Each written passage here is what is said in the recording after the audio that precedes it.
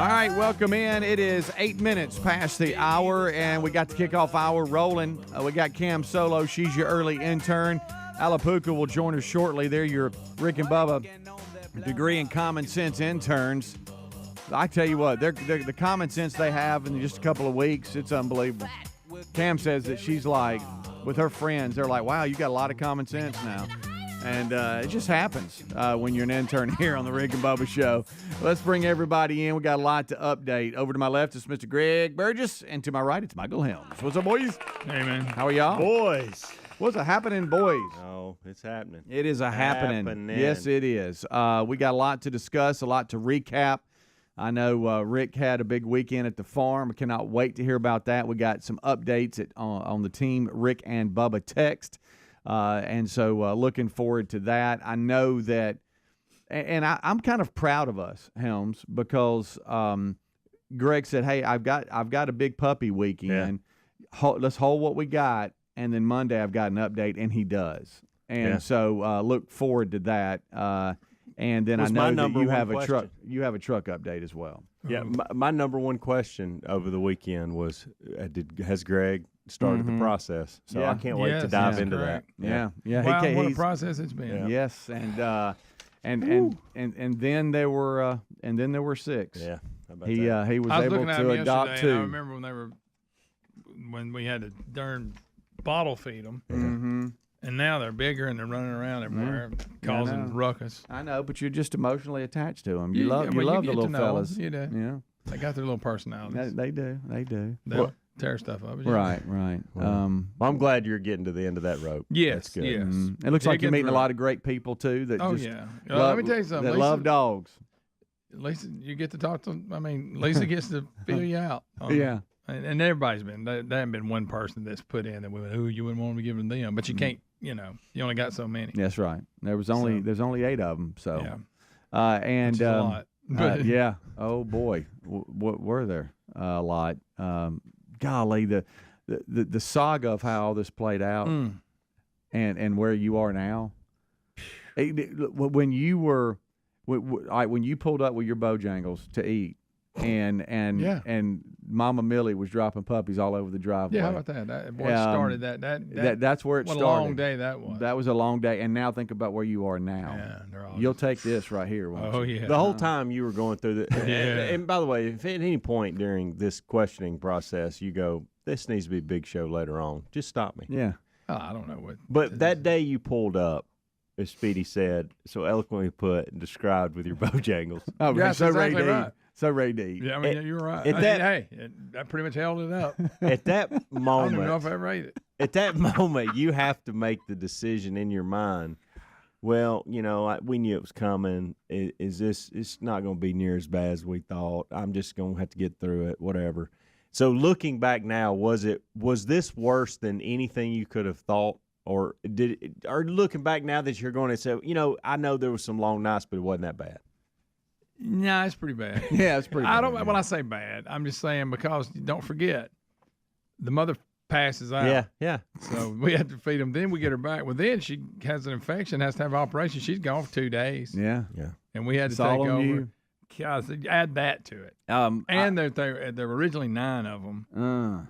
The number, that's hard. That's a lot. Yeah. When you're having to bottle feed them and they don't want to. And I remember talking to you, was it Thursday or Friday? There's a lot of them. I can't remember where you were they'll overwhelm you now, too. Yeah, you're like, Speedy, there'd be times it would be like 10:30, 11 at night, and I know when I have to get up. Yeah. And I'm standing there feeding the puppy. Yeah.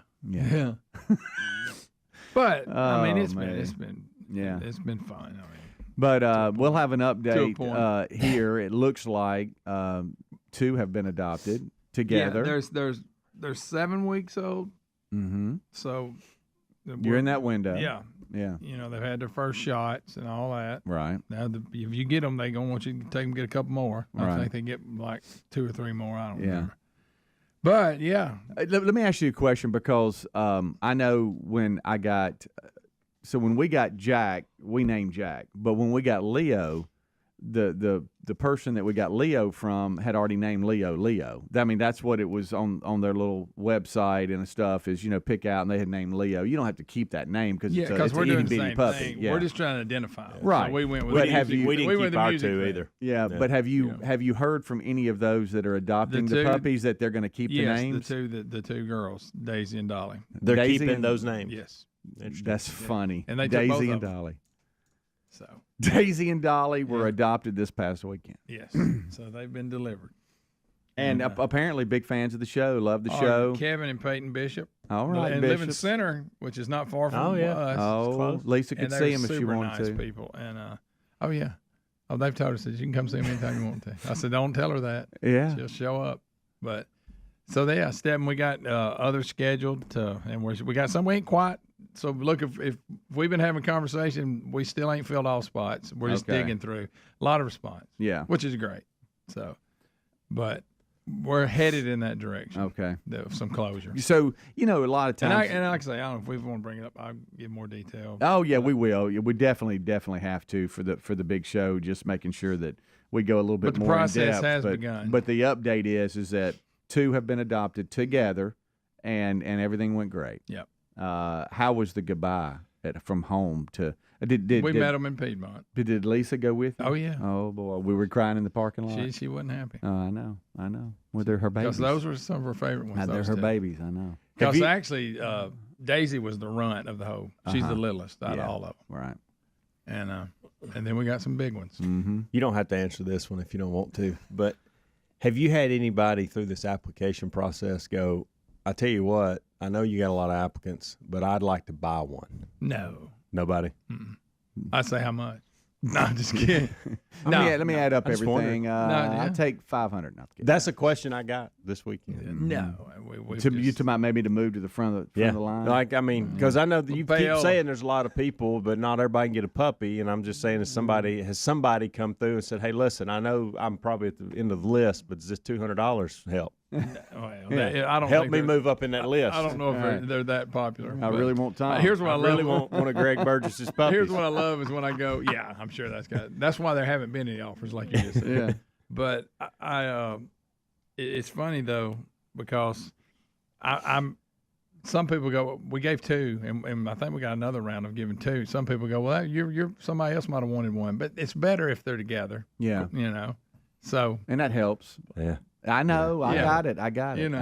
Yeah. Let me ask you a question. Does Mama Millie know what's going on at all? No. Did she say bye to them? No. That's the whole. She don't interact with them much. Okay. And that's by our fault. Now she tries to. But she's rough with them. Okay. Plays rough. Yeah, she plays a little rough. But now they could probably handle it. Yeah, maybe we need to let her see them. Yeah. But she does. She tries to smell them and all that. And now there's 6. Yep. 2 have been adopted. We'll have more updates on that. And it was Daisy and Dolly. What happens first? You get rid of every single puppy, or I get my truck back completely fixed? I'm gonna say I'm gonna go with the puppies on this one. Good night. We got that update too. Yeah, especially the way that usually goes. Rick and Bubba. Folks, our longtime friends at Alabama Mountain Lakes Tourist Association have an amazing new podcast called Unexpected Adventures in North Alabama. There's so much to do in that area, and on the Unexpected Adventures in North Alabama podcast, you hear conversations with a lot of interesting people about all kinds of cool things to do and see in North Alabama. So just go to northalabama.org/podcast to listen and find out how you can subscribe. You can also listen on Apple or Spotify. Again, that's northalabama.org/podcast today. Whether you're hosting the crew or just looking to bring a little summer to your table, HelloFresh has just what you need, from seasonal recipes to crowd-pleasing eats like a bratwurst bar and s'mores bundle for the kids. HelloFresh makes summer entertaining a cinch. Relax and enjoy summer with America's #1 meal kit. Join today and get 16 free meals plus free shipping with the code BUBBA at HelloFresh.com/Bubba. That's the code BUBBA at HelloFresh.com/Bubba, or find a link at RickandBubba.com under the sponsors button. Got you a free free silver bar. Well, okay, we've asked our friends at Lear Capital to do something special for our listeners.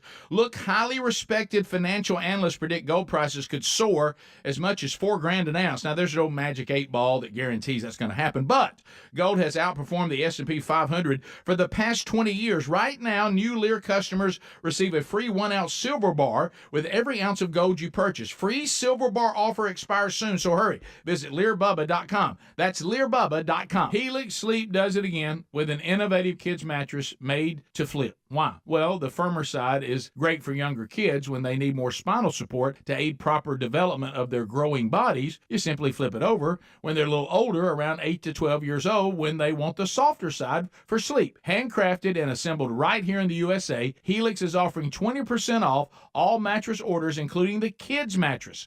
Go to helixsleep.com/Bubba. helixsleep.com/Bubba. All right, folks, you've heard us talking about what Relief Factor can do for your pain for several years now. If you struggle with occasional aches and pains due to aging, exercise, everyday living, consider this. Relief Factor is 100% drug-free.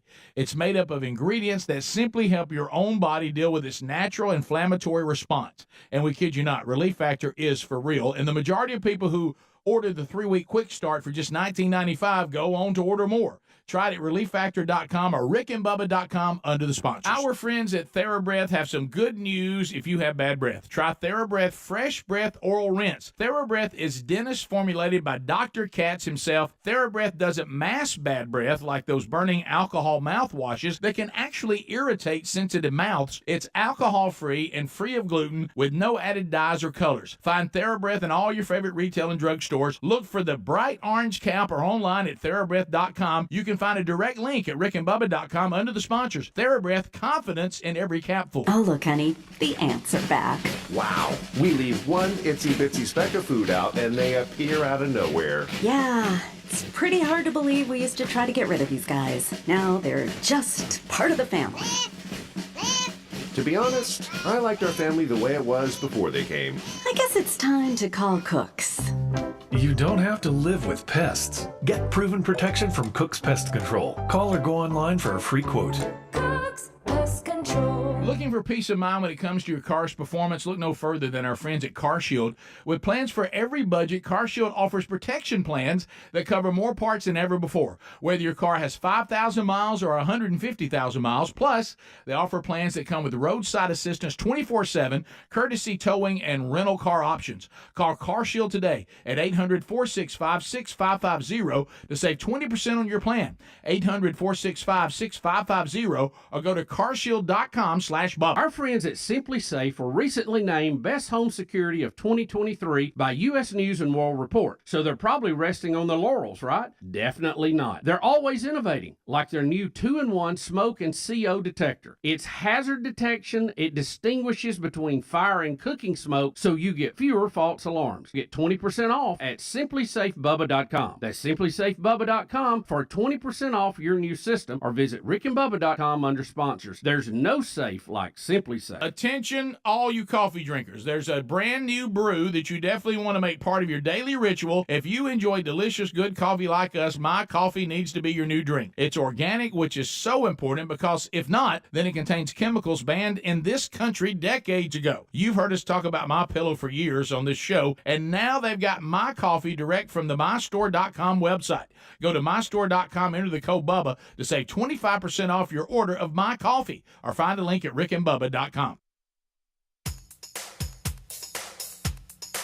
Rick and Bubba's in Ohio. Rick and Bubba. Pass the gravy, please. Rick and Bubba. Ooh, it brings me to my knees. Rick and Bubba.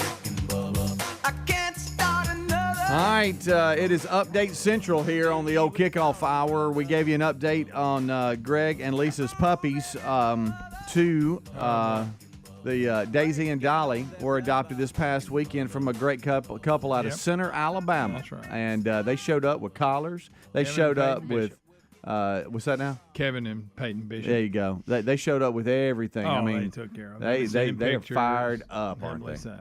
They've been sending pictures of them, so that helps Lisa out a little bit. Yeah, it does. And so we'll continue that update, go a little deeper during the main show once that starts top of next hour. We also left you at the end of the week with Helmsy's truck drama that we didn't know what was going on. You, the audience, started peppering us with emails about what could be wrong after Helmsy explained what happened.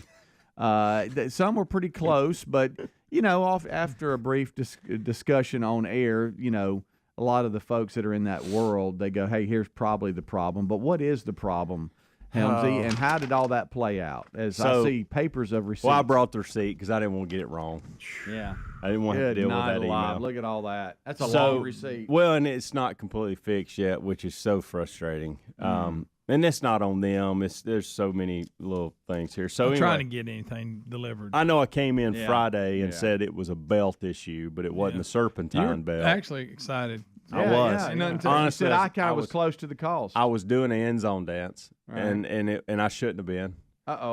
It was because we started talking about blown gaskets and things that get it up into the big time money, and I was scared to get it there and all this. Got it there, and they call me. They tell me it's a belt and it's going to be $685. And by the way, it's a drive belt. Okay. And so whatever that means. Sounds really important because that's what you do. You drive a car.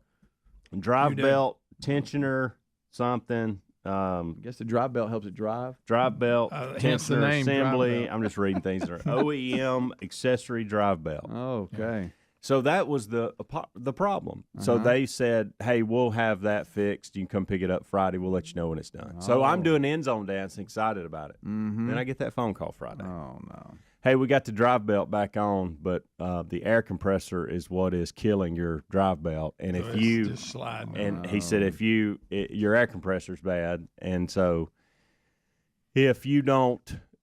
If we don't fix this, then you're just gonna have the same problem. You're right back in here. And I'm like, good Lord. Well, and then my first question is, how much is that? How much is that?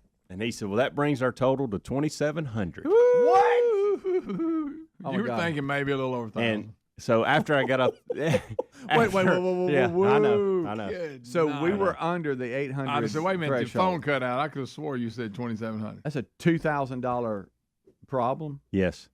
So I passed out, and once I come back, and we talked, I said, well, listen, I guess I don't know. I guess it's got to be fixed. And good night. I said, so go ahead and do it. And I said, any chance I get it back today? Because it was Friday at that point. He said, oh yeah. He said, I've already called to make sure they have the part. He said, it's on its way. He said, now it's a couple hours labor, but I think we can get it in today. Worst case, we'll have it done Saturday morning. I said, okay, sounds good. So went on about my day. And that's when you texted us. Yeah, I just let y'all know, hey, it's kind of like the whatever's going on in y'all's world. If it gets bad, know that you didn't get $2,000 dropped on you. That's right. So Braden and I go hit some tennis balls, kind of getting through the day. We're going to Gadsden at some point and hang out with my mom and dad, and so we're looking forward to that. And I get a phone call at 5 o'clock, 4:30, and I fully expect the whole, hey, your truck's ready, come get it. Yeah, and I'll be back in a minute, y'all. Hey, Braden might need you to take me. I had even planned.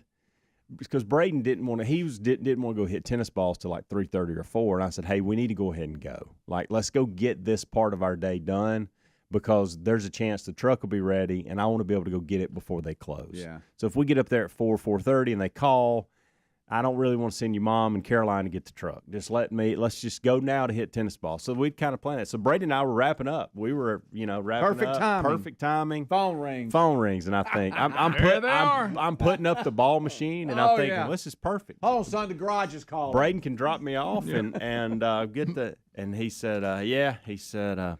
Did you know immediately the tone of his voice? Yes, I did. I thought, well, this, and I thought at first, well, what else is he about to add to it? Right. Yeah, this guy's scamming me now. And so he said, hey, they sent us the part. We got it connected, but it turns out it's the wrong one. There's 2 different ones with this model, and well, of course, I know. Didn't you? The way you told us the first time, didn't he start it with, "Hey, we've got a problem"? Yeah, hell yeah. I mean, that was right out of the gate. So you thought, oh, no. And what I was hoping to hear was, we've got it ready, not we've got a problem. No. Problem. And so, what's tore up now? Mm-hmm. He said, we have found the part, the correct part at 2 different places. One of them is this price, and it's going to be 14 days before it gets here. What? The other one is this price, which is actually cheaper and going to be 10 days from getting here. And I mean, I'm sitting here thinking, are you kidding? You got to be Did kidding they really think me. you were going to pick the one that's more expensive Now, and takes longer to get there? I know. Well, Right. Why keep tell in me mind, that? Keep in mind. What are they doing? They I want- making it I right want now? that more expensive. I want longer everybody to file this away. Braden's car's been in the shop for 3.5 Forgot weeks about now. that. Let's not forget that. You got more cars in the shop than you Yeah. do driving. Yes, Right. I do. So he said, here's what we can do. We can get the truck back to running, and it won't hurt anything, but you can't run the air conditioner, and we'll fix it so that it won't mess, Yeah. the air conditioner won't run. And I know that's not ideal in the heat of June. No, it's not. No. But that, Car's black. Probably the worst time it could happen. right. He said, If you're thinking of I mean, months, you it's really one wanna of the talk about months. it. It ain't good. it's one of 3 months. It is. Everybody uses their air conditioner during this Yes. time of the year. Everybody. Yeah. And he said, I can have it back running, and you pick it up in the morning, and then when the part comes in, we'll call you, and you can bring it back down here. And I said, well, that's what we got to go with. I need a Yeah, we're down a truck. So Saturday morning before we went to Good Gadsden, night. I went and got it, and I didn't drive it to Gadsden just because no air conditioner, number one, and number two, I don't know, I just didn't feel good about it. I had a truck that had no air in it one time. I drove for a while. Yeah. It's pretty miserable. Yeah, same. So it Pretty sat in miserable. my garage all weekend. I got it out this morning, and it of course wasn't bad this morning. it was Hey, great this felt great. morning. Oh, yeah. I even cracked the windows out there. Check with me And, when you leave today. Yeah, it's going to be warm. Yeah, So you it's might going to be a want- you warm might wanna 10 start days. Parking under some shade. I know. It's Hey, going to be 10 days. 10 days. I'm going to have to look and see what the shadiest spot is Yeah. today when the sun comes up. 10 days. 10 days. 10 days and $2,700, man. Apparently, it's going to have to float across the ocean. Yeah, evidently. I'm sorry the park. about that celebration you had going. Yeah, that end zone dance I shouldn't have done. Thought I could have something. Oh, my goodness. Rick and Bubba, Rick and Bubba.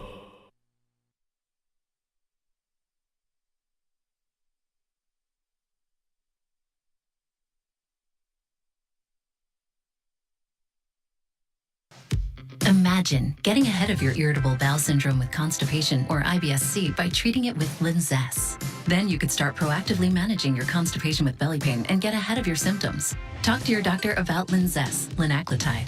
Linzess is a prescription medicine that treats IBS-C in adults. It's not a laxative. It's a once-daily pill that helps you get ahead of your symptoms. It's proven to help you have more frequent and complete bowel movements and helps relieve overall abdominal symptoms, belly pain, discomfort, and bloating. These symptoms were studied in combination, not individually.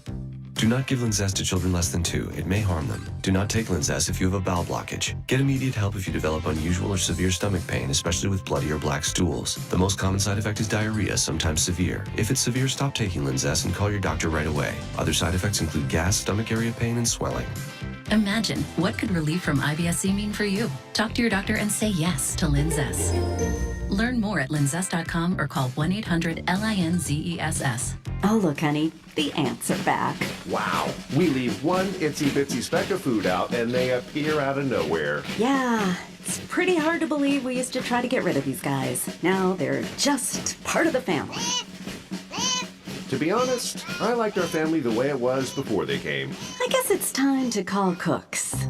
You don't have to live with pests. Get proven protection from Cook's Pest Control. Call or go online for a free quote. Cook's Pest Control. Our friends at TheraBreath have some good news if you have bad breath. Try TheraBreath Fresh Breath Oral Rinse. TheraBreath is dentist formulated by Dr. Katz himself. TheraBreath doesn't mask bad breath like those burning alcohol mouthwashes that can actually irritate sensitive mouths. It's alcohol-free and free of gluten with no added dyes or colors. Find TheraBreath in all your favorite retail and drug stores. Look for the bright orange cap or online at TheraBreath.com. You can find a direct link at rickandbubba.com under the sponsors. TheraBreath, confidence in every capful. Summer is calling our name, and this year you can actually get the free time to enjoy it like we will with HelloFresh. Figuring out what's for dinner, not the top of anyone's summer activity wish list, but with delicious HelloFresh recipes delivered right to your door, pre-portioned and ready to cook, you can skip the planning and shopping and get back to what you were doing, which is whatever you want. And it tastes so fresh. In fact, HelloFresh's ingredients are picked at peak ripeness and travel from the farm to your doorstep in just 7 days. Plus, it's 25% less expensive than takeout, and HelloFresh isn't just for dinner. They have finger food, snack board, kid-friendly s'mores bundles, new summer selections available from HelloFresh Market. They're a hit at parties. How about this? It'll be a cinch to serve them, so why not take it easy this summer with America's #1 meal kit? Sign up today for 16 free meals plus free shipping with the code BUBBA at HelloFresh.com/Bubba. Or find that link at RickandBubba.com under the sponsors button. Did you know that Alabama Mountain Lakes Tourist Association now has a new podcast called Unexpected Adventures in North Alabama? That's awesome, Bubba. As we all know, there's so much to do in that area of this great state. So what's it all about? Well, on Unexpected Adventures in North Alabama podcast, they have conversations with a whole lot of interesting people about all the cool things and fun that you can do and see in North Alabama. Well, Bubba, I definitely need to check out this podcast. Yes, you do. And I'd recommend everyone checking it out. All you have to do is go to northalabama.org/podcast to listen, or you can go wherever you listen to podcasts. And make sure you subscribe so you never miss an episode. And of course, support our longtime friends at Alabama Mountain Lakes Tourism. Sounds great, Bubba. And again, it's called The Unexpected Adventures in North Alabama. And you can also hear it on Apple Podcasts or Spotify if you're on those platforms. You sure can. We're subscribing right now. Folks, to learn more about how you can subscribe, go to northalabama.org/podcast or rickandbubba.com under the sponsor. 2 words, junk science. That's what the doctors call many of those fruit and vegetable supplements junk science, because they use extracts of common produce department fruits and vegetables, and they have few health benefits. I take Field of Greens because it's the whole organic fruit and vegetable, not a watered-down supplement, and it's backed by a better health promise. Each ingredient in Field of Greens was scientifically chosen to support vital organs like heart, lungs, and kidney health. Others support the immune system, blood pressure, metabolism, and a healthy weight loss. We all want a simple nutrition plan with results so powerful that the next time we get a physical, the doctor says, whatever you're doing, just keep on doing it. Now, this wonderful product is powered by a full spectrum of essential vegetables and fruits, plus science-backed herbs and prebiotics. It can help you stay healthy, plus it's organic. Join us and take Field of Greens too. Now, if you want to get started, we've got you a 15% discount off your purchase at fieldofgreens.com with the promo code BUBBA.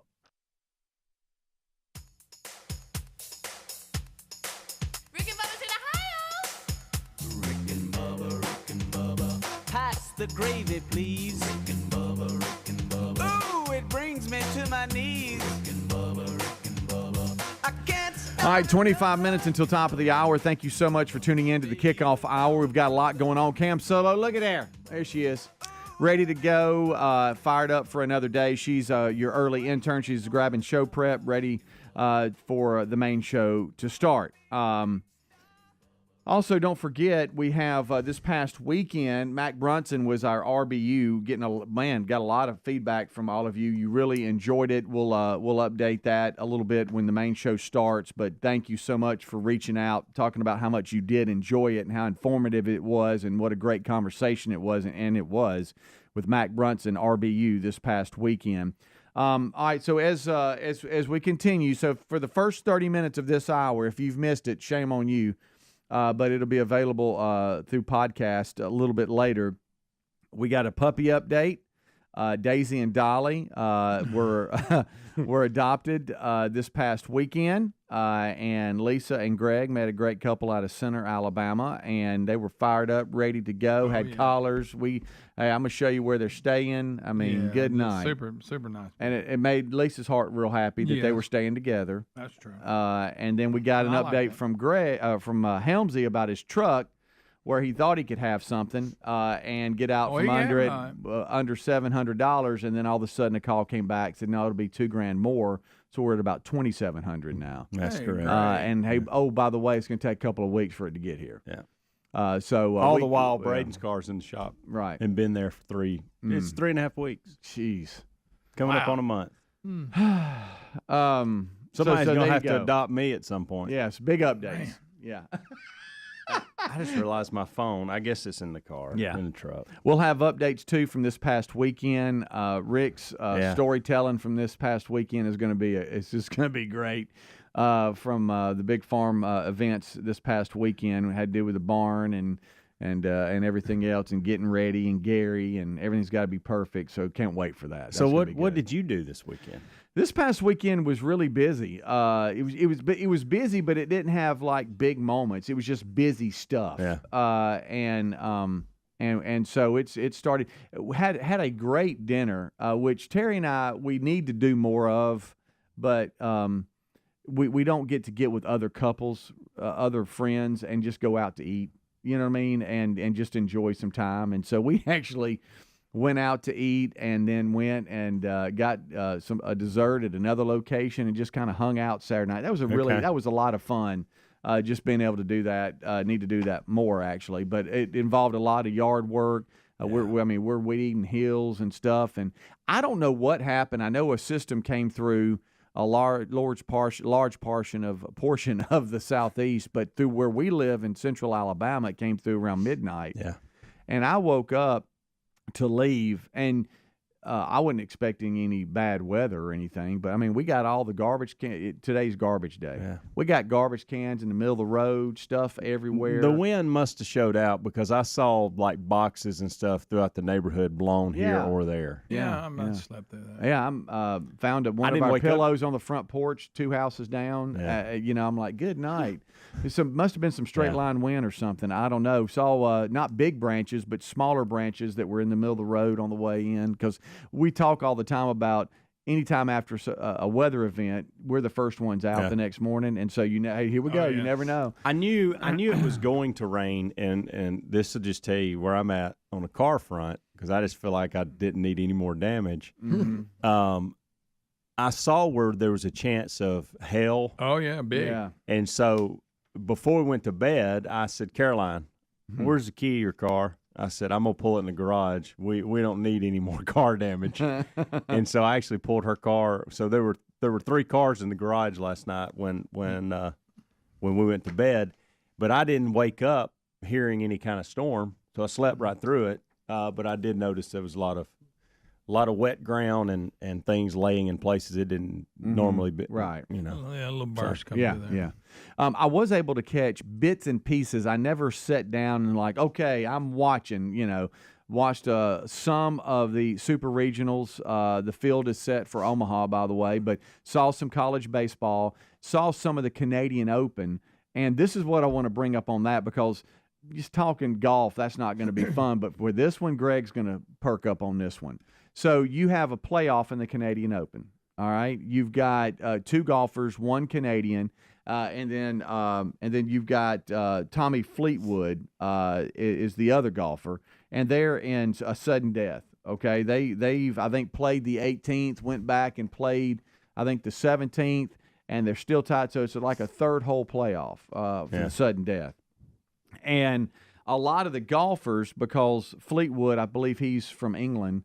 Looks like Adler. Yes, he does. A lot of the golfers on the European team of the Ryder Cup and President's Cup and all this kind of stuff, they've finished their rounds, and now they've come out in their street clothes after getting ready to catch a flight or whatever, and they're greenside on the holes, rooting for Fleetwood.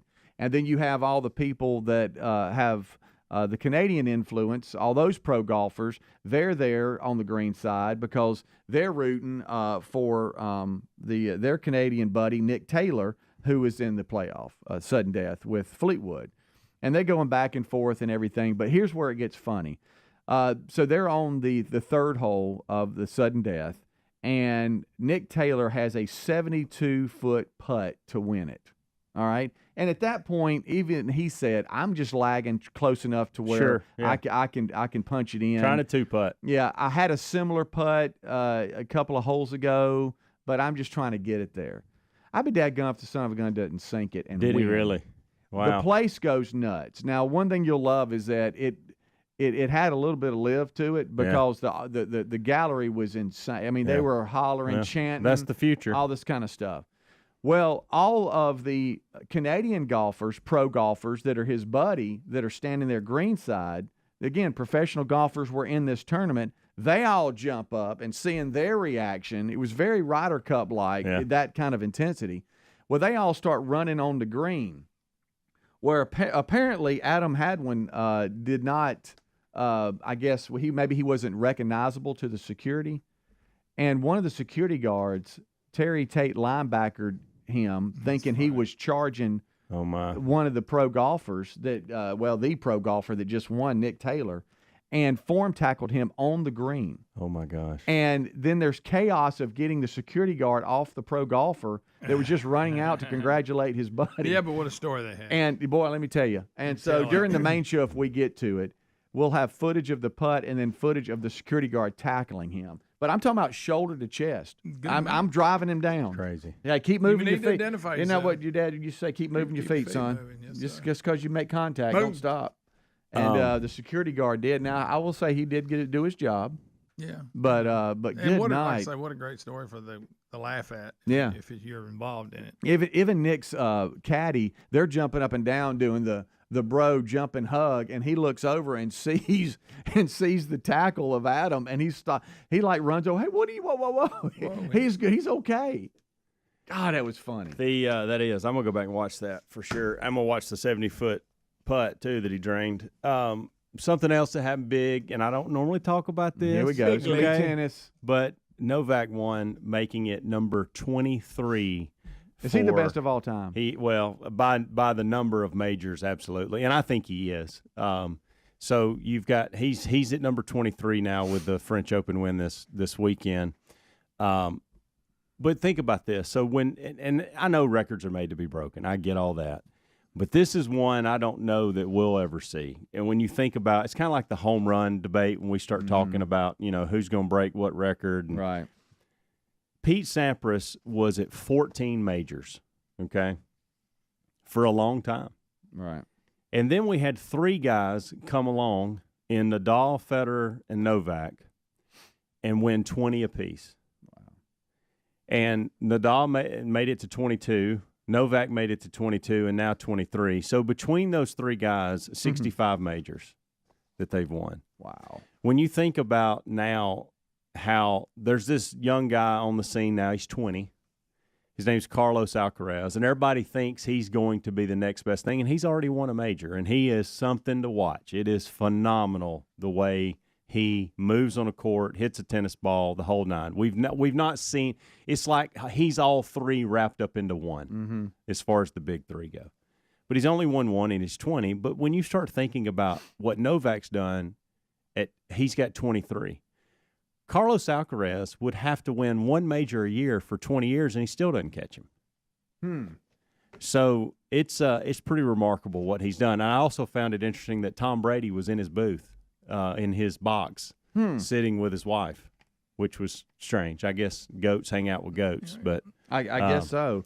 Speaking of Tom Brady, we actually have footage of him on some $1 million yacht. He's living it up, isn't he? He hitting a drone with a football. Yeah, I seen that. Yeah, that's pretty cool footage. So, but yeah, I did see that in the tennis world. That is pretty phenomenal. Remarkable. 23 majors, and he's 36. So, and he's probably got a couple more years left playing for sure.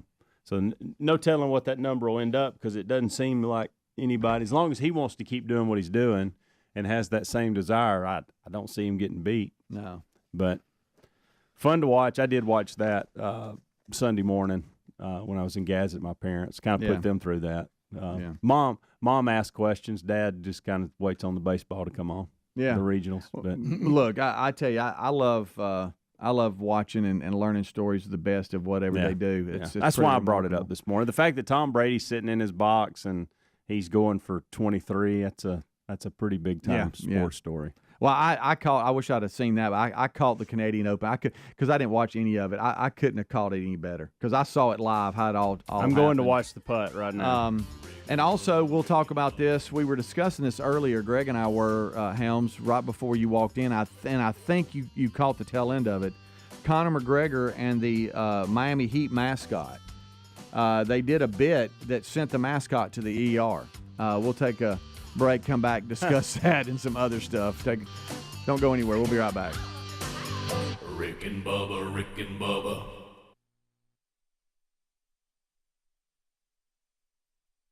Cashback is not available on gas in New Jersey and Wisconsin. Susan, I'm sorry I'm late. Traffic is terrible. It sure is. But on top of that, gas prices have been skyrocketing. I can't believe how expensive gas has gotten recently. Prices at the pump are up, but I never pay full price for gas anymore. I just use the free Upside app that pays you cash back for every gallon of gas you buy. Wait a minute. Are you saying you actually get paid cash when you buy gas with the Upside app? Yes, I get real cash back every time I buy gas. Does that actually add up to anything? I've made around $200. Wow, that's serious extra cash. I'm downloading the free Upside app now. Download the free Upside app to earn real cash back every time you buy gas. Use promo code FUN for an extra 25 cents per gallon cash back on your first fill-up. You can cash out anytime right to your bank account, to PayPal, or an e-gift card for Amazon and other brands. Just download the free Upside app and use promo code FUN for a 25 cents per gallon bonus on your first tank. That's code FUN for 25 cents per gallon cash back on your first fill-up.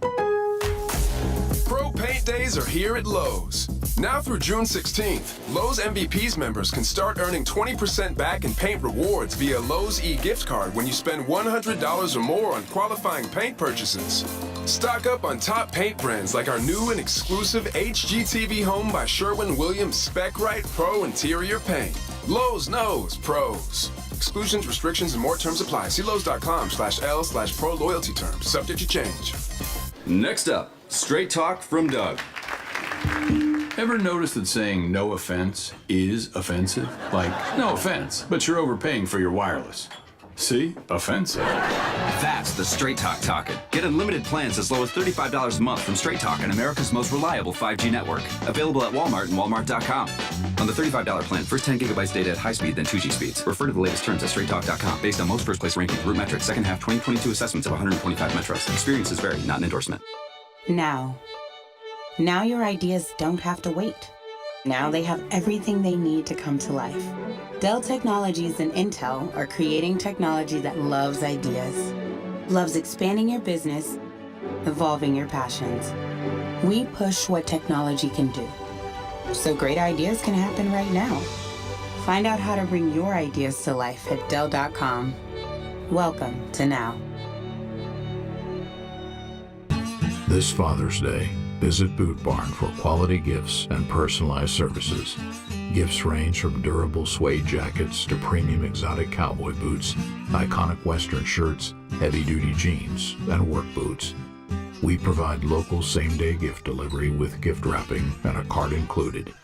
You can enjoy in-store pickup with $20 off your next order, and our team of experts can help guide you as you shop when you visit your local Boot Barn. Are you looking for peace of mind when it comes to your car's performance? Well, then look no further than our friends at CarShield. We know that auto repairs can be a headache, especially when they come out of nowhere. That's why we have CarShield. You don't have to worry about the rising cost of car repairs. Plus, you can lock in your price and it will never go up. Even if your car is over 3 years old, it's still prone to expensive costs. With plans for every budget, CarShield offers protection plans that cover more parts than ever before. Whether your car has 5,000 miles or 150,000 miles, plus they offer plans that come with roadside assistance 24/7, courtesy towing, and rental car options to get you back on the road quickly. CarShield is dedicated to protecting what you drive because it's just a matter of time before you're going to need repairs, so don't wait till it's too late. Call CarShield today at 1-800-465-6550 to save 20% on your plan. Lock in your price and it will never go up. Call 800-465-6550 or carshield.com/Bubba to save 20%. Have you tried the innovative Helix sleep mattress yet? Well, nothing beats a great night's sleep, the kind you get with Helix. So we love them, and Helix has over 12,000 five-star reviews with customized mattresses that fit your sleep needs because they know everyone is unique. They even have big and tall mattresses and mattresses for the kids. But how do you know which mattress is right for you? Well, Helix has you covered. Just take the Helix sleep quiz and find the perfect mattress in under 2 minutes. Place your order and your mattress will be delivered right to the door free of charge. And the best part, Helix knows there's no better way to try a mattress than by sleeping on it in your own home. That's why they offer a 100-night trial for you and a 10 to 15-year warranty. Right now, Helix is offering 20% off all mattress orders at helixsleep.com/Bubba. Best offer yet, by the way, and it won't last long. So if you've been waiting to try a Helix mattress, here it is. Now's the time. Head to helixsleep.com/Bubba for 20% off your mattress order.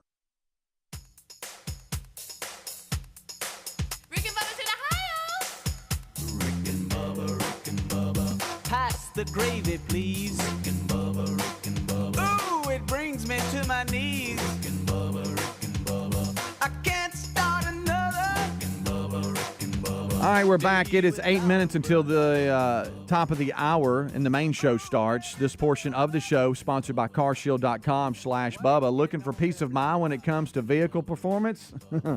It's been a big discussion here this hour. Well, we say look no further than the team at carshield.com/Bubba. Auto repairs can be a real headache, especially when they come out of nowhere. But you don't have to worry if you've got carshield.com/Bubba. They offer protection plans that cover more parts than ever before, whether your car has 5,000 or 150,000 miles or more. Plus, they offer plans that come with roadside assistance 24/7, courtesy towing and rental car options that get you back to going on the road quickly. They're dedicated to protecting what you drive, too, because it's just a matter of time when you need repairs and they're unexpected. So take our advice and don't wait till it's too late. Get covered today. 1-800-451-7776. Save 20% on your plan when you do that today. Or you can visit carshield.com/Bubba and save that 20% and always be prepared for the unexpected. That's what I should have done, by the way, with the truck. And here's why. Because when I bought this vehicle, it still had the 3 years, 36,000 miles or whatever, 5 years or 36,000 miles manufacturer warranty on it. And then that went away, and I didn't start something then, and I should have. Usually when I buy vehicles, that's already surpassed. Yeah. And I add the warranty that whatever they're offering there when I buy it. Yeah. But I didn't do that because I didn't need to do that because it was still under that manufacturer. Right.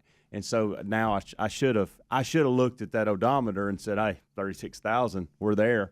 I better go ahead and do CarShield. And dadgummit, I didn't. Dadgummit. Now it's costing me. Sure. You got it. Some other stuff, and we're just going lighthearted stuff here when it comes to sports, but this one here is we got a great Charles Barkley story and some other stuff, but I don't know that we'll get to that this hour.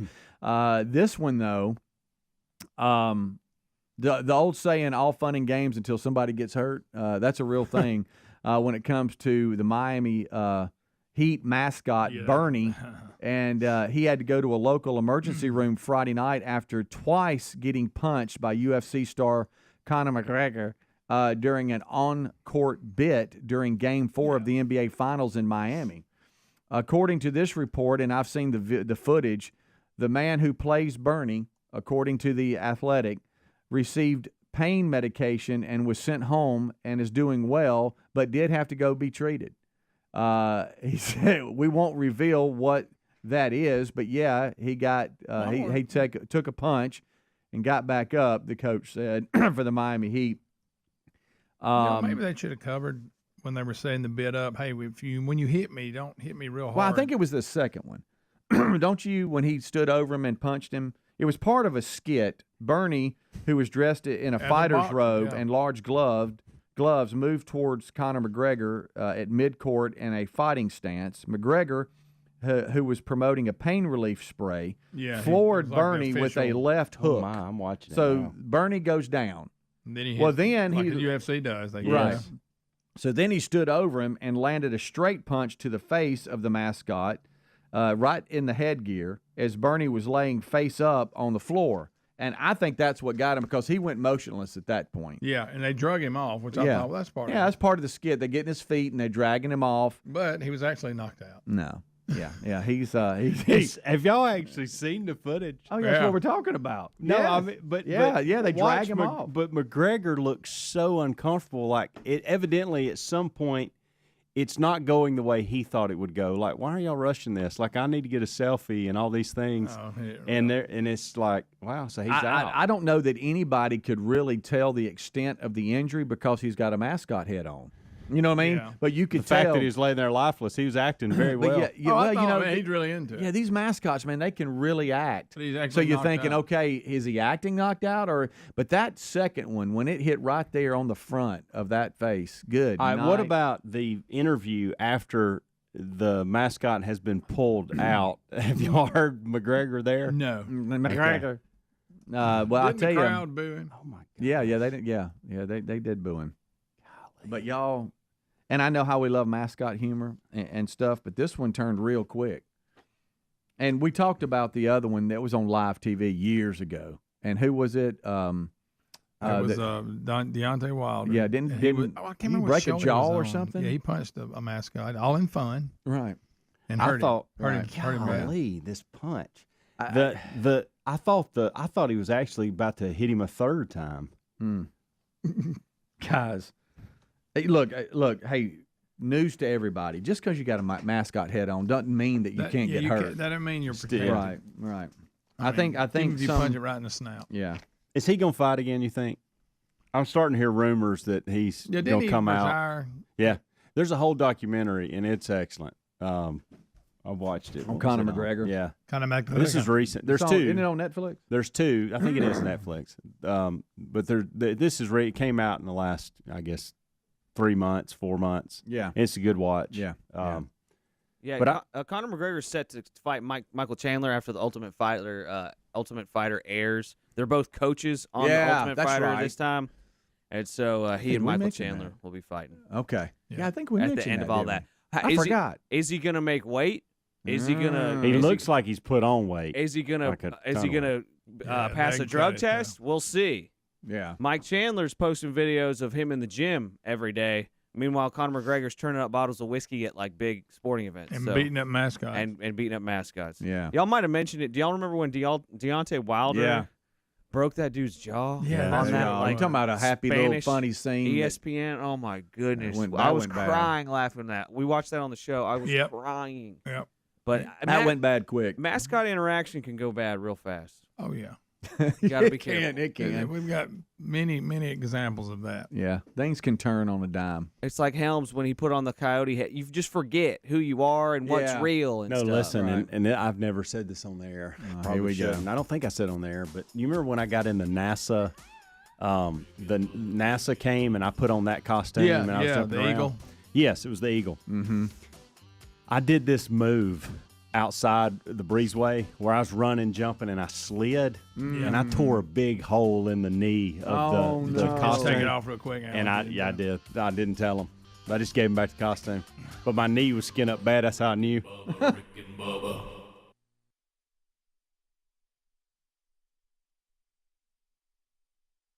Listen, the workers there stay busy. have access to 2 Russian TV channels. Okay. Oh, I bet those are good. Sporting facilities or a gym and a library. That's where it all started. Okay, get this. It says reports say the altercation was fueled by alcohol and the outpost's tiny living space. Oh, yeah, I bet. Yeah, a little vodka. Rick and Bubba, Rick and Bubba.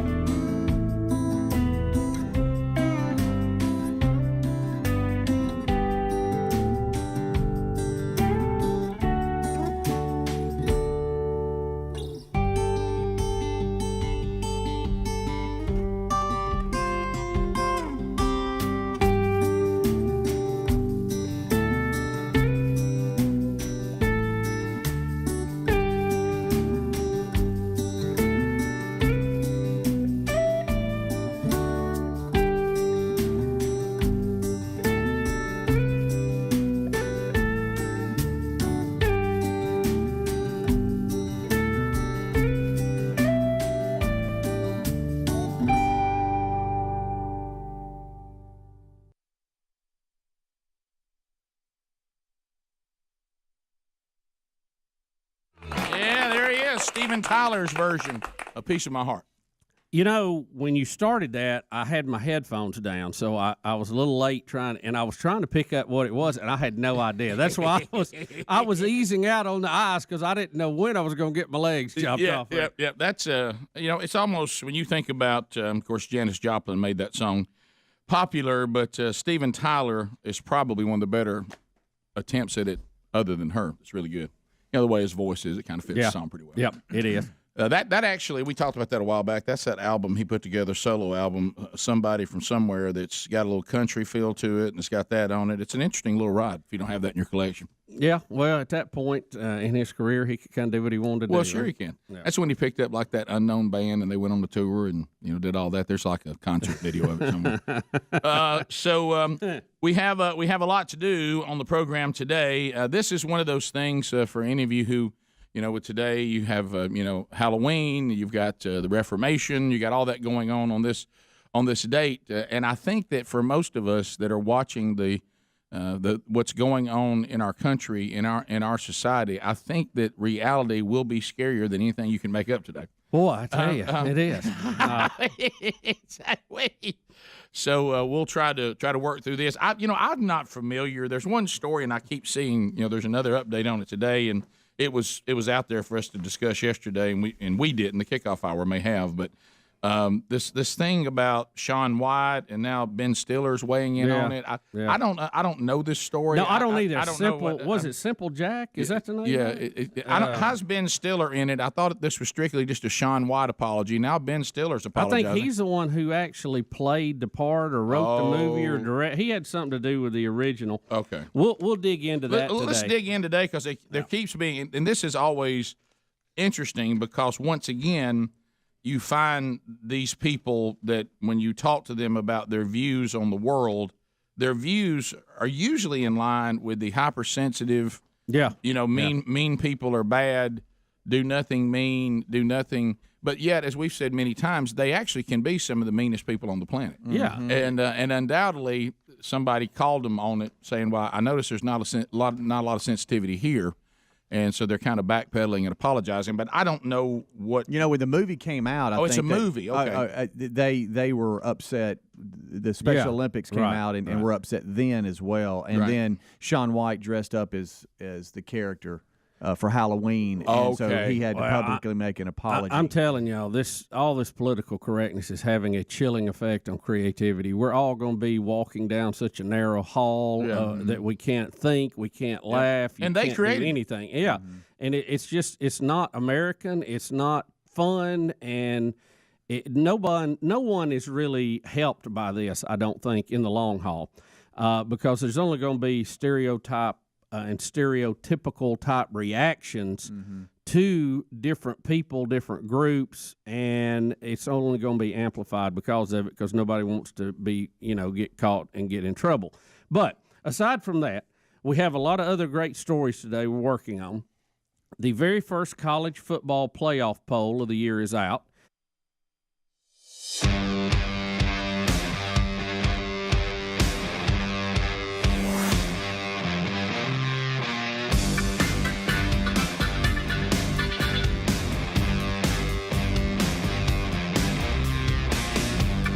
How about it?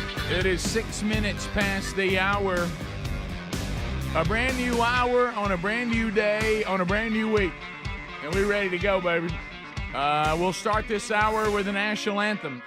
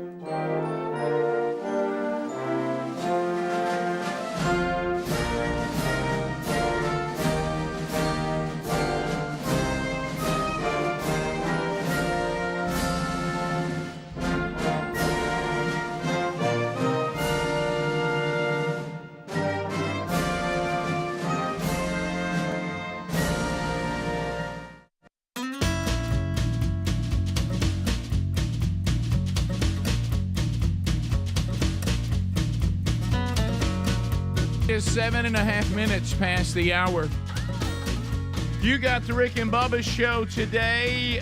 We'll update you. No Bubba today. Bubba a little under the weather, and we'll update you on that as today's show goes. Let's go, boys. Hey. So, Speedy, the real Greg Burgess, Helmsley, they've already given you a kickoff hour and given you some updates from the weekend. We'll look again at some of those and unpack them in greater detail. Alapuca, Cam Solo, Rick and Bubba interns, they'll bang out a degree in common sense, that now a superpower. So we'll handle that today. Eddie Van Adler settles in. From the weekend, the YouTube experience now enhanced. He'll take that both live and archived today, and also pull out a best of hour. You'll find the video of that on Blaze TV.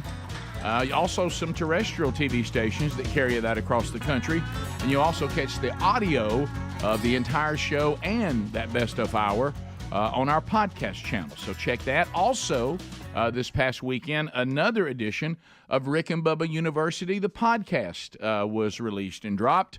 Getting some great feedback on that. It was an important conversation with Pastor Mac Brunson, who now takes on the task, and I think as we speak is now down in New Orleans with this, unfortunately, what may be chaotic Southern Baptist Convention. But anyway, he is my pastor, and as he was leaving, he said, well, when I finish the message today, I head to New Orleans. Y'all pray for me that I'll behave. So anyway, we'll talk about that possibly on the program today too. We do have a lot of weekend recaps. That's going to happen on the show for sure. So the fellas are all here, and we'll start by letting the audience know why Bubba is not here. So Bubba was having some health issues over the weekend. His doctors believe, because of some of the things that he's already got that he's been dealing with, that it was best to get him to the hospital for some further testing. It's possible that Bubba may have he had some tightness in his chest and shortness of breath, and Betty was concerned, and Bubba was concerned, and his doctors were concerned. So they kept him overnight last night, and they're going to do further testing today. So that's where that is. It's not nothing to be alarmed about. Be concerned about, certainly, but he just asks that you, as normal, pray for him and those doctors to kind of assess the situation to see if anything needs to be done, or it's no big deal. But and it could be one of those where it is a big deal, but there's a simple solution. It's and we know how that's the beautiful thing about the modern medical procedures that we have now. A lot of times these things can be solved relatively quickly. So pray for that today. We'll update you on that information as we have it. I will say this as far as I'll recap things from the weekend. We look at the way life is presented like a ball game. That's just the way we operate. Some of you are like, oh, yeah, a bunch of guys do a show together and they do sports analogies. There's a shocker. We do. It helps us to understand. It helps us to survive. And, in the husband, father world, family, there's trials. There's things you have to get through. And I remember looking on my calendar at June the 12th and longing for it. And saying, when will June the 12th be here? And because if I can get to June the 12th, and I have other things I got to get through this year, but June the 12th would mean that our farm hosting a couple's shower for one of the weddings this year, and then a group of ladies and Sherry being at another bridal shower yesterday for the other son's wedding and his wife. The build up to this weekend, being a husband and a father, I will say this: the events themselves were wonderful and beautiful, and I'm thankful for the memories I now have. The preparation for the hosting of the one at the farm was hell on earth. Okay, and persevere. And I'm so thankful it is over. There were times I didn't think that I would survive it. There were times that I didn't know what it would be like because Sherry and I are committed to each other before the one and only living God, and nothing will separate us. Okay, but I thought to myself, is it possible to be married and never speak to each other again? And I thought, well, I don't think that's possible. Is that? I mean, that or healthy. Yeah, right. Yeah. I don't think surely that at some point she would have to speak to me again. And I don't know how. I know they can hold out longer than we can. Oh, yes. Has any husband ever won a silent treatment? No. Standoff always goes to the women. They win that. They do. I wonder sometimes because we always give in. I wonder sometimes how long would they go with that? Yeah. I mean, if we decided I ain't giving in, how long would they go and never speak to us? It was the funniest line. Was it Babylon Bee? I know I credit them with everything now, and I acknowledge I have that problem. But I remember, I think it was when they said the reason why. No, it was a comedian. It was not Babylon Bee, and I can't remember which comedian it was. Oh, I tell you, it was. I think it was Bartlesky. How do you say? Bargatze. Nate Bargatze. Can I tell you the problem with that? I know some Bartletskys that go to church with. So it's Bartgotsky. Bargatze. Can he not change his name? No. Remember about Bargatze. Nate. Let's just call him Nate B. Bartgotsky. No. Rick. What? Bargatsky. Barlotsky? Bargatze. Bargatze. That's it. Nate Bargatze. Correct. I've never gotten that right. That was the first time ever. And let's face it, we can't. I don't get credit for that one. You know what I mean? So what about Nate Diamond? Right. How about Bart? Yeah, I don't look. I love him as a comedian, but I don't like having to go to speech therapy to be ready for the concert. Bargatze. I think it was him. I'm pretty sure. I'm pretty sure it was now. He said the reason why none of us men picked up on the Bruce Willis movie where you find out he's dead. Yeah, Sixth Sense. Sixth Sense. He said the reason why men didn't pick up on it is the fact that this man's wife was never speaking to him. Felt normal to us. That's a good one. Okay, we thought that's possible. Yeah, that's funny. That was a clue, right? And so anyway, that movie caught me off guard. You talking about Bart? I'm good at figuring movies out. And that one got me. Yeah, I didn't figure it out. out. Nate Bargatze. No, Rick, just stay away from it. Bargatze. Bargatze. Nate Bargatze. Funny man. A lot of people are saying he may right now be the most successful comedian out there. He's packing out the arenas. Who's that, Rick? Who? Nate Bargatze. You're getting closer. I'm so close. Just call him Nate. Rick. Funny guy. Yeah. Funny guy. Wish I could say his name. Yeah. Sixth Sense and Book of Eli got me. Both of them. Book of Eli. Yeah, I didn't know he's blind. I didn't either. I didn't admit realize it the first time that he ever was. Hey, I knew. Watched it the second time. Couldn't figure it out. Hey, when I went back and watched it, I mean, there's no way for you to know. No way. He's doing all kinds of stuff. What was more shocking, Book of Eli, I'm blind, or Hey, I'm dead? Hey, they were both shocking. They were both shocking. They really were. But yeah, the Book of Eli, the next day I was talking with Taylor about it. Taylor said, man, what about him being blind? I said, was he blind? I didn't pick up on it. Oh, my goodness. I didn't either. I said, what are you talking about? We'll jump into it when we come back. Rick and Bubba, Rick and Bubba. Some surprises there, some not. We'll talk about that. I understand we have Mike Leach, our favorite coach and commentator on Halloween. So we'll see and dig into that. And of course, we got Trump threatening to end the so-called birthright. So I heard that yesterday, and getting some people are known more street term anchor babies, people who are here illegally and have a child and thus are automatically citizens. Not everybody in the world allows that. It's some people are saying it is in the Constitution in the 14th Amendment. Other people are saying no, that's not exactly what it says, and it was never interpreted that way until recent times. So I don't know. That's going to be a real head scratcher there. Well, I was watching because you're right. The big debate is, can an executive order be done on this or not? And I heard probably some of the same discussions you did, where the 14th Amendment was actually put there to benefit slaves. Yes.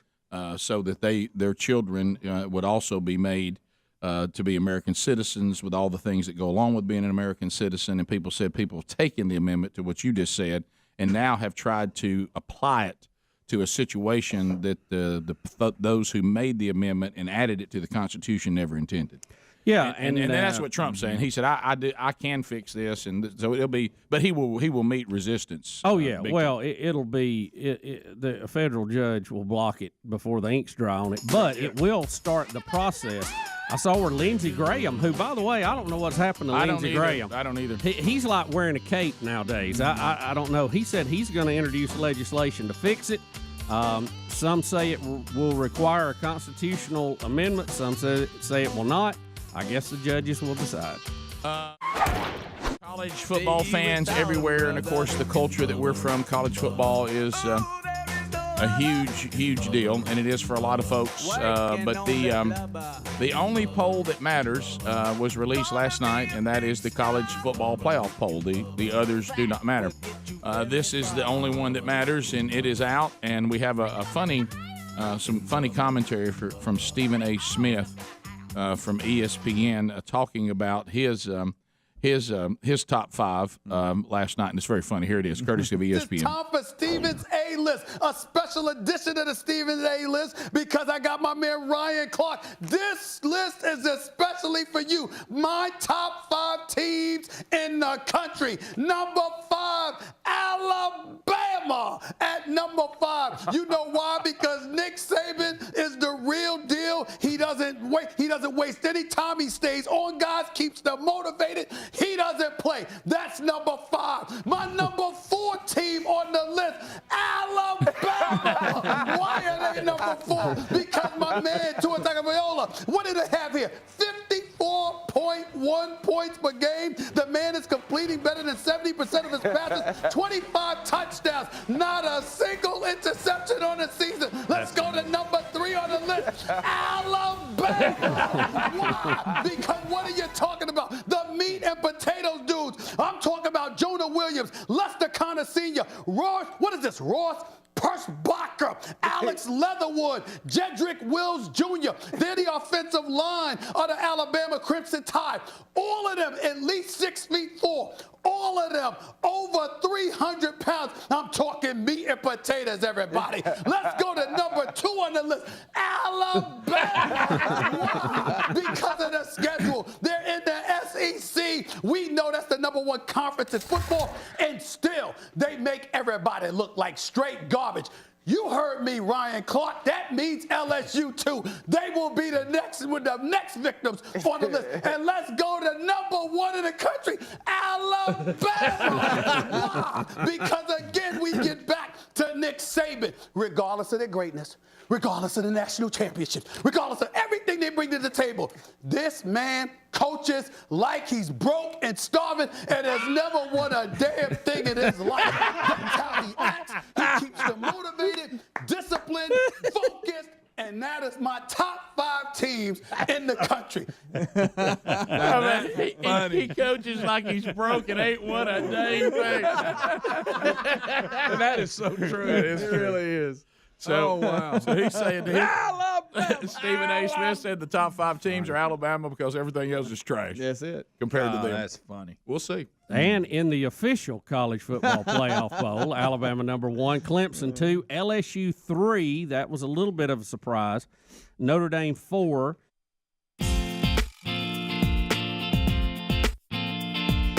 21 minutes past the hour of the Rick and Bubba Show. 866 We Be Big. All right, so let's break it down. Well, we have Bubba out today. We'll let you know as soon as we do what it looks like on him coming back this week. We'll get you updated on that. And just your prayers always appreciated for everybody to get to the bottom of what's bothering him, get it resolved, and get old Bubba back getting after it with us again. All right, so let's look ahead. Gridiron Men's Conference coming up this week. So excited to be headed to Huntsville. And also just got a great report a minute ago for those of you down in Webster, Florida that went to see Brian Gunn from the Man Church last night for their latest Man Church as they continue now back into the curriculum. Brian gave me a report that it went really great, and so glad you guys came out. So this week, let's look at some things that are going on too. So the Big Gridiron coming up this weekend. I think last I checked, there's over 4,500 men coming to Huntsville. It may be more than that now, and I think there are still some tickets available. And I look forward to joining Mike Pence, who will be with us on the show tomorrow. Yeah. So tomorrow, Mike Pence is scheduled to be here on the program, so we'll be interviewing him. He'll be speaking. David Jeremiah will be speaking. Robert Jeffress will be speaking. Phil Waldrop will be speaking. Mike Whitson will be speaking. I'm honored to be speaking this weekend. And, of course, Charles Billingsley will be leading worship. So that all coming up this weekend. Now, I do want to let you know, if you're going to attend the Gridiron Men's Conference in Huntsville at the Von Braun Center there in the Probst Arena, if you're coming, there is an opportunity. The Man Church will be set up in the lobby, and we will have the 31-day devotional Transform. Now, the opportunity to have ordered one that was signed for Father's Day, that opportunity has passed. All of those are shipping out now, and some of you have already gotten them. Now, if you're coming, though, this weekend, you could come get one signed and even personalized the day before Father's Day, or even Friday, because I'll be out there Friday and Saturday. So that's an opportunity for you if you missed that. So keep that in mind, or if you just want to pick up some of those and some of our other resources for yourself or anybody, we'll be there. But I thought about that because some of you are like, man, I missed the deadline. Well, if you're one of the men that's coming to Huntsville this weekend, you can go ahead and get one and even get it customized either to yourself or to your dad or sons or who may be dads and all that. So coming up, or just anybody coming up this weekend. So make a note of that and looking forward to that. I'm really, really excited about that. So also on that note, coming up this Sunday, Father's Day, that morning, Brian Gunn from Team Man Church, who just spoke last night in Webster, Florida, he will be at my home church, which is Valleydale. There in Birmingham. We're having our men's Father's Day breakfast, but it's a men's breakfast. We have it on Father's Day, but you don't have to be a father to come. It's free, and our men will be serving you a great breakfast at 7:45. Then Brian Gunn will address us. We'll give you an opportunity with a ministry that we're coming alongside. I don't know if you've ever heard of Fathers in the Field. What they do is try to pair men to mentor boys who don't have a dad. So that opportunity will be presented too, coming up on this Sunday morning. They're in Birmingham, Alabama. So we invite, if you're in and around that area, going to be in town, come join us for that. And Brian Gunn will do the message there as well. So that kind of updates you on some events going on this week that we're taking part in or participating in either directly or indirectly. Now, I'll get weekend recaps coming up. We'll talk some of the stories that have happened since the last time we were together. We'll get into your phone calls, all that. But I was just told in the break, and I think, did y'all mention this on the kickoff hour about Matthew McConaughey? No, not okay. in great detail at all. Right, was asked this weekend if we had run into him or was going to have him on the show, and I was caught off guard because I didn't know he was in town. Yes, he is. At this point, if Bubba was here, he'd be doing his, he does a great impression of Matthew McConaughey. Now all he can say is, all right, all right, all right. That's it. But he does it well. He does. Matthew McConaughey. Now, I've heard all kinds of Matthew McConaughey facts in the break. Okay. Number one, I didn't know Greg read his book. Yeah. Mm-hmm. Oh, it's a good book. Yeah, I've actually listened to it. He's different. I didn't know. I didn't know that he camps and rides around in an RV like Adler wants to with his dog, and will often be seen in Alabama at various campsites. Yeah, in Gadsden. He wrote about in his book. He talked about where the show began. Like right there on the river. And then somebody said, y'all have heard us talk about. I have at one time we saw this family more because our sons went to high school together. You know how that is.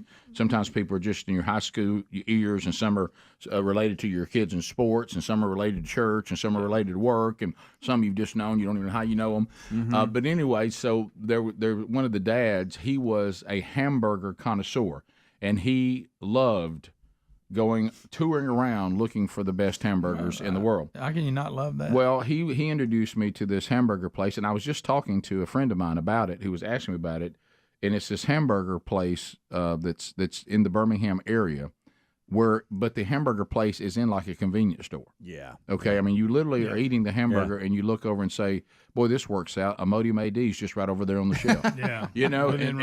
And so aren't those always the best burgers? So somebody said that Matthew McConaughey was at that convenience store eating that hamburger. Yeah. And so that means he's here. He's in our area. It looks like he was actually doing some filming there too, but it was J&J Grocery and Deli in Bessemer. Yeah. And this new movie he's in, although it's It's set in Oklahoma. There's several locations around Birmingham that in the month of June and then also in July, he's going to be here filming, and it's apparently some drama like thriller kind of movie or something like that. The Rivals of Amzia King or something like a crime thriller. It's like a crime. But anyway. So he's here, and so I want to ask the audience who's familiar with where he is and maybe part of what's going on. Well, he has to be on the show. Yeah. We have to find Matthew McConaughey, and we've done this in the past. If big-time celebrities end up in our area, we'll run them down. We got to. We have a history of it. Yeah. I mean, we can sit here and just example after example. Dare I take you back to Will Ferrell? I mean, yes. Cameron Diaz. Yeah. I mean, you go back, and I mean, it is a. I mean, you remember this little moment? Hey, this is Will Ferrell, and you're listening to the Rick and Bubba. This has been an elaborate hoax.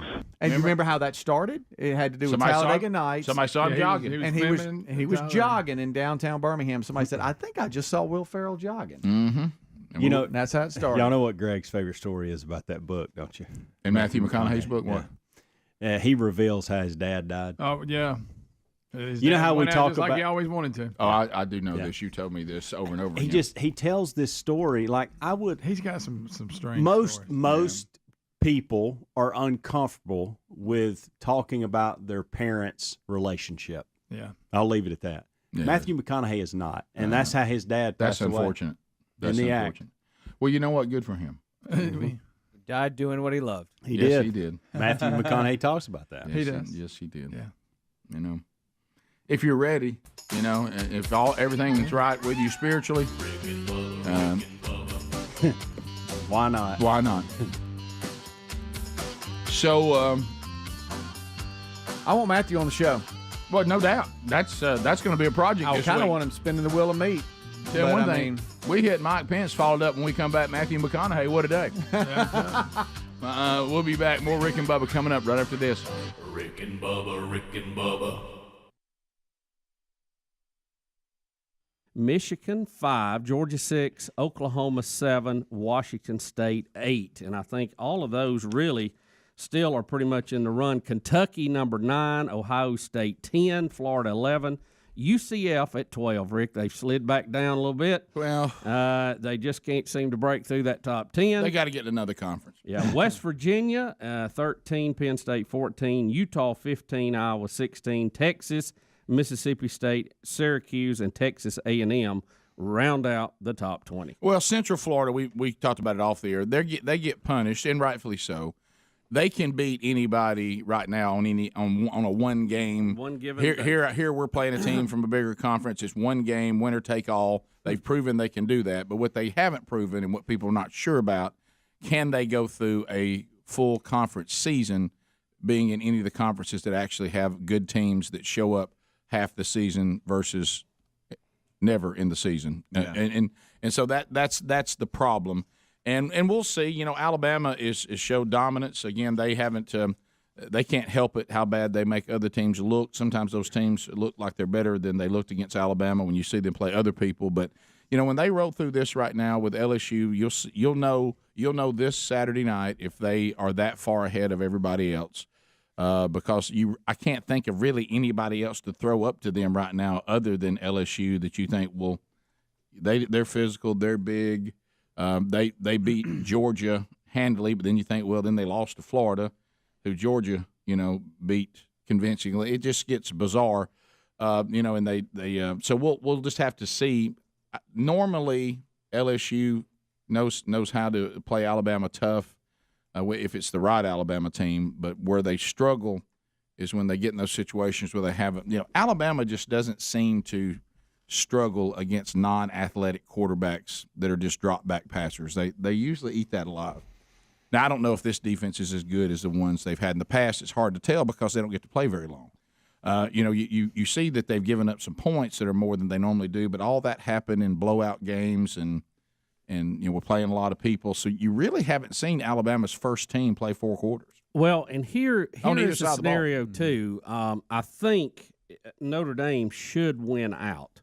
and I think they're going to be in that Final Four. Watch that Northwestern game. Well, you always got to watch those trip games. Clemson will probably win out. You would imagine that they're safe also. So if you have Alabama win this weekend, LSU will drop to 2 losses. That's going to pretty much take them out of it, I think. But if you have an LSU win, especially a close win, and you have them with 1 loss and Alabama with 1 loss, what happens then? That is where it could really get bad. If you're Michigan, I think you are pulling for a Alabama blowout here to get LSU out of there and slide you into that top 4 position. Yeah, them and Washington State, because if they went out, that's what they were saying last night. The worst case scenario for like the Pac-12 and the Big Ten is if Alabama was to lose a close one, because it's going to leave somebody. Going to leave them hanging. You're going to repeat last year again and put 2 SEC teams in the Final Four. The top 10, with the exception of maybe one of the teams Speedy's mentioned, we're leaving out the Big 12 for some reason because Oklahoma's sitting there. But top 10 control their own destiny. Mm-hmm. Yeah. Well, we also Oklahoma's going to have to get a defense.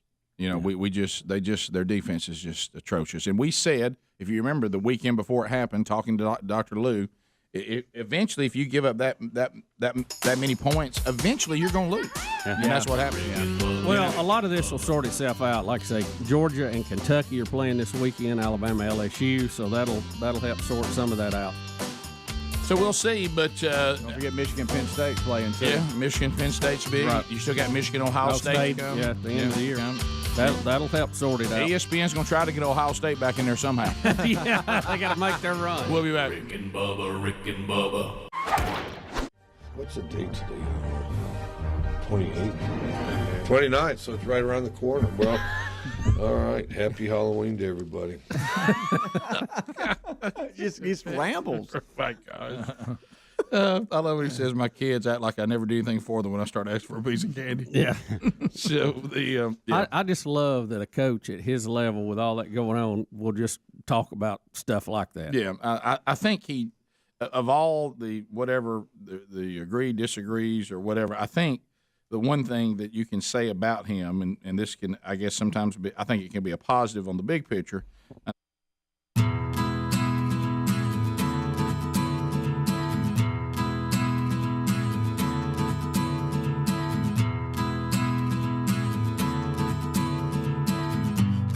The Rick and Bubba Show, 866-WE-BE-BIG is our number.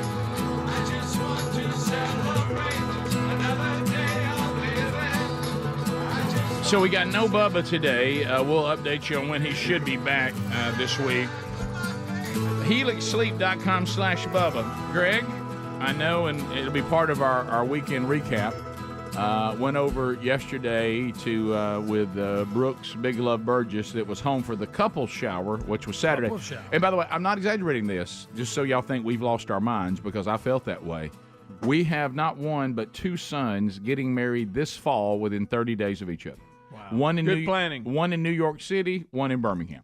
Pull that off. And this weekend, I guess this is the way we do it. We didn't have one shower, we had 2. Couple shower for one wedding, bridal shower for another wedding. Couple of showers. Back to back, Saturday and Sunday. All right. So anyway, I know that when I went to see Dad yesterday, Greg, your gang was coming. Oh, yeah. They were coming out of the valley.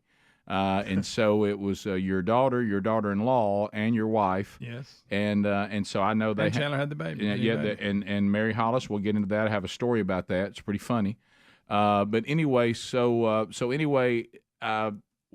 Lisa came back home then, so she got back in, I guess, last night. Probably tired. Were y'all glad you had the Helix mattress? Oh yeah, absolutely. Puppies are being, they're being adopted. When you deal with the puppies all day and then you go get on that Helix, boy, you go. Yeah.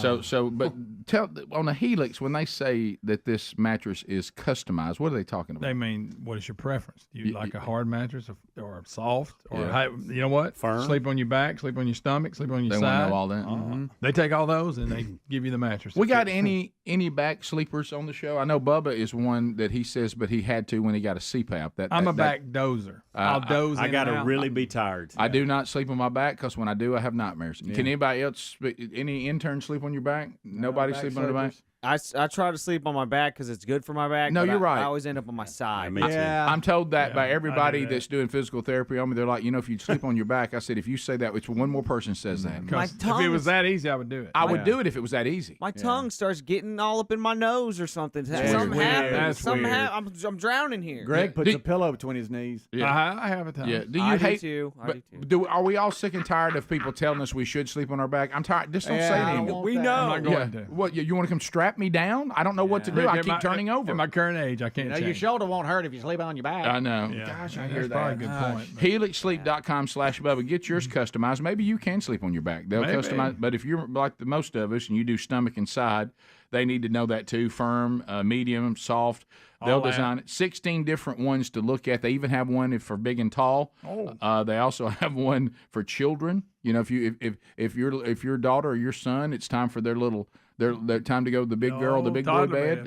They've got that for you, and you get to sleep on it for 100 nights. And if you don't like it, you get a full refund. They ship it right to your door. And the old Rick and Bubba show gets you 20% off.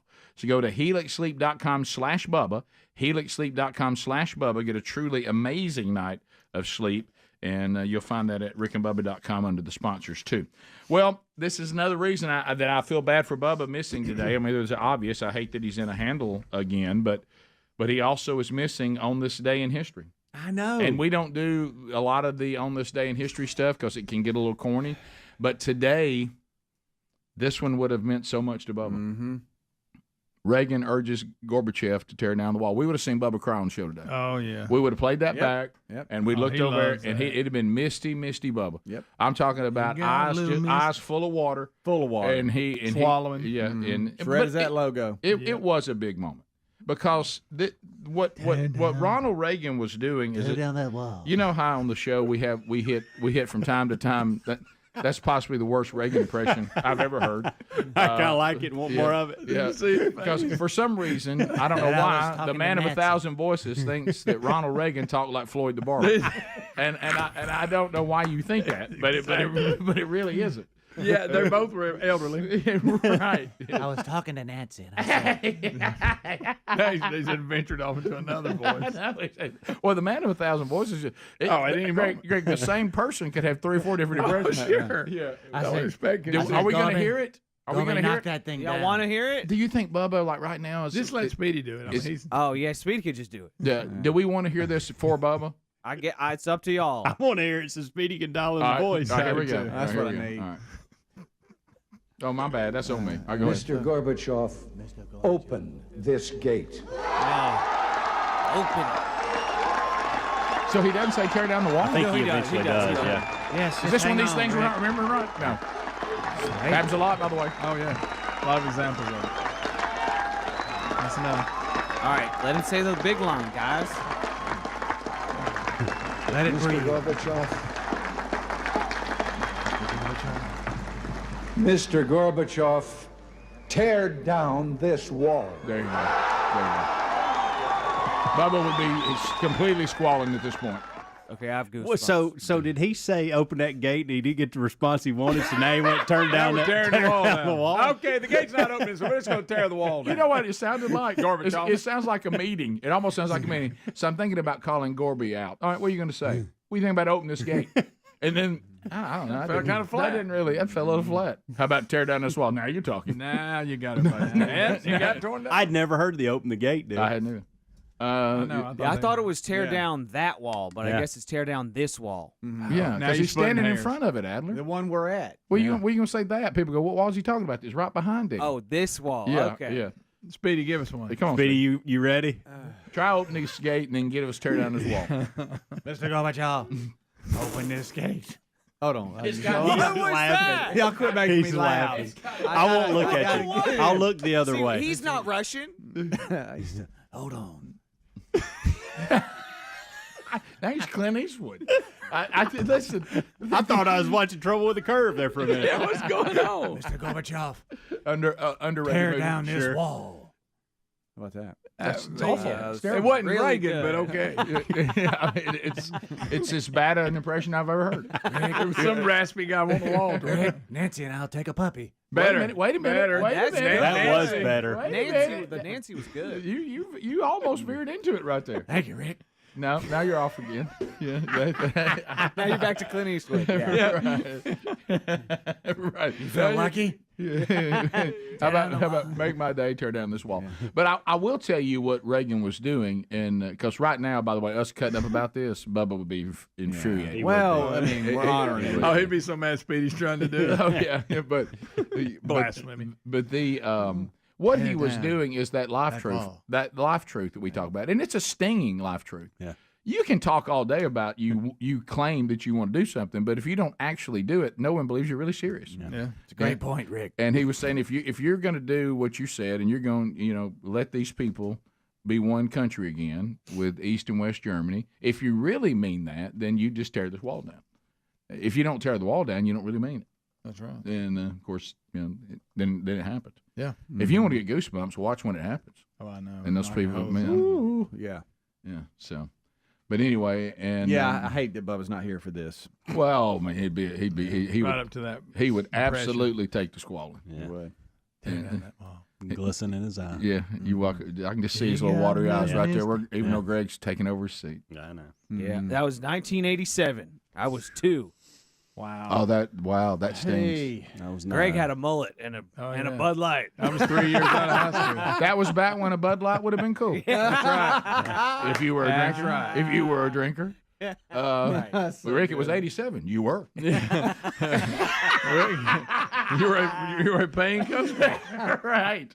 So were you real locked into this speech at the time, Rick? I didn't even know what happened.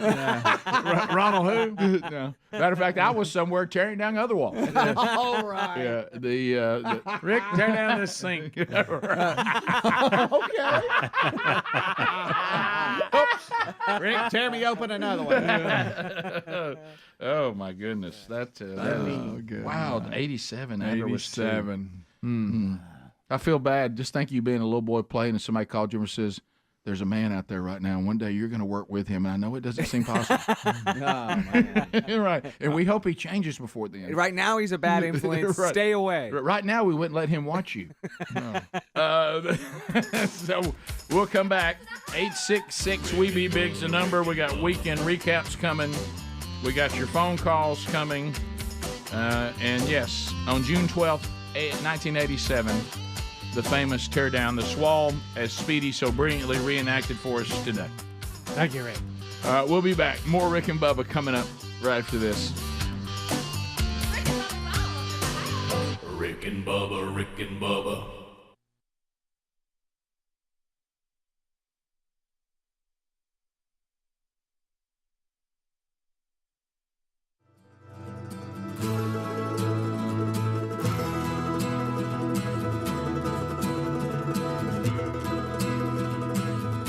Sometimes as fans, you may not like it if things don't go well on the field, but I believe he kind of has in perspective that he's actually coaching a sport and making a living. Mm-hmm.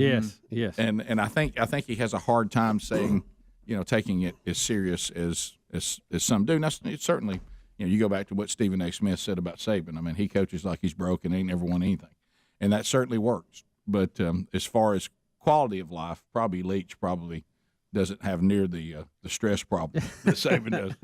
No. Or the wins or the championship. But so there's always a price to pay. Yeah, always a trade-off. Yeah. So anyway, we've got that. So we do have a Leach comment, and I was trying to figure out. We were talking about it, and I didn't understand it at all, but I finally have. I mentioned it starting the hour. All right, Greg has finally explained to me this simple Jack controversy involving Shaun White in our politically correct world. And now we've even got Ben Stiller coming out to apologize for even doing it. But Greg said that I never saw the movie Tropic Thunder. And I will tell you this, many of you have sent me things about Tropic Thunder that has all kinds of issues with what's going on in today's society, because everybody is concentrating on Simple Jack, but they're conveniently forgetting that also in Tropic Thunder, tell me if I have this right, Robert Downey Jr. is in blackface. Yeah, his character is in blackface, and I mean he's playing a white actor who plays and he is funny. That part of the movie is hilarious. Right, but he's playing in a war movie as a black man. And they've got him fixed up. I mean, he looks, legit. Which again, and of course, his accent, his mannerisms. Because he's a really good actor. Mm-hmm. Well, you go back to that. What I'm saying is that's now 3 times that people were doing it for comedy and not for anything racist, and they were trying to depict someone who was African American. Which again, I have to say, is exactly what Megyn Kelly was talking about. Yeah, every time one of these things is brought up, Megyn Kelly asked for $10 more million. By the way, Right. Well, we said it yesterday, and it looks like it's official that her legal team, and I think she has a great case based on all the things we've said. That she says, if y'all gonna get rid of me, I'm taking it. You're gonna pay me every dime. Yep. Because this is not cause, and you have a double standard on this comment that I made. If my comment talking about it gets me fired, then people actually doing it should also cause them to face some sort of it's just a growing list of people at NBC that they've got documented with this, which I really had not paid that much attention to, I guess. But yeah, so I'm gonna go back to Simple Jack now. Yeah, because they're not even mentioning the blackface. Well, that's what I'm saying. If we're gonna apologize for Simple Jack in a movie that came out when? Yeah, because really 10 years ago, Simple Jack was really just like, really they're the same thing. They're actors. They were playing actors in a movie, and these are supposedly past work that they've done, and one guy's in blackface. So really, if you want to be offended, I guess you could be offended too. But they seem to be worrying about Simple Jack. But I didn't realize until I read here, he said that some groups boycotted it when it came out, and he apologized then. Yeah, it was 2008. Tropic Thunder was out. Yeah, I didn't know he had to apologize then. Again, I've never seen the movie, but Greg, it sounds like to me, and I know how Ben Stiller does these certain characters. Is this really actor version of how he made fun of male models? It is. He said where actors are shallow. And his statement is, I always meant to make fun of actors trying to do anything to win awards. Because his character basically made this Simple Jack movie because he wanted to be critically acclaimed and all this and win an award.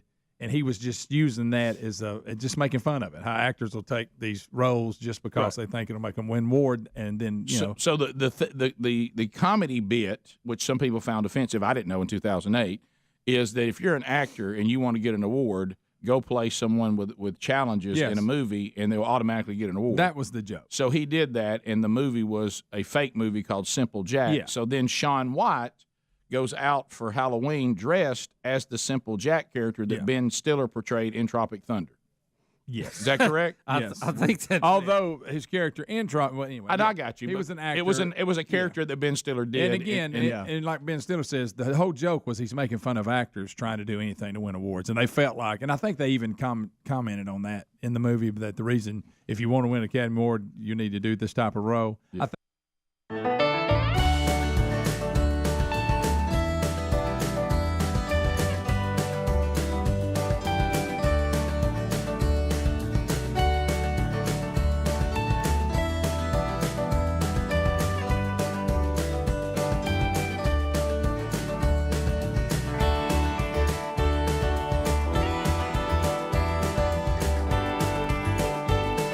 It is 10 minutes to the top of the hour, the Rick and Bubba Show, 866-WE-BE-BIG. If you did not catch the latest edition of Rick and Bubba University, the podcast, it is out. It's spawned a lot of discussion.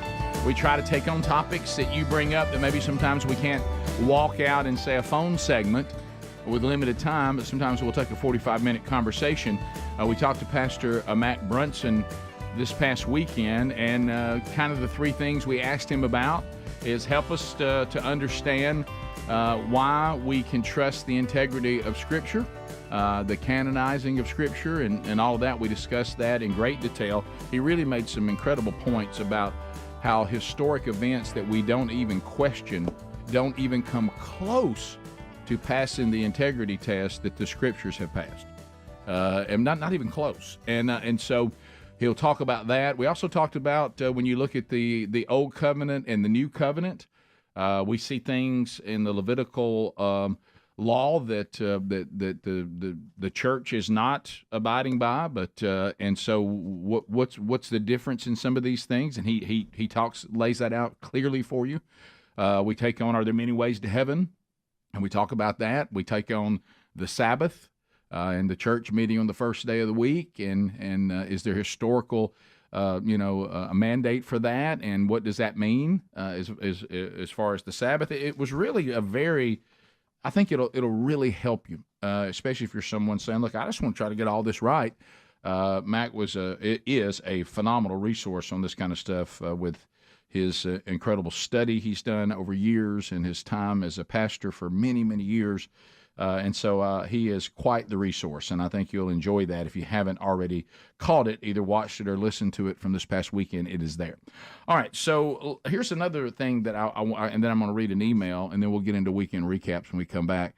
But so y'all brought up the Bud Light thing going to the break. Now, again, it is odd to hear Baptists discuss Bud Light and so openly and standing up for Bud Light. It's a weird thing to see, but you would think they would be celebrating the death of a beer, but anyway.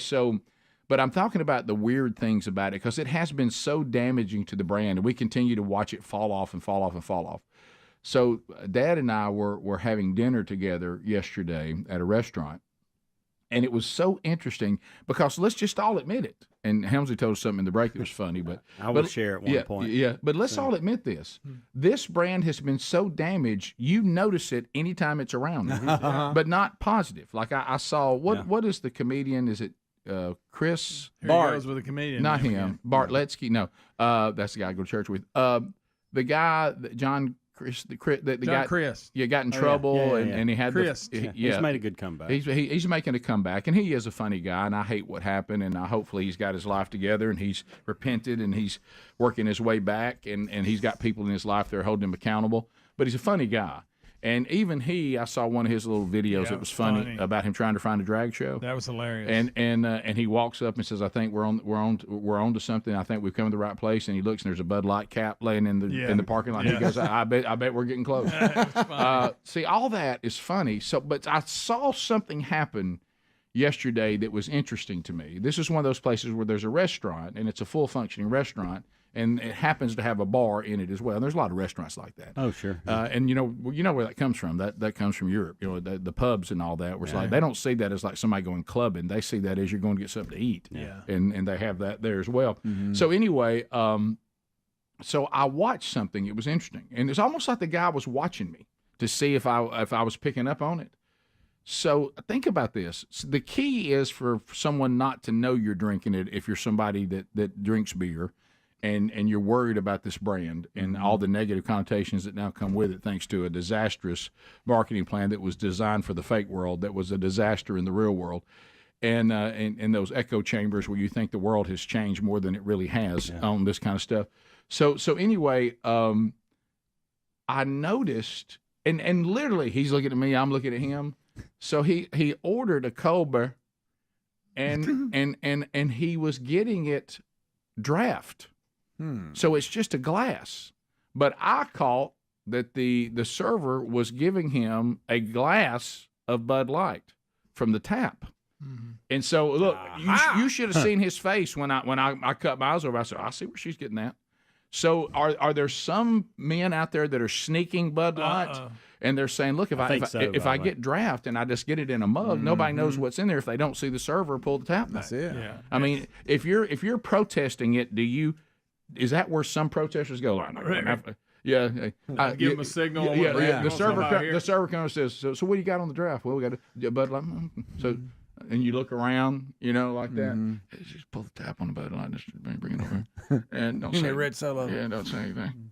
And but think about it. You could sit there with it in a mug, and no one would know if they didn't see where it came from. And if you're boycotting Bud Light, let's just say you are. But you're drinking regular Budweiser. You're really not boycotting. No, Bud you're Light. not. That's the same company. Same company, yeah. So, and all that. But then again, if you really want to get technical, these other brands, they own a lot of them too. They do, yeah. So it's going to be tough. Well, it goes back to what we've said on the show on a serious note. I know that, people are like, I tell you what, we boycotting that. Well, being completely never compromising the integrity of your moral stance when it comes to a fallen world, all the fallen products and all the woke companies out there. I mean, I was laughing this weekend. I got to laughing so hard.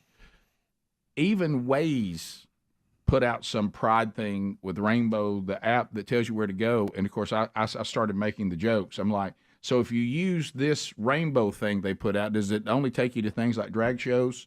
I mean, you get to go see a Broadway play. It won't take you anywhere else. If you tried, like if you tried to go to a football game, it wouldn't go. Yeah. This kind of stuff. I don't know. I thought, what does an app that gives you directions, a GPS, have to do with standing with anything? Yeah. I mean, for or against. But think about that. You're going, I tell you what, I'm making a stand, so you're not going to use Waze anymore. Yeah, I'll go over to Google. Oh yeah, they're very conservative. Sure. Yeah, and Matt, whatever. So it's just a hard thing to do. It is. But we make light of it. Father's Day coming up. I absolutely love this email from John today. Hey guys, had a situation this weekend. Thought you guys might find it funny, and I did, by the way. My wife and kids bought me the Somebody Help Daddy shirt, and I've seen a lot of those move for Father's Day. And this weekend we were at. Wait for it. Dads everywhere when they hear Disney. Oh, boy. In the blazing heat and hot asphalt. My 2-year-old son didn't want to ride in the stroller. He wanted Daddy to carry him. I'm walking, pouring sweat, about to pass out, and I'm wearing my Somebody Help Daddy shirt. I told my wife there has never been a more appropriate time for wearing this shirt than right at this moment. Oh, man. Yes. Somebody, please help Daddy. And so I love that a dad is in Disney World with that on, sweating profusely, Just carrying like a 2-year-old like crazy. Somebody please help Daddy. That was a super dad moment, though. Oh, it was. Well, gosh, y'all, I'm telling y'all, more power to you. Oh, I know. But boy, I do not. People go, you know what? It's just when my kids they grow up so fast. I say thank the Lord. And in some cases, yeah. Because let me tell you something. Those little kid theme park years. Chuck E. Cheese and all that. Mm-hmm. I know there were some good memories in there somewhere. I can't remember them, and I think that's because of the trauma.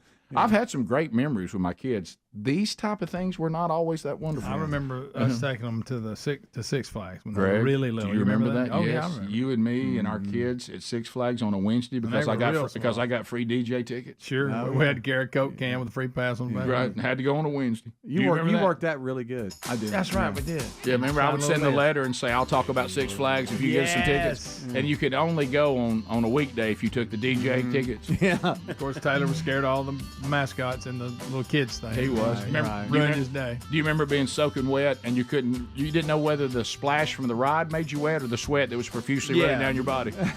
Either. Yeah. Get a little RA on the ride home. Oh, yeah. Nasty. Top of the hour. Rick and Bubba.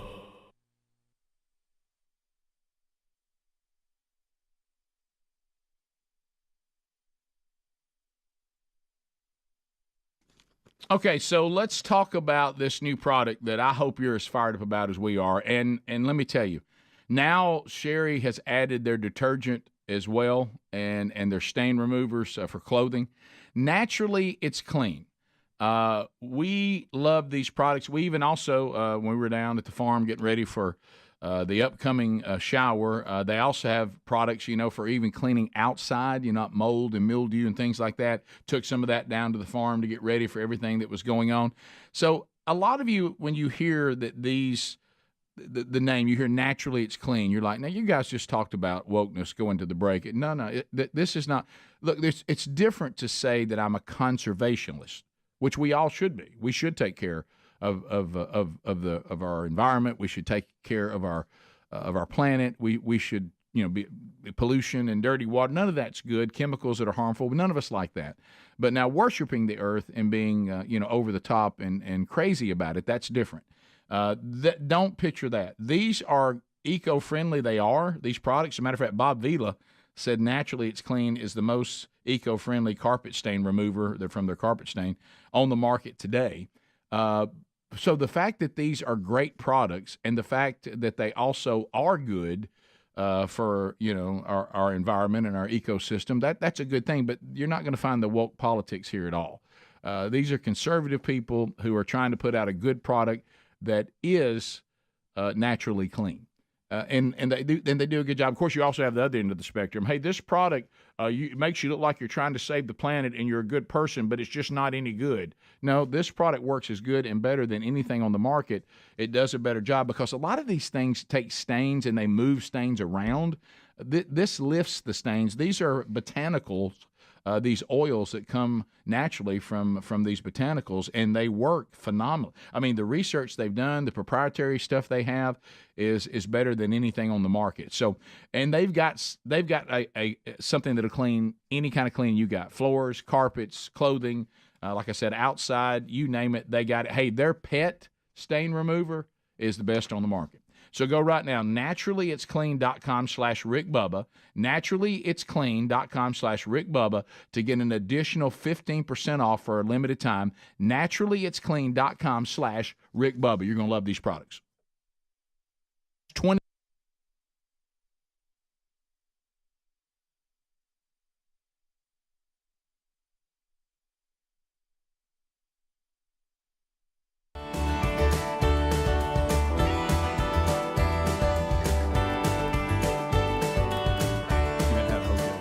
That's what. Well, I'm looking at what Adler is showing, the pretend trailer of the movie, and it is Bill Bubba Bussy. I'm glad you were not seeing it.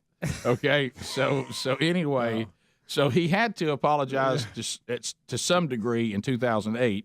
But now Ben Stiller, a decade later, let's do it again, is having to apologize again because the environment has now gotten on Shaun White for bringing it back up again. Do I have it right? Yeah. How many times is Ben going to have to apologize for Well, that? you can go back now, 40 plus years. So but he'd already apologized. It didn't matter. But here's this may be a new one. You got to have a new apology. And thank Shaun for this one. But this is the thing you have Don't to. you know he's like, why'd you do that? But here's the thing you got to look out for, though. Yeah. Just like what Hillary Clinton said that we had on the audio yesterday when she made a racist joke. She did, involving race. What you have to understand. Still see no blowback for that. Right. No. Let me say this again. Please, guys, we got to get this. And I know we've said it a lot. Ben Stiller really didn't believe or care that he was being insensitive in Tropic Thunder. You know why? Because he actually did it. And he only apologized when somebody had to point out to him that he shouldn't have done it. Okay? Hillary Clinton doesn't really think that comments like this in jest are truly racist or people should pay a price for them. You know why she didn't really think that? Because she does it. Yeah. So you have to understand there's no sincerity in any of this, because if somebody really thought something was atrocious and shouldn't be done, let me say it again. Say it with me. They wouldn't do it. So if they do it, then this pretend concern about it is not sincere. Yeah.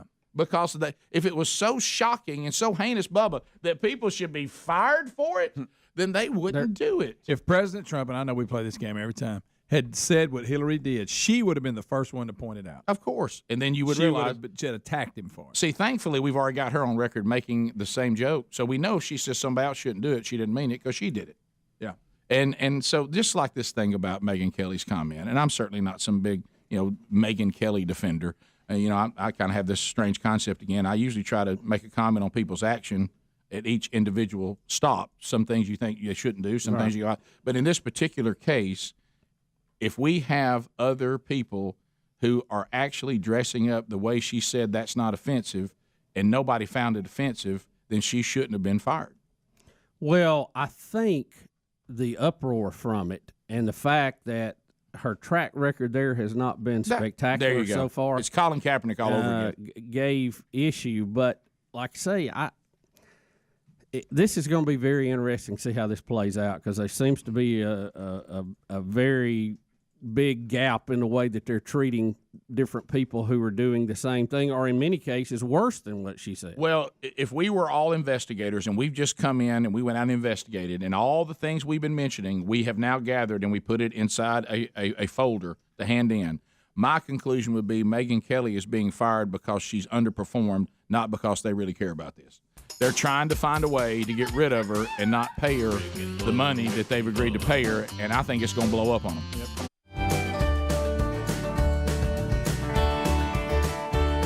6 minutes past the hour from the No Name Studio, living on the bleeding edge of technology. From Sweet Home, Alabama to the world, Speedy, the real Greg Burgess, Helmsy, Adler, all here, interns, Alapuca, and Cam Solo. Take your phone calls. We have no Bubba today. Bubba, under the weather, wasn't feeling well this weekend. Doctor suggested, and Betty agreed that he go ahead and be taken to the hospital. They're doing some additional testing today. He was having some tightness in his chest, shortness of breath. He's already had a stent before, so it felt similar. So they are assessing that, and just keep them in your prayers today. As we have the information, we'll update you on tomorrow's program or whenever we get it. All right, so looking back, also before we're done, I saw this over the weekend too. I even saw people thought it was a hoax, and they worked hard to confirm it, and unfortunately they have. That Cracker Barrel is celebrating Pride Month with rainbow rocking chairs out front. This person says, based on that, I've decided that I will not eat at Cracker Barrel anymore. Daryl, I appreciate your commitment, but you're never going to hold to that. Well, and you would think they had you'd think they had learned their lesson by the way, from the Duck Commander stuff. Yeah, the Duck Commander stuff. Cracker Barrel. Look, I just don't understand why, unless I guess I do, because you're afraid of the mobs. What about just not being for or against? Yeah, that's Pride Month's going on. That's great. If that's something you want to celebrate, and that's something that you want, that is certainly fine. We're Cracker Barrel. We've got a country store, as Adler has made clear. It's a restaurant and a country store. A lot of old-fashioned candy. A lot of old-fashioned stuff. I love it, old-fashioned candy. And if you're gay, straight, something that can't be identified, if you're non-binary, binary, man, woman, child, pregnant man, come eat at Cracker Barrel. I mean, I don't. Play checkers out front, wait on your table. Because all you've done, one of them chairs are a little expensive. All you've done with this chair is you've just upset customers unnecessarily. Yep. Because I'm not asking you to upset the LGBTQ community. Just don't do anything. Yeah. But I know what they're going to say. Yeah, but that mob won't do that. But you're not gonna. You haven't gained anything. But you're never going to make them. Do you really think that your core audience? Do you really think Cracker Barrel's core audience is the LGBTQ plus community? I mean, honestly, let's just get real. Yeah. That's not your customer base. You gain nothing by this. Yeah. And so it's I just don't see, a gay man today saying, I wasn't going to eat Herschel's breakfast that they have on the breakfast menu at Cracker Barrel because I feel like I'm there with a bunch of rednecks. But you know what? I saw that rainbow rocking chair. I'm in for Herschel's breakfast today. Right. I'm going to get a big. Do they still have Herschel's breakfast? Uncle Herschel? Yeah. That's good. But anyway, so. Well, I like their I like him pancakes. You know what I say? I don't understand. I had some right now. I don't understand the logic marketing of that, other than when I finally did figure it out. They've got a bunch of new marketing people that are living in echo chambers, right. And those marketing people are putting together, and you're like, Rick, you're going to say this again? You know what? Yes, I am. Because I think we need to adopt. It's going to help you because it helped my mind. They are putting together marketing plans that are marketing to a fake world, and they are a disaster in the real world. Yeah. It's just, and I'm not saying be offensive and go out and say that you're anti-LGBTQ. If they want to live their life and live it the way that they want to live it, and they're inside all the laws of the land just like the rest of us, then let them enjoy their lives. We can agree to disagree from a moral standpoint or spiritual standpoint, but this thing of demanding that the entire world embrace. Promote. That's not a fair request. It's not a loving request, and it's certainly not a live and let live request. Yeah, you know what I don't understand? Because you say one thing and then you live another, which is what we talked about. In the post that they put out, the tweet or whatever, that we're celebrating Pride Month with our employees and blah blah blah. Then it says everyone is welcome. Well. When was everyone not welcome? Thank you. I mean, is it just this month everyone's welcome? Yeah, when did they check at the door and ask you what your preference was and decide whether you get to come in and eat or exactly. not? I mean, just isn't that understood? Everybody's welcome all the time. Yeah, you don't have to say everyone's welcome. Yeah. I didn't think there was a time Cracker Barrel ever didn't allow people to come. Right. in. Yeah. Exactly. But let's go back. Well, obviously Christians are not welcome because there's not Bible verses on the rocking chairs out front. See there, that's a good point. That's what I'm talking about. That's where you get to. And if somebody brought it up, they'd be like, "We can't do that." I know. All right, so Gary asked, and let's explain this. I thought Cracker Barrel would have learned from the Duck Commander stuff. What are y'all talking about? Well, if you don't remember, Gary, when Phil Robertson was simply asked a question about his faith and what Scripture said about marriage, he said that, the Scriptures that he believes are the inspired Word of God clearly show the standard of one man, one woman, and holy matrimony. and that that there's male and female, and that the lifestyle that the LGBTQ plus community promotes in his biblical view, what God said, not what he said, is sin. And so that caused an uproar. This was at the peak of what they had going on with Duck Dynasty. They were at the heat. So the country store had Duck Dynasty merchandise in it at Cracker Barrel, and they threatened to pull the merchandise and end their relationship with them because of Phil Robertson's comments. And then A&E threatened to take them off the air because of the comments. And Duck Commander and all the folks with the Robertson family did the same thing that we did. And they stood their ground and said, we will not apologize for saying that Scripture says what it says. And if you got to pull us off the air, pull us off the air. And if you've got to take our stuff out of Cracker Barrel, take it out. Well, now all the supporters for what Phil said, which is the core audience of Cracker Barrel, and the ones who were bringing the ratings and revenue to A&E, they rose up and said, we will counter that boycott, and we'll boycott you for taking their merchandise out. Yeah. And Cracker Barrel backed down and said, our bad, we apologize, the Duck Dynasty stuff stays. So that's what we mean, Gary, when someone says you would think they would have learned from that. But evidently not. Yeah, and then people are saying, well, we shouldn't be surprised because you do realize that Cracker Barrel just made a decision as well to get away from their wholesome identity when they started serving alcohol. So they're now serving drinks and alcohol and everything at Cracker Barrel, looks too. like their specialty is going to be Bud Light. Well, there you go. And they do have a special running on that today. Matter of fact, they said that your breakfast is actually half price at Cracker Barrel if you'll drink a Bud Light and a rainbow cherry. Hey! So there you go. I just don't. I don't understand the lunacy of this marketing. I really don't. And that's not meant to be. You don't have to cater to anybody. You don't even have to cater to me. Just because I understand you say people have a lot of diverse views. That's fine. Now we're still not going to act like something that we believe. You can't change what we believe to be true. But I don't need Cracker Barrel to say we're going to announce to the whole wide world that we believe that what the Bible says about intimacy between men and women in marriage is the standard. They don't have to do that. You know what they would say? Well, that might offend people that disagree with you. Okay, yeah, that's fine. Mm-hmm. Yeah, but when it goes the other way, you don't care that it bothers people like the emailer that says I won't eat there anymore. Mm-hmm. Why would you go into this world? It just doesn't make sense. Well, because we've talked about this for years now. If you're silent about it, you have to celebrate. Oh yeah. Okay, you can't just be silent and go, hey, let's just all move along with our day, whatever. We're just here to sell something.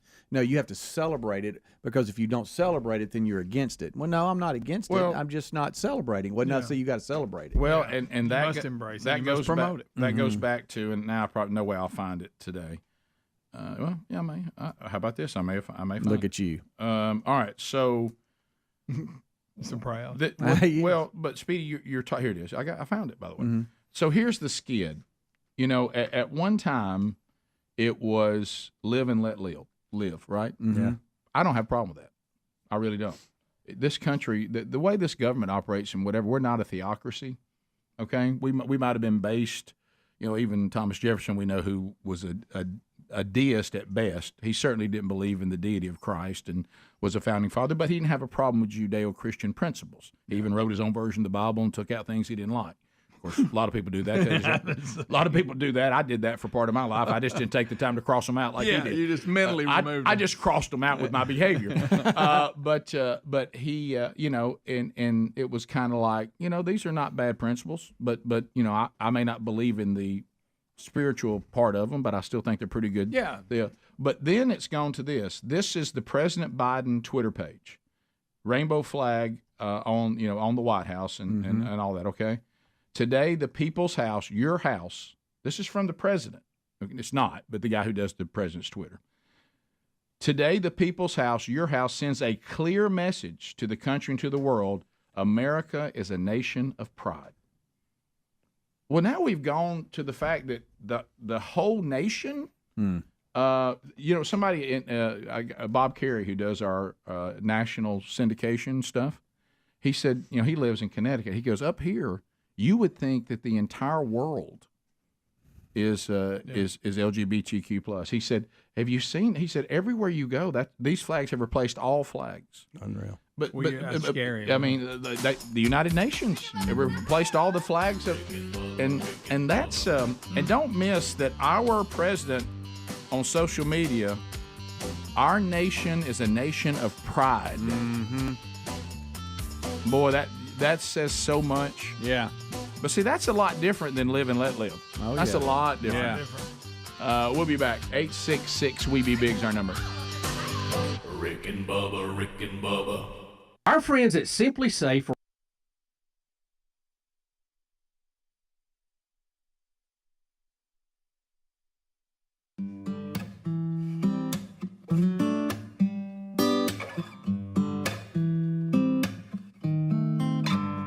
I hope it does. It should. Because I don't want to live in a world that somebody can hire me and me have a no-cut contract and you can take something like this and try to make it calls. I don't want to live in that world. I think if she was a ratings monster and still sitting there at prime time, she would not be getting fired. We'll be back. Rick and Bubba, Rick and Bubba.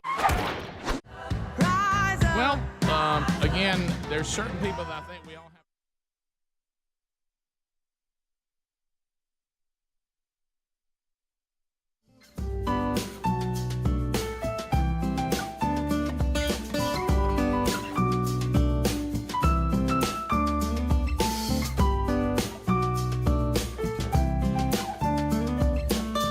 Yeah. What I heard. Yeah, we don't have to edit it. It contradicts itself. Yeah, we don't have to edit it. We don't have to, take out the middle part, then get to the last part. I want all of you that are within the sound of our voice right now to simply listen to this commentary, which I would call, a very calm, kind of mono diatribe, because he's so mad and angry every time you see him. And now he's going to talk about how he needs all of us to understand about what it's like to demonize any ethnicity, but then goes on to demonize someone's ethnicity. So I went back about 30 and gender, by the way. Yeah, I went back about 30 seconds before the one. So you can hear it build up. Yeah, the build up I think makes point out to people not to demonize any one group or any one ethnicity, but we keep thinking that the biggest terror threat is something else. Some people who are marching, towards the border like it's imminent. And when the last time they did this, a couple hundred people came, and they, most did get into the country. Most of them got tuckered out before they even made it to the border. So we have to stop demonizing people and realize the biggest terror threat in this country is white men, most of them radicalized to the right. What in the world? Hey, Don? We got to quit demonizing, but let me tell you who is the demon. Let's demonize somebody right quick. That is unbelievable. Hey, Donnie. He actually said demonizing people. Then he did. And then he said the white man. You're right. We got to quit demonizing people for ethnicity and understand that the biggest threat is actually white men. Oh, wow. Who have been radicalized by the right. Well, hey, Don. That sounds like something you'd hear. That sounds like something you'd hear somebody say on local access cable. Not CNN. That's why CNN is despised in so many circles right now, because it's just a joke. It's a joke. Ted Turner says it's a joke. Okay. And I was surprised at the pictures that you showed me in a battle that has now ensued between you and nature. And you have your normals, your chipmunks, your squirrels, your rats, occasional snakes, roaches, spiders. But this one involves our. Well, Rick, I hate to admit this, but it's become very apparent to me that I have a woodpecker problem. Oh no! Look at these pictures. Rick, oh my gosh! Wow! Good gracious, Bubs. We were doing some projects this past weekend down at the lake, and God. you don't always look up for trouble. Usually, you're looking on the ground, and it was pointed out by my friend Mike, the handyman, that hey, look at that right there. And look at that. And I thought back. He's I've not the one that heard looks like Jesus. I've heard a woodpecker pecking in that area before, but they're loud. I just They assumed he was on a tree because I thought that's where woodpeckers did their business. That's normally their routine. That's where they're known. How are they holding on? That's a good question, Speedy. I really don't know anything. I'm really out of the loop on woodpecker details, and that's why I bring it to the audience because they never fail. They always know. I like all of that right there. Yeah, I'm amazed by their speed. Yeah, it's.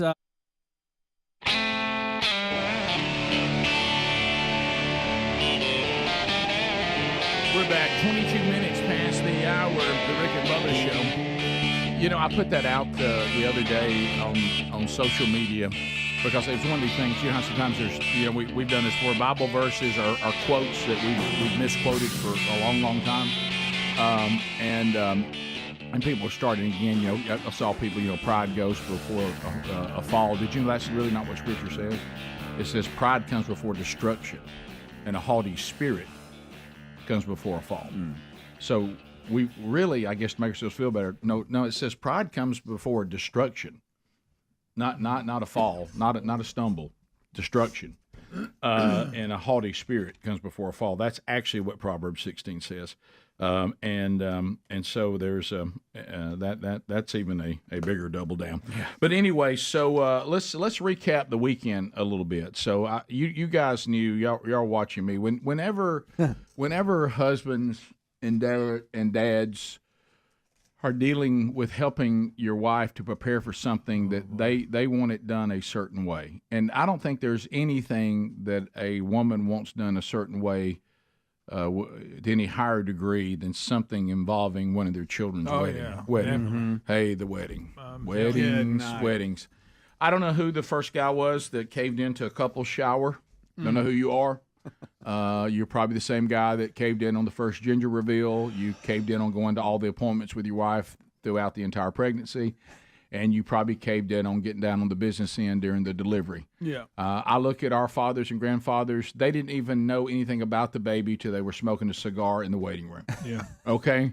But in weddings, you think you could get our dads and granddads to go to a couple shower? Rick. No. Okay, so anyway, but we were having one, and you have wonderful friends and family members that will host these showers for you, and but then I found out that we were actually providing the location at the farm, and I'm so thankful, and you'll see this in some of the pictures too. I'm so thankful for all of our wonderful friends who made the day run smoothly when we got to the actual day on Saturday. They were incredible help, okay, and they got the food catered. They got they got out, but the preparation of getting the farm and the barn ready for the day is where I went and died. Yeah. It was as I've said many times, when my wife gets set on a project like this, and I know we all can relate. She has worked me like a rented mule. Yeah. And the problem is, let me say this, my wife and I are madly in love. My wife is fun. She is stunning. She's intelligent. She's an impressive woman. She really is. But these kinds of projects we don't fare well. Okay, because of the things that are different about us. We're equal, Rick Warren, but we're different, okay? And there's unique distinctions that God beautifully made, okay? And I will acknowledge that probably my way lacks a lot of attention to detail, and her way features much attention to detail. There's your clash. Okay? Mm-hmm. And I'm not handy, which is crazy frustrating. I know, Sherry. God love you for marrying a man that's not handy. But I tell her all the time, Just not very handy. I found some way to make a living for us to do all these things. A little credit there would be helpful. And you also have a gift of finding handy people, right? To help. There's all kinds. That's of a gift. I have my own gifts, and I think my gifts are unique. Hey, this guy fixed that board that was on the barn that was rotted that needed to be stained. Did I participate? I did not, but I found him. That's right. That's a gift. Right, and you're part of it. Right, and I stroked that check for him. Okay, right. That's a blessing. It's a blessing, and I want to be a good provider. Not very handy, but I kind of think I'm a good provider. Okay, so and I have my flaws, and I. Sometimes, though, when you get into these things where have you ever just knew that you were right, and you just couldn't convince them of it? You know you're right. I mean, it's rare. You know, a lot of times I don't have a confidence that I'm right because I'm just not right that often. But sometimes I'm like, I'm pretty sure I'm right here, and it's one of those where you think, I think this is an area. There's not many. You know, I'm not very good at many things. I'm not very interested in many things. You know, it's one. Sherry and I discussed this weekend. She goes, "You just really don't devote any time to things you're not interested in, do you?" And I go, "I really don't." Why does that sound appropriate to me? She goes, "No, you never had a desire to be a jack of all trades." I said, "Well, most of the people I know that are jack of all trades, they're not really good at anything. They're mediocre at a lot of things." Yeah. Sorry to all the jacks out there. And so she said, "Okay." Oh, and there was a little bit of this is after we were speaking again, and so and she goes, "You really have never devoted your time to many things." And I said, "No, I don't like a lot of things. I like few things. I'm not that interested in many things. I'm interested in a few things." And those things I'm interested in, I'm really all in. Dedicated to. Yeah. I work on my craft, and I spend a lot of time in those things. Is this where we all studying film, Rick? We all looking back? Okay. You know, and I think what Sherry says, I think she's amazed at my lack of a desire to try to be good at things that we kind of need me to be good at. Yeah. And but I'm not interested. Like at least dabble in it. Just see, Rick. You may end up being good. Maybe you could possibly fix something. Would you like to work on it? No, I really wouldn't.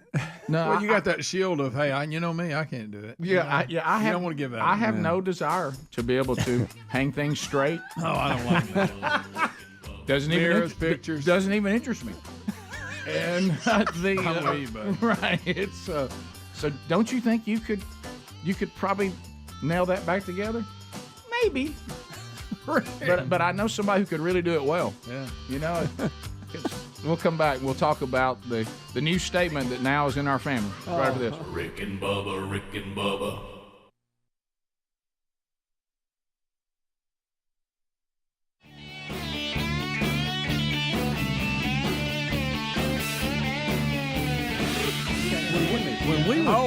When we were growing up, we had one that used to get on our metal gutters around the house. Now, it sounded like somebody firing artillery. Yeah. Yep.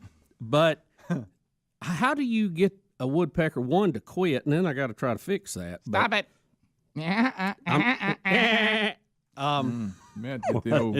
Little red-headed woodpecker. All right, I hate to go because I don't know the deal. You know, I think back about growing up and great advice. I think so.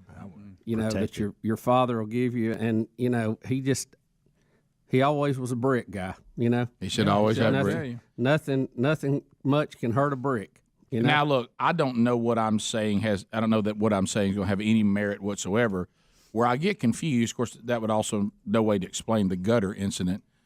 I always thought, studying animal behavior, that woodpeckers peck on wood to vibrate and bring insects forward, which they then eat. And so what is he hoping to achieve unless that house has termites? Rick, that's another problem. Rick, well, I mean, what is he after? Are they just like Rick? What this has laid open for all of us to look at is, I really don't know that much about woodpeckers. Mm-mm. I'm a surfer. I don't know why they're doing it. I don't know. You don't know what his the problem deal is? Yeah, I don't know if he's sharpening his beak, if he's if he eats siding.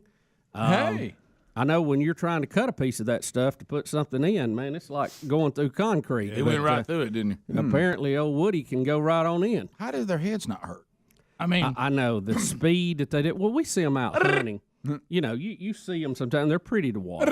They definitely have CTE. There's no question. Oh, yeah. You imagine? Well, they have to be designed for that. But I mean, but I don't think you can kill the thing. I really think you're gonna have to spray something on the areas and you know, some woodpeckers you can take out, some you can't. Yeah, I think they're protected. I'm just saying. No one is talking about killing woodpeckers. Well, what else you gonna do? We're not. No one's. You're right. Nobody's talking about that. Let's not jump to that because we all love nature and don't want to hurt anyone. Absolutely. Bob, I got it. Why do they hammer on houses? I found it. Share it. It's a satisfying, loud noise that proclaims his territory and attracts a mate. Oh, look at that. It all goes back to the woman again. If they're drumming for these reasons, they will most likely stop once breeding has begun in the spring. Well, hurry up. In the spring, Greg, it's just fall. I know. It's got a while. Wow. Sorry, John, there's so many one-liners. Well, there's here, more. And listen, I'm fighting with all I've got. Guys, I got 4. I think I'm fixing to cram pizza in my mouth. Well, let me tell you this. When you said, Wait a minute. said the word woodpecker and followed it with my dad used to always say, I was like, oh, where are we headed? He could be also saying about that. He could be trying to make a nest cavity where he can build a nest. That's another reason. There'll be no nesting. Now, third, it is. He can be feeding on insects living in the siding. I don't think that's going on. I know. But because they're storing food if you're located in the West, which we're not. Acorn woodpeckers. He don't need a mate. He needs food. I'm just telling you. Maybe he's just confused. Do you smell the He's donuts? either making a nest or trying to show off for a female. Or he's eating Or both. you got termites. John in Alabama. I don't think which is a whole nother problem. I don't think that's the case. John. But I got giant holes where termites will get in now. Now, the acorn woodpecker, but they live out west, Bubba, they'll dig holes and hide acorns in them. John, why is the woodpecker banging on Bubba's house? Well, I used to work in pest control, and it sounds to me like you might have a termite or some other kind of pest, maybe even carpenter ants or something going up in between the siding and your house. It might not be that termites. would be one of the reasons. Well, that's one of the reasons they might be doing it, and we've had that problem before. But I will tell you this, it is illegal to kill a woodpecker in the state of Alabama. Any woodpecker? Any woodpecker. Oh, wow. Protected. Yeah, you're right. Yeah, well, nobody wants to kill the little fella. Guys, I got a bird woman in my house. I know about this stuff. Rick, nobody wants to kill the little fella. We just want him to quit eating the house. But you hear what Look at that. Pot it up. Let's hear him working on that. Speedy, I'd like to see you act like a woodpecker. Today I got to work, and I was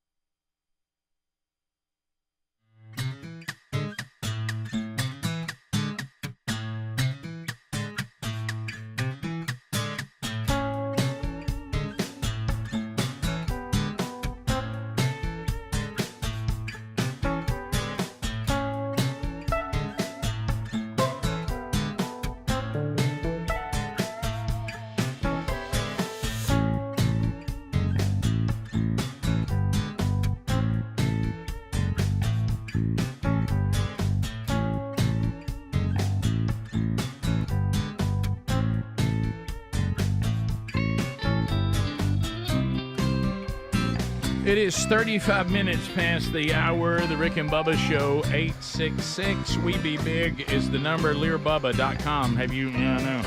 Look at the economy. Look at the state of the dollar. It's ugly out there. It is ugly. So what about precious metals? Maybe a perfect hedge. And with the price of gold right now, for as far as purchasing, it's still really reasonable.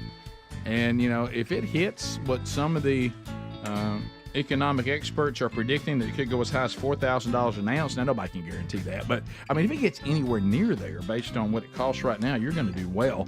So why don't you protect your finances, your retirement, and put a little, get some precious metals in there. If you want to go to LearBubba.com, you can. They'll give you all the information that you need to find out. And also, we'll give you an ounce, 1 ounce silver bar with every ounce of gold that you purchase. You can call them, too, if you'd rather talk to somebody. Sometimes I'd like to talk to somebody on stuff like this. Call 1-800-707-4575. Again, 1-800-707-4575. And find out about what precious metals can do for you. and protecting kind of a hedge against inflation. It's worked in the past, and it will work again. Do you ever hear anybody going, well, I'll tell you one thing, my metals, my precious metals aren't worth anything. Go to rickandbubba.com. You'll find it under sponsors, too. All right, so walking through, Greg, what the idea was, and it was a great idea, all the little ladies that were hosting, all of our little female friends. Oh, boy. We're going to do a couple shower, and we're going to have America's favorite couples, Broderick Burgess and Camtastic, and they're all their friends. They only invited 120. What? Yeah. So we're talking about massive catering. We're talking about tables, and then a lot of moving parts. I would also like to say, and I struggle with outdoor events because you're always watching the weather. Oh yeah. Yeah. And I love James Spann. I love him. I wish I was more like James Spann sometimes. But I will say this, forecasts are meaningless. They really are. You start out and you go, okay, look, there's no chance of rain whatsoever. We got a beautiful day. Saturday in Alabama was going to be a beautiful day. I get up on Saturday.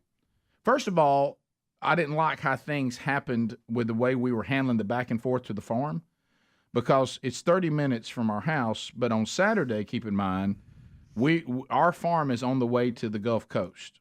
Okay? And by the way, I love all y'all out there in other parts of the country. Wish you'd never found us. Okay?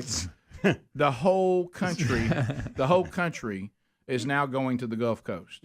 There was a time where we could leave Alabama and be to the Gulf Coast based on where you were going, anywhere from 3.5 hours to 4 hours and 15 minutes. Yeah, you're right. Now it's 6 hours. Yeah. Okay, and because of y'all, because of y'all. Yep. And I looked at your car tags on Saturday when I was trying to get through the traffic to get back down there. Did you write them down? Y'all are from everywhere. Yeah. This is what are y'all doing? I mean, we can y'all not find somewhere else to go? I mean, you're coming from everywhere. So what happens is, and you have to learn this, especially if we're thinking about living down there full time. So you got to learn this. Saturday's a no-go because Saturday, that's how the beach rentals work. They book Saturday to Saturday. Yep. So Saturday is we're coming in for our rental, but we can't check in till 3. Okay, got to remember that. And we're coming out of our rental. So north and south is people going home and people going to the beach. That's rough. turnover day. Saturday's rough. That's turnover day. And it is jam-packed. And left lane people, you killed us. You're killing us. Yeah. I mean, in the world? Part You're not of the reason allowed in you're this bogging mix. us down. You're killing us. You're not allowed in You this are mix. killing us. So anyway. Stay at the house. But I don't, y'all are killing us. So you really can are. we not get this going? And then, of course, you think, well, there's all kinds of back roads, Rick. Yeah, you think nobody's learned that? I know. Oh, you know what standard you do? now. Now you can just sit in traffic on a 2-lane road. Yes. And by the way, I don't know what y'all were thinking. How can we go from 8 lanes down to 4? I know. That's a big jump. Yeah, quick. And that's the reason why, Alabaster, thank you for expanding. But once we get past Alabaster, we're coming from 8 lanes. We're coming back down to 4. That's just not enough. Get to that airport, it bogs down. It's not enough. Talk about bottleneck. We're dying. So anyway, I thought, well, now we've done it on a Saturday. But what I didn't get is we went down there and I was worked like a rented mule on Friday. Now I've been going down there. I was going down there to work on things, clean things, move things, carry things, load things for 4 straight days in a row. And then that's not even my project I did 2 weeks ago when I had to clean out the garage where we keep all the work vehicles down there. For all that had to be. Why don't we clean out the garage? Yeah. Well, if rain comes, we might have to put tables in there. We might have to use this. I'm working like a rented mule. I'm going to the landfill over something that might happen. For a might? And buddy. And well, I mean, people may see it. But the guys are just going to look at the stuff and go, oh, you got some gear in here. Sit on the 4-wheeler and eat. We didn't like the way it looked. Right. Somebody sit in the back of the 4-wheeler. Yeah, use a seat as a plate. But anyway, so many projects, so much work. And so anyway, so we're going down Friday for an all-dayer, which did not go well. Oh, no. And I'm like, I noticed have we got clothes down there? What? I said, well, surely we're not coming back. The thing is Saturday. Let's just stay. Well, Brooks is coming home. I said, baby, by the time he gets off work in Atlanta, and by the time he hits here, and then he'll probably drop his clothes, go see his brother. They'll go to a movie or do something. By the time they get back, you'll be asleep. I'll be asleep. We're not going to see Brooks and we got to meet the Adlers back down here at 10:30 in the morning. No. So we're going to ride all the way home and then basically shower and sleep and get up and ride back down here again. Well, I thought, Brooks is coming. We might see Brooks. I said, you think Brooks is going to get up and have breakfast with us? Do you Probably think not. He'll be asleep when we leave. He's off work. He's going to sleep. He's not getting up. We're going to see him at I don't get this. So that got us off on a little bit of bad foot. And I said, I don't understand. I ain't coming back. So she goes. You declared you're not coming back. She said, no, we're coming back. We're in one car. I'm going to leave you. You can come back. No, you're coming. So anyway, so we get down there, and this was the worst moment. We're on Friday? We're on Friday. Okay. And we're prepping. And by the way, getting up on Saturday and seeing my perfect forecast go away. I get up on Saturday, it says now 75% chance of a thunderstorm right 30 minutes into the party. Because we, in summer, we're doing. You cleaned out that little parking area. Of course, it didn't happen, praise God. I started praying, Lord, I know this is very small on your list. Yeah. Can you show me more grace than you ever could? I don't deserve any more grace from you. I got it. And if you pour rain on this thing, I'll praise your holy name. Could you knock the rain off? That'd be awesome. And I said, and in the future, if James Spann's 7-day forecast is meaningless, remind me of that. Okay? So anyway, because we went down to the day before, no rain, and now the next day, now rain. So anyway, it did not rain. Praise God for that. And it was a beautiful. You was ready if it did, though. Beautiful afternoon. Sure were. Hey, my garage was ready. But anyway, so and our sunset tables were very popular. Man, love that barn. Look at that barn. Oh, look at that barn. Isn't it beautiful? God, those are the lights that Chris Adler's dad put up with his two brothers, and Chris didn't come down there and disappointed his family. I wish there was an apartment in that barn. The hay bales are a nice I wasn't touch. able to. You were supposed to be part of that, and you didn't help. I wasn't able to. I'd like to see that place lit up like that when we're hunting. Usually when we leave, it's so dark out there. I can't see. There he is back with his booger. Rick, light I again. like a lot of talk about that. The small hay bales. That's a nice touch. That was another run I had to go on. That was a nice me. touch. I had to do that. Got a little hay? controversy about those. I can't share on there. I talked to y'all off. Now, there's so much to discuss here. Okay, but anyway, so we get down there. Wish I could stay in that barn. And of course, this is what I love. This is what I love. I go down there Wednesday with the Adlers. We set up all the tables. What do you think Sherry said when she got there Friday? We got to take these tables out. We got to sweep this again. And I said, who cares? Nobody can even see. I don't. I think we get a blower on it. And then Adler's mama gets involved. Yeah, I think there's too many tables in there. I agree. And so now we take all the tables out again. Linda. Oh my goodness. And so now, and then we gotta sweep. So in the process of sweeping, one thing how many of you agree with me? I'm fine with the new technology on music of Bluetooth and downloading and all that. It's a great thing, but I think that the Bluetooth stereo things are terrible. None of them sound good. Oh, you talking about me? None of them sound good. They don't sound like the stereos I had when I was. Hey, it ain't that like the stereos of the '80s. Okay. No. Until this weekend, I did not realize that Sony makes a show enough Bluetooth stereo system that I'm talking about. It's like the stuff we had in the '80s. Okay. Full range, mega bass. Oh. And so Sherry ordered it, and I said, "Hey, what is this?" She goes, "Oh, that's what the music's going to be on." And I mean, that thing's probably All right, so we've yeah. Hey, and it's got the two. Yes. So we got one It's for even got little lights that go on it. Rick, we've got one for the tennis courts for our players to listen to Now the that playlist. It is awesome. That thing Yes. has got some sound. And the lights that are on it are awesome too. Did it fill up that barn with some bass? Oh, yeah. my goodness! And I Get said, out there and tear the floor. so when I come back, but unfortunately, You can't take your phone far from it. That's bothers Oh, me. really? unfortunately, this is where things kind of got iffy. Now, I think we'd have been okay if we didn't get into this discussion about the Bluetooth speaker when we were so wore down and so tired. Yeah. We were wore down. I mean, the Late Friday, maybe? it was. The farm had just taken us like an old rotten tree and just beat on us all day long. Okay, just an old piece of hardwood just beating on you all day long. We just beat down. Yeah. Okay. We We still had to drive home. yeah, it's just so beat down. Pass so yourself so on the very. way Don't back. forget, this is a work day, so I've been up since. Yeah. But I mean, I'm watching the sun go down again. I watched it come up. Now I'm watching it go down. And you wish you could just go to that little White House and lay down, but you can't. Yeah, and I'm like, well, I can't believe I'm. I mean, I love our bed at home. It's a great one, but that's all I'm gonna see. and then I get back into beach traffic next day, trying to get back down here. Oh. Hey, beach traffic people, come on now. Yeah, y'all killing us.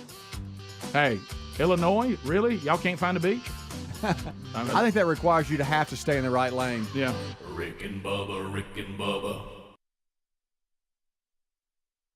walking, normally, I got here and a rare move, I actually beat Bubba here, and then Adler usually comes in not long after. So there's always the thing: do I need to, go by to check on everybody? And I go by to check on Adler, and I noticed that he's dressed very very strangely today. Right. When I first peered in, I thought there was a miniature version of Steven Seagal, and he's Oh my God. TV producer. I'm hot potato.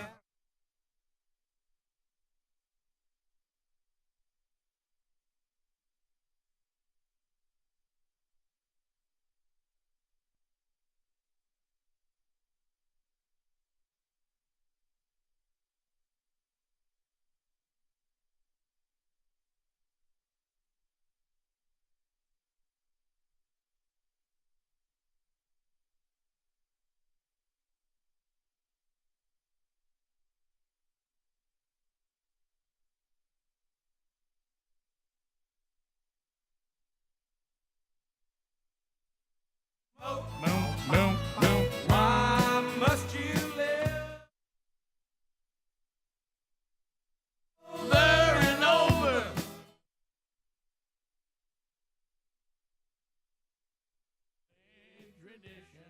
Bubba, the United States loves to be number one in everything. And our U.S. troops have once again achieved another milestone. Rick, more than 6,000 soldiers descended on Reykjavik, Iceland for 4 days, participating in the Trident Juncture 18, a NATO-led military exercise. And, Rick, they drank the town completely dry. I want to say this again. Completely dry. U.S. troops drink Iceland's capital the entire beer supply in one weekend. They drank every beer that Iceland's capital had. Now this is a pretty big town, Reykjavik. You remember the big summit we had there with not big enough with Reagan and Gorby. Remember when they had their big meeting there? Remember they drank a lot of beer that time. Yeah. Mm-hmm. So and apparently Gorby fell down and hit his head. Yeah, never recovered. Oh, that's you can leave. You remember that was the big deal where Gorby offered to get rid of all the nukes.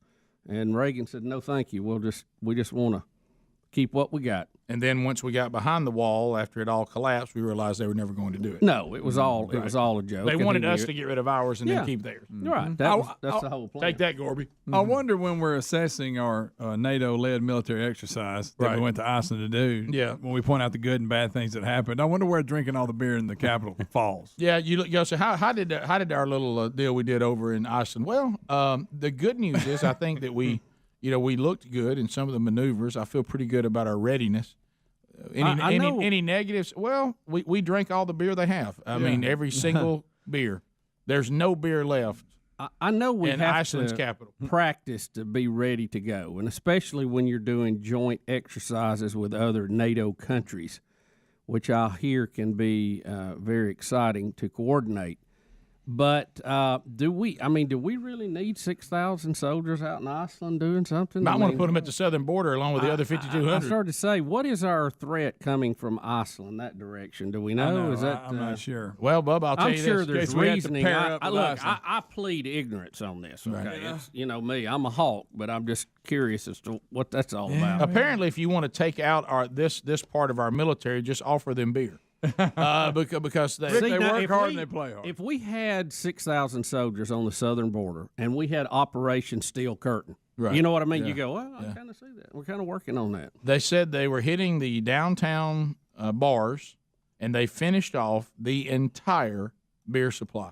Now, here's what I got to know. And anybody got the calculator? We don't know this. I wish I knew how many beers were in the city.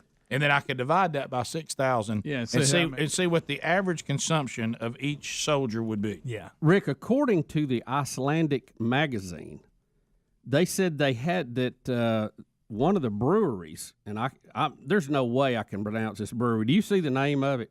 It would be the third paragraph. It's only one line. but that thing's got symbols on it I've never even seen before. No way I could take that. They had to send emergency beer cases to the bars. Now, I didn't know anybody stocked emergency beer cases. They had to tap into the emergency stock. I mean, we're... All right, go ahead, break out the emergency stock. Break the glass. Right, he's American. 9 minutes to the top of the hour. The Rick and Bubba Show. We're back. 866 We Be Big is the number. Big week coming up. Looking forward to seeing all of you at Gridiron Men's Conference coming up this weekend. If you don't have your tickets, I think there's still some available. GridironMen.com. One of the men speaking, Mike Pence, scheduled to be on the program tomorrow. That hopefully that'll happen. Bubba out today. We'll get an update on him, and when we do, we'll let you know. All right, so we're looking back over the weekend of the couple shower, and then there was a bridal shower the very next day. Thankful for all of our friends. Took a shower. Our friends were so wonderful on the day of each event. The prep for the one at the farm, I was pulled into that to a degree that it was a lot. It was an awful lot. So we've got the barn cleaned out of the tables that were set up on Wednesday, so I can never have that Wednesday back. But and then of course the lights have been set up, by Adler's dad, who's struggling with a knee injury, and Luke and also Brody, two of Adler's brothers. They're down there, and I don't participate with that a lot. Chris Adler's not down there? No, he wasn't there. Where's he at? A little disappointment for his dad. Oh, wow. Dad was a little down about that. That's the day I was here till 4 because the Bible study messed up. He drove in the van with you back. I know. I know he did. And he limped so much too. God love his knee, but So Adler messed the Bible study up and didn't show up. right. Yeah. You could have said, Dad, I'll go up and get the light. You stay down here, buddy. Your knee's By not the way, he's been walking on a bad knee for who knows how long. Yeah. He doesn't have an ACL. We talked about that. It's just not. It doesn't. It's gone. So we, and I started thinking to myself, where I was having to tiptoe a little bit, which will lead to next hour's story. I started thinking to myself, be careful how much you promote your barn, because you're working with people from the barn at Shady Lane, and I didn't want Adler's parents to start seeing Sherry and I as competition, which will lead to an interesting picture later that I'd like some explanation on, because at one time, and I'm so sorry I said this, and you could see your dad's countenance change, as I referred to it as the barn at 44. And the barn at Dusty Road. Yeah, and That's a good setup. so anyway, let's finish this moment when things got ugly. My wife and I, we love each other so much, and we just, and she's just so special. So, Bluetooth speaker. Oh yeah. Sherry said to me, and I will admit this, she says that I don't listen because I don't pay attention to detail. No. She said this explains. I can't imagine what it was like to try to be any of your teachers. And I said, I can tell you what it was like. They all hated it. They all hated me, and I drove them crazy. So didn't look forward to it. No. So anyway, I was. She said that she told me, because her phone had Brody and Cameron's playlist, which of course that means that was provided by Cameron. That would play their favorite songs and all their friends' songs out of the new Sony full range Bluetooth speaker with lights. And she said, see if you can get the speaker going. Let's test it to be sure that it works. Okay. Now, she said that she also said, with my phone, not yours, because my phone has the playlist on it. That's what she said, and I don't doubt that, but I didn't hear it. You just heard you had test the it. playlist? Yeah, and she with a phone. And she said, I thought I just had test speaker. Yeah. And that's all I heard was test the speaker. Oh, you didn't know about a playlist. And so, but here's the thing. So I say, she says, this is how you do books. She goes, I hope that you don't do this with the Word of God. Oh. And she says, but you, with people, if people are talking or you're reading something and you think you know where it's going, you just quit listening or quit reading. Go, I know where I know where this is going. That. I know where this is going. Yeah, I've done this. So all I hear is test the speaker, which I'm looking forward to, which means I'm playing the Black Crows. Yeah. Okay. And why is that? Which is not on the playlist. Explain why you choose Thorn this in My particular Pride song. by the Black Crows. The way it's mixed, Thorn in My Pride, will let you know how good a speaker system is. Yeah, because the parts all come in. They all come in at different times. It's almost like you're mixing a band. Yeah. You get the guitar, You get the Hammond organ, you get a little bit of the hi-hat, and it all just kind of blends. Oh, here comes the bass. And it all happens, and you go, this thing's full range. I like the way this sounds. That is a nice speaker, Rick. No, that's not it. It's a really nice speaker. You were bringing the house This one was almost as tall as you. Probably like 3 foot. Okay. Yeah. It's probably about 3 foot. It was a big one. All kidding aside, it's about as tall as Ruby. All right, so which is almost as tall. And you've been tasked with checking the speaker out. That's all I heard. And I found a position for the speaker up on top of the refrigerator. Could you tell me what time of day this is? Late Friday. This is this is sunset. Okay. Where this is going. Right. So you're cranking up. So throwing in my fried cheese. So anyway. How tired are you when you're testing? So very tired. You thought you'd done something really When's the good. last time you ate? So it's been so long ago. As a matter of fact, I thought to myself, did not go this long that foot. So anyway, which means you're cranky. I'm so cranky. She says that she goes, if Rick gets hot, hungry, and tired, it's the worst. Yeah. She goes, it's a whole new you. You know, that was the one that produced that time that I wouldn't get out of the car, and I claimed I'd be bones. You know what I mean? Yeah. That there would be a seatbelt over a skeleton before I got out. But anyway, so and walked home. So anyway, and she said, when you get like, I honestly don't know what to do with it. And I said, it's best just to leave me alone. Let him listen to Black Crows. Yeah, but Sherry, you know, Sherry doesn't really have the personality that features the forfeit option. No. But anyway, so she goes for the win. So good night. So she thinks she's going to hear the playlist that Cameron has meticulously put together. Yeah. And all of a sudden she hears, and I'm singing, "Let me win the day." Hey, it sounds great. And then, y'all, listen to this one. And then Sherry goes, "What are you doing? That's not on their playlist. Have you synced your phone to this?" And I was like, "Well, yeah." I told you now. Well, now it's going to recognize your phone. It's not going to be now my phone. And I said, "Sure, that's not true. All you got to do is just tell it to do another phone." But I told you to put my phone so on she there. thought that once it was on there, it wasn't coming on. Did you turn the Black Crows down while she was saying this? I was having to scream. Baby, I can't hear you. Well, listen to this organ right here. But anyway, I said, "Don't you love the Hammond organ?" Well, hang on right there. Turn that down. Baby, I can't hear you because of this song. And so it's my favorite. She said, "I can't believe you." I said, "I couldn't have said that more clear. Have you now synced your phone to it? Now it's going to be looking for your phone." And they don't want to hear the Black Crows at this thing. And I was like, "No, baby, I can just simply. No, I'm just telling you. I don't know. I said, I'm telling you, this is not a big deal. I'll just simply sync your phone to it." Yeah. But that's not what I said. Now we got, and so we start going on, and then it happened. It was one of those moments. You remember how we have the Kramit Clown? Yes. She's come up with another one. I said, "Well, that sounds like a country song." You know what she said? "I tell you what, I'm about ready to tell you to get out of my barn." And I'm like, "Get out of your barn? What? First of all, it's not your barn." Yeah. And what do you mean get out of your barn? And now I become Brer Rabbit. "Oh, please don't let me go fishing. I'd hate to do that." Run me off. Right. Don't run me off. I tell you what, if you can't follow anybody, I just wish I'm ready to tell you to get out of my barn. I said, "Get out of your barn." Well, what kind of statement is that? Where are we going? Right. I mean, it's so it just went. All that with the Black Crows in the back. And then I had to turn it down at my favorite part. Oh, dang it. Rick and Bubba, Rick and Bubba.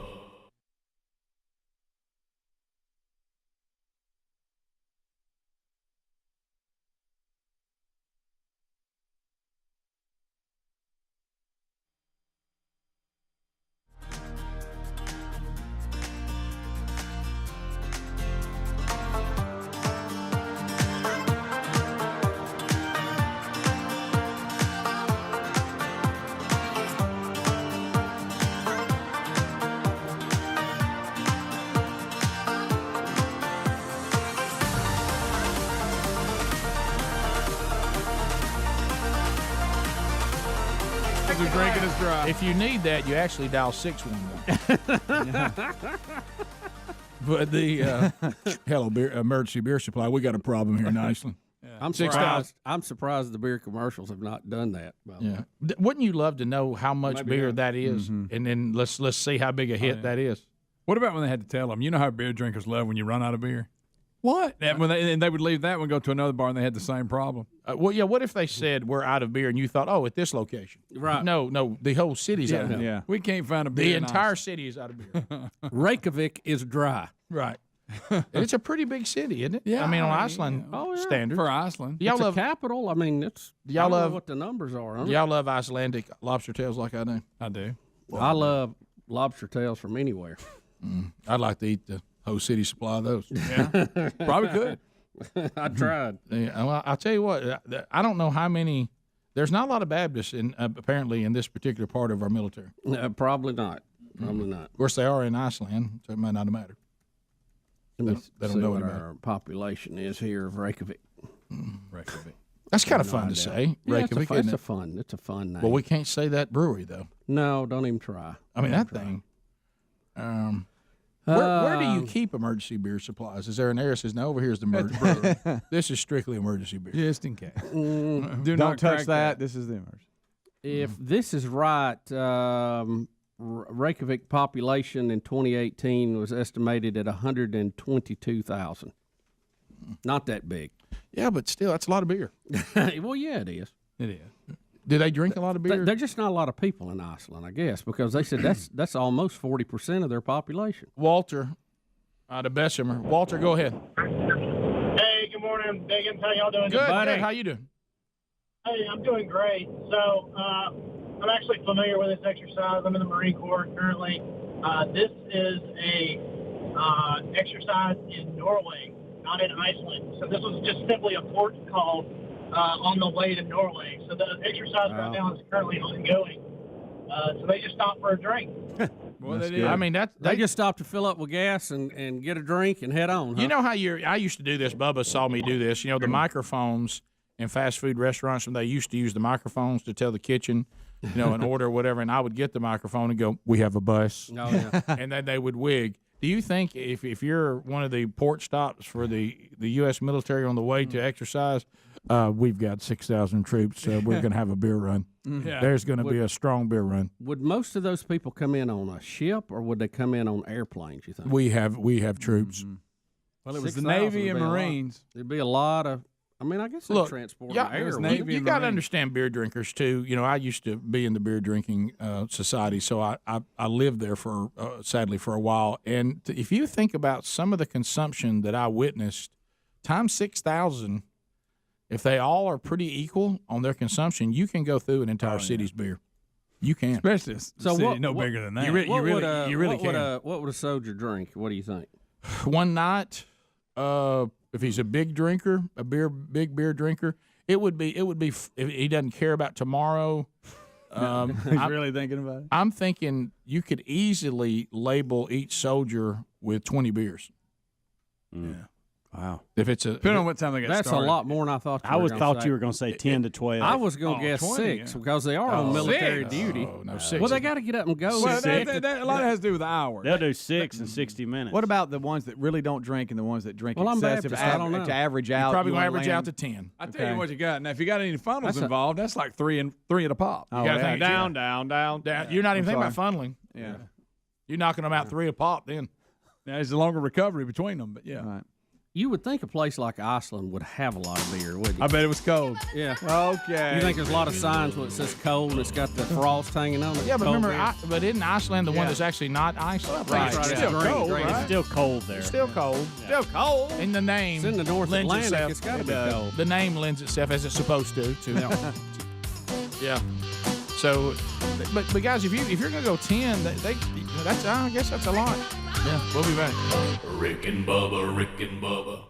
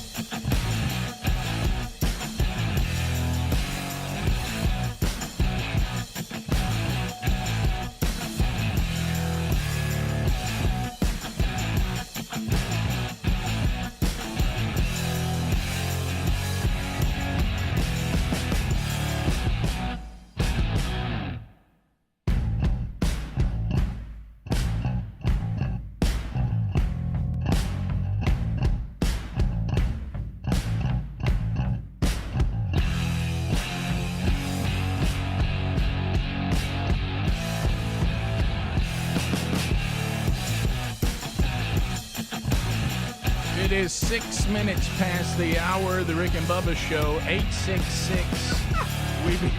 is the number as we make our way back. All right, so hear all the parts. Oh yeah, you hear how the parts came in? Don't you love all that? And you can find out what your speakers do here. And then of course I looked at Sherry right here and I said, "Wait a minute when the day breaks." And I said, "Why's she hollering at me?" I couldn't hear. I said, "What are you saying? Let me sing this, baby. Sing this with me." So when she heard this and realized I did not listen to all my instructions, and I am guilty of going, yeah, I know where this is going. I am guilty of that. I've missed a lot of books because I got about halfway through and went, yeah, I know where this guy's going. I know the point. I got it. But anyway, so I was getting really in a lot of trouble. Sherry was then claiming that now the Bluetooth speaker is now stuck with my phone and her phone can never get on it. Ever. Well, I knew that wasn't right. And I was like, baby, that's just not true. I mean, that's going to limit it's just not true. A little bit. I tell you, I'm at the point now, I cannot believe you messed this up. Now we're going to have to, I said, baby, and then of course, order a new and speaker. sometimes when she's getting, when she's getting ill, you know, I love to pick at people. No, not you, Rick. And that's not helpful. That's not helpful in this situation. No, Rick, that's not. So I said, I will get your phone synced as soon as we hear the rest of this and we hear Main Street by Bob Seger. Then after that, I said, after that. That's another good one you tell me. Right. And that one I just kind of want to hear because I didn't realize these speakers were this good. Yeah. I didn't realize there was this kind of, I didn't realize I had access to this. I'll listen to Bob, then I'll get you synced Once up. we're done with Bob Seger and probably just maybe some Tom Petty, we'll move in. and we'll get you hooked up just in time for the play. Would I like to hear Refugee on this? I would. But anyway, so she's like, "Will you please get back to why we're here? This is not your party." And she said, "So you're gonna have to. You've messed this up now." And I said, "Baby, I can get your phone." I'd give anything to see her face to sync when that music started playing. Oh, Greg, I got in so much. Greg, she told me to get out of her barn. Right. Okay, and so anyway, my favorite part. I thought, well, no, I want to go over and topwater fish right as the sun's going down. Yeah, I want to stay in here. Yeah, please don't Especially kick me when out of the barn. Mad at me. Yeah, I've enjoyed inhaling this dust and pollen. Yeah. But anyway, so then there was a moment of total panic on my part. Total panic. Uh-oh. I said, just give me your phone. I said, I will simply sync your phone. That'll be the end of it. Well, I'm telling you, you've messed it up now. Now it's just going to be looking for your phone. It's not going to let my phone in. I said, baby, you think that they make Bluetooth speakers and you're just stuck with one phone. I mean, one device only, and you can't go put other devices on it. You're just, whatever device you put on first, you better put all your music on that. I said, baby, that's just not true. And it's done it before. Everything we have, your phone overrides my phone. I said, it doesn't, but we can get this phone on it. We can tell it not to. And then it was awful. I'm standing in the chair because the speaker's up a little bit because we want the sound to be good. And I'm standing in the chair, and I said, I will just give me your phone. And I put it down there, and I said, here we go. Just wait. It's going to connect. Bluetooth connected. I said, just any minute. And I look down, and it's just spinning, and it's searching, and it will not sync with the speaker. Then I just said, Lord Jesus, please, I know I've asked you about the weather, and you're tired of hearing about this party, but if you could sync this right now, and it's on me. I know you're probably not even crazy about the Black Crowes, and it's something I probably need to pray about. But this song, I need this list. I need that to stop spinning. That's right. And she goes, "Is it syncing?" I said, "Oh yeah, it's about to, Lord, please." Trying, it's working. It just in a minute here. It'll be there. I told you. Now look, now you've done it. And I said, it's going. It's probably sinking right now. I look down, spinning. By the grace of Almighty God, who intervenes and helps those of us that don't think things through, I tilt down the speaker. And I look on the top. I see the power button. I see the volume up and down. Something about mega bass I was excited about. and then I look and I see that little symbol thing. The Bluetooth button. Yeah, and I didn't know what it was. Just hit that thing. Yeah. And I went over there and I touched it, and all of a sudden heard, bloop, Bluetooth connected to Sherry's phone. And I turn around. Now I'm sweating because I was in so much duress. And I turned around and I said, let's get that playlist going. Yeah. You're like, fine. Thank you. And so I got it corrected, And then, I said, so I think, baby, we've been through a lot. I said, it's obvious things got elevated. You've kicked me out of the barn. And I said, and this is not the attitude we need going into the couples. These are people about to get married. So we don't want to show them a marriage, like maybe they might want to reconsider. Let's not show them that. We want to show them us, and this is part of it, working through problems. And I said, I'm just going to tell you that right now we need to stop. We're done for the day. And I'm going to play your tunes through this speaker. We've cleared all the tables out of here again, so now we have a full-blown dance floor. And I said, we need to dance. And I said, and now we've got to turn this into a house party. Okay. And I said, the young people get here and they're going to play a bunch of weird music we don't get. Uh-huh. And is it okay for some of these? Have you noticed the young people? Do y'all have a song that's not sad? Do you have one? I mean, does anybody do a song? It's either nasty or it's sad. Yeah. Do y'all not have something in between where it's not nasty and it's not sad? No. And of course, so, and I knew what to do. Because, I've been married to this woman a long time, and I love her so much, and I know. So she was like, no, I think we need to go ahead and grind through and finish this. And I said, so can I stay in the barn? You can, and we apologize, and we tell each other, I said how much I loved her. I didn't quite get it back, but her not being mad was about all I could get at this point. Speaking again and that, and I knew what to do. It's been a big debate between Sherry and me over the years whether "Rock with You" by Michael Jackson is truly a dance song. And and Sherry has said, and she has shown me with her dancing moves, I'll show you it's a dance song. So I know if I play "Rock with You" by Michael Jackson, Sherry, she has no defense for it. Yeah. Okay. Her body must move to that. Mm-hmm. And so she was over there. We're all just so dirty, so filthy. We've been working and just, we're just sweating. You're singing and all that. And all of a sudden, I just reach over there and hit "Rock with You." On her phone. On her phone. Okay. She's hearing "Rock with You" on her phone through the Bluetooth speakers and knowing that Cameron's song list on Spotify, which you don't even have Spotify. Okay. So anyway. Did you put Mega Bass on that? I reached over and I said, I didn't know when I would need this. Because Thorn in My Pride doesn't need it. Right. But "Rock with You" does. Yeah. And I hit Mega Bass. Oh. And I bring the volume up. It fills the barn at 44. And Sherry looked at me and put that broom down. Uh-huh. I then picked it up to play any guitar parts that might be in it. and we began to jam. Okay. Okay. Husband and wife. This is what marriage looks like after 27 years. Uh-huh. You know what you do? You have a little dust up. You get kicked out of the barn, and before you know it, you and your wife of 27 wonderful years, you're jamming to "Rock with You" by Michael Jackson. Oh, yeah. And the house party began. I said, this is what we do for the rest of the night. So we drive all the way home, then get up and drive all the way back down. That's what we're going to traffic. That in beach traffic. And this is, I'm being refined by this whole process. Yeah. And so we did that. When we come back, it's a good way to end the day, Rick. It was. Hey, you know what that is? That's a win. That's a win. When we come back, is it possible that barn wars have broke out? Barn wars. Controversial picture I'd like to show. Like storage wars? Yeah. Controversial picture. This is going to be awkward between me and Adler here when we come back. Uh-oh. All right, we'll talk about that when the show continues. Rick and Bubba, Rick and Bubba.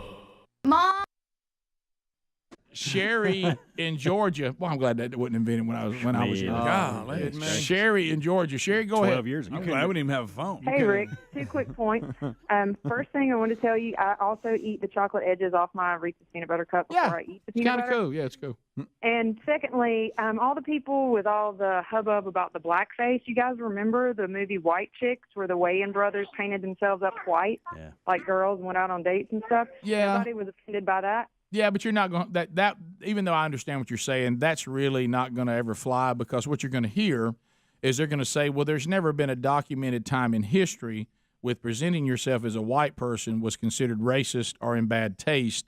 There have been documented cases in the past that some of the blackface vaudeville shows were to disrespect African Americans, so it's not the same thing. The real argument is where it really gets kind of dicey for these people is the fact that, as we've said a couple times on the show, that Megyn Kelly said, well, not every time a white person colors their skin dark is disrespectful, referring to a woman from one of the housewife shows, Housewives of this, Housewives of that, that one of the white women dressed as Diana Ross, and she wasn't being disrespectful. So Megyn Kelly said, so is that always bad? Well, that got her fired. Well, we know that Jimmy Fallon dressed as Chris Rock and made his skin black, and we know that Jimmy Kimmel dressed as Karl Malone and made their skin black. So if those people were not in trouble for presenting themselves as African Americans in a comedy way or a respectful way, then why is Megyn Kelly fired for just simply suggesting that may also not be racist? So that's where the discrepancy is. You're never going to get any ground talking about how African American comedians or actors have portrayed themselves as white people. That's not going to fly. No one's going to listen to that. They're going to say, well, that's never been anything disrespectful. Right. So they're going to say it's not the same thing. But these other cases are a little more harder to explain. 866 We Be Big. Let's go to Matthew in Colorado. Matthew, how you been, buddy? Well, a couple of other things.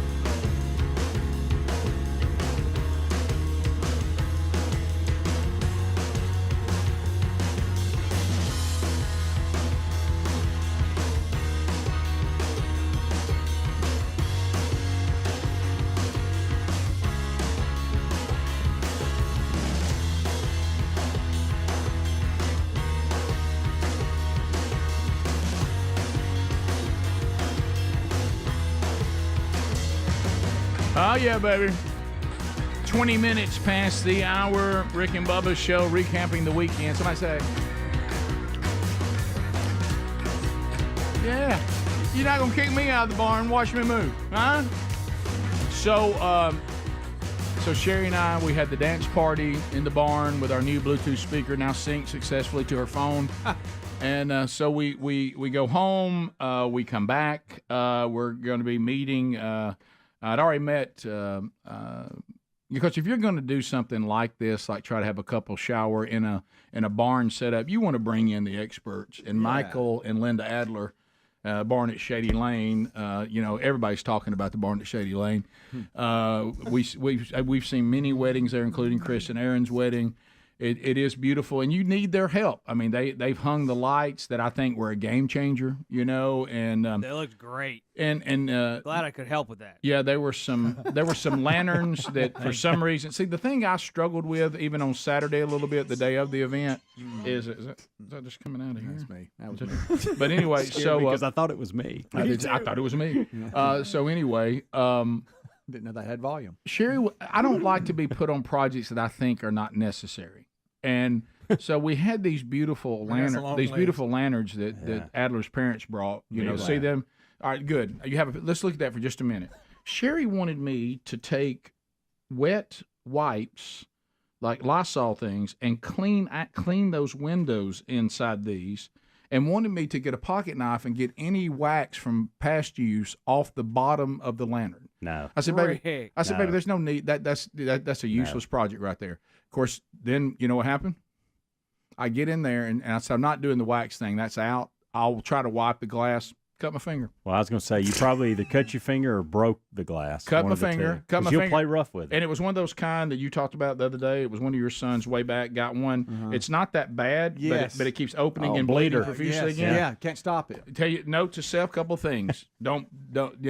I wanted Sherry to say, "Oh my gosh, maybe you need to go to the hospital." Instead, she said, "If you bleed on this floor." Oh no! Wow. And I'm like, wow. So Rick, I'm so sorry, but I believe that assignment that Sherry gave you is what is called busy work. It was. To keep you out of trouble, but then you ended up getting in trouble because of the busy work. And then I said, I knew we shouldn't have done this. So anyway, so beautiful, beautiful job. But I started honestly thinking to myself, do the Adlers see me as competition? Is there something in their minds that think, because they'll crush any competition. And all of a sudden, as we're going through the pictures that people took randomly, can you scroll down? Look at this thing they're doing here. What does this mean?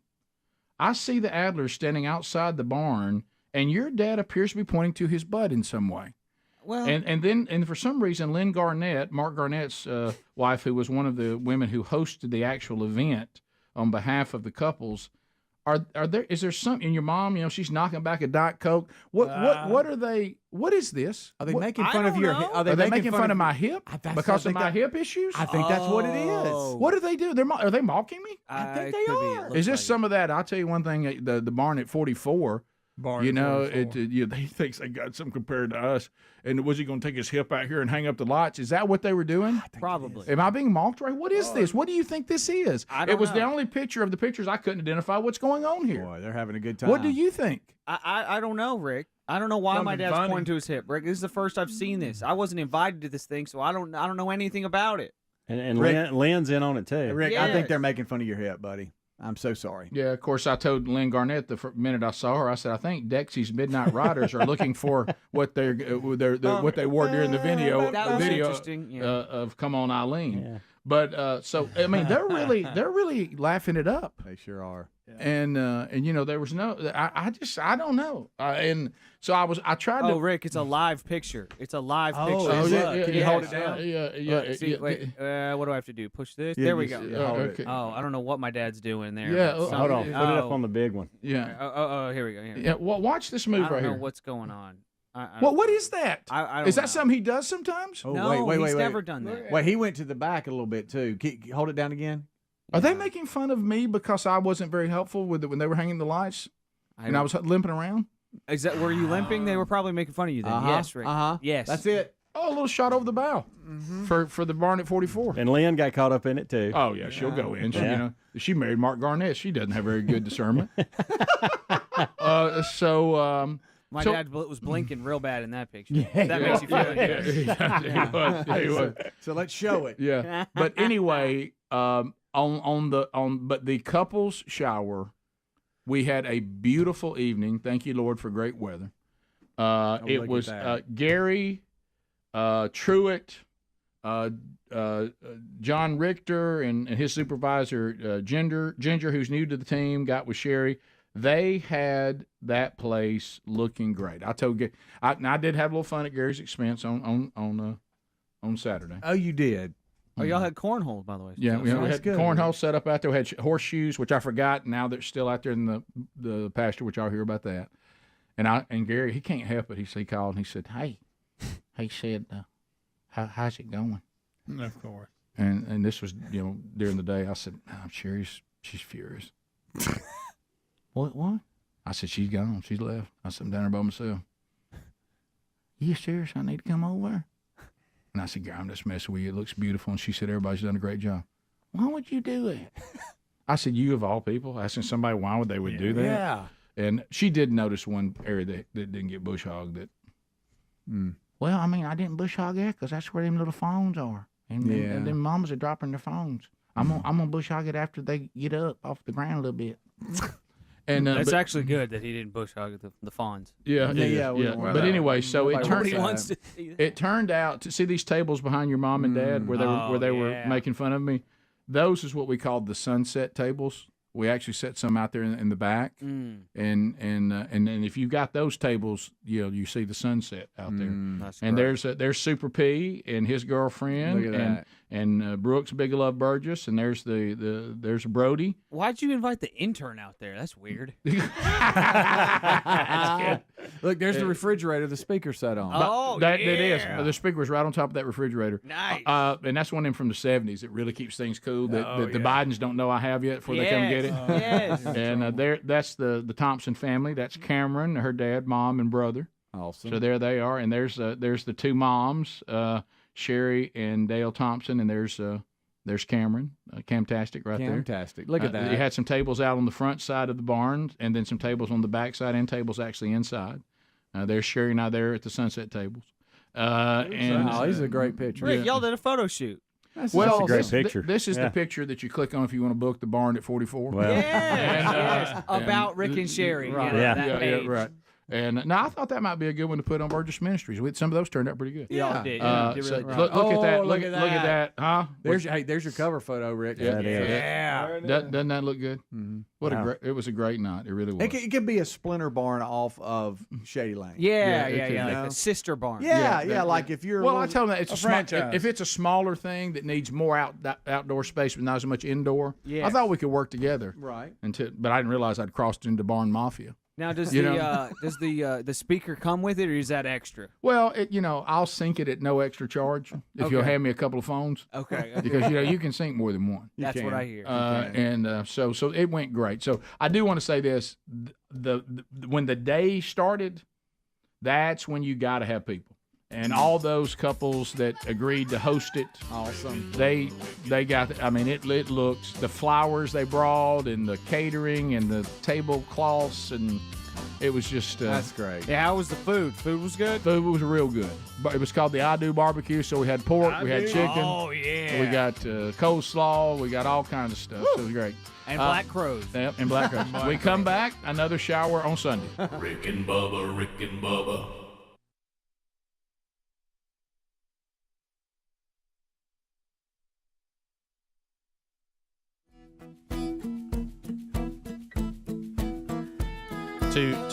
To discuss is did you see we had a winner to the Name Your Baby Harlan contest? Yeah, I saw that. So there is a baby named after the creator of Kentucky Fried Chicken. Yeah, KFC announced the contest in August as a way to commemorate what would have been Harlan Sanders' 128th birthday, the founder of Kentucky Fried Chicken, now better known as KFC.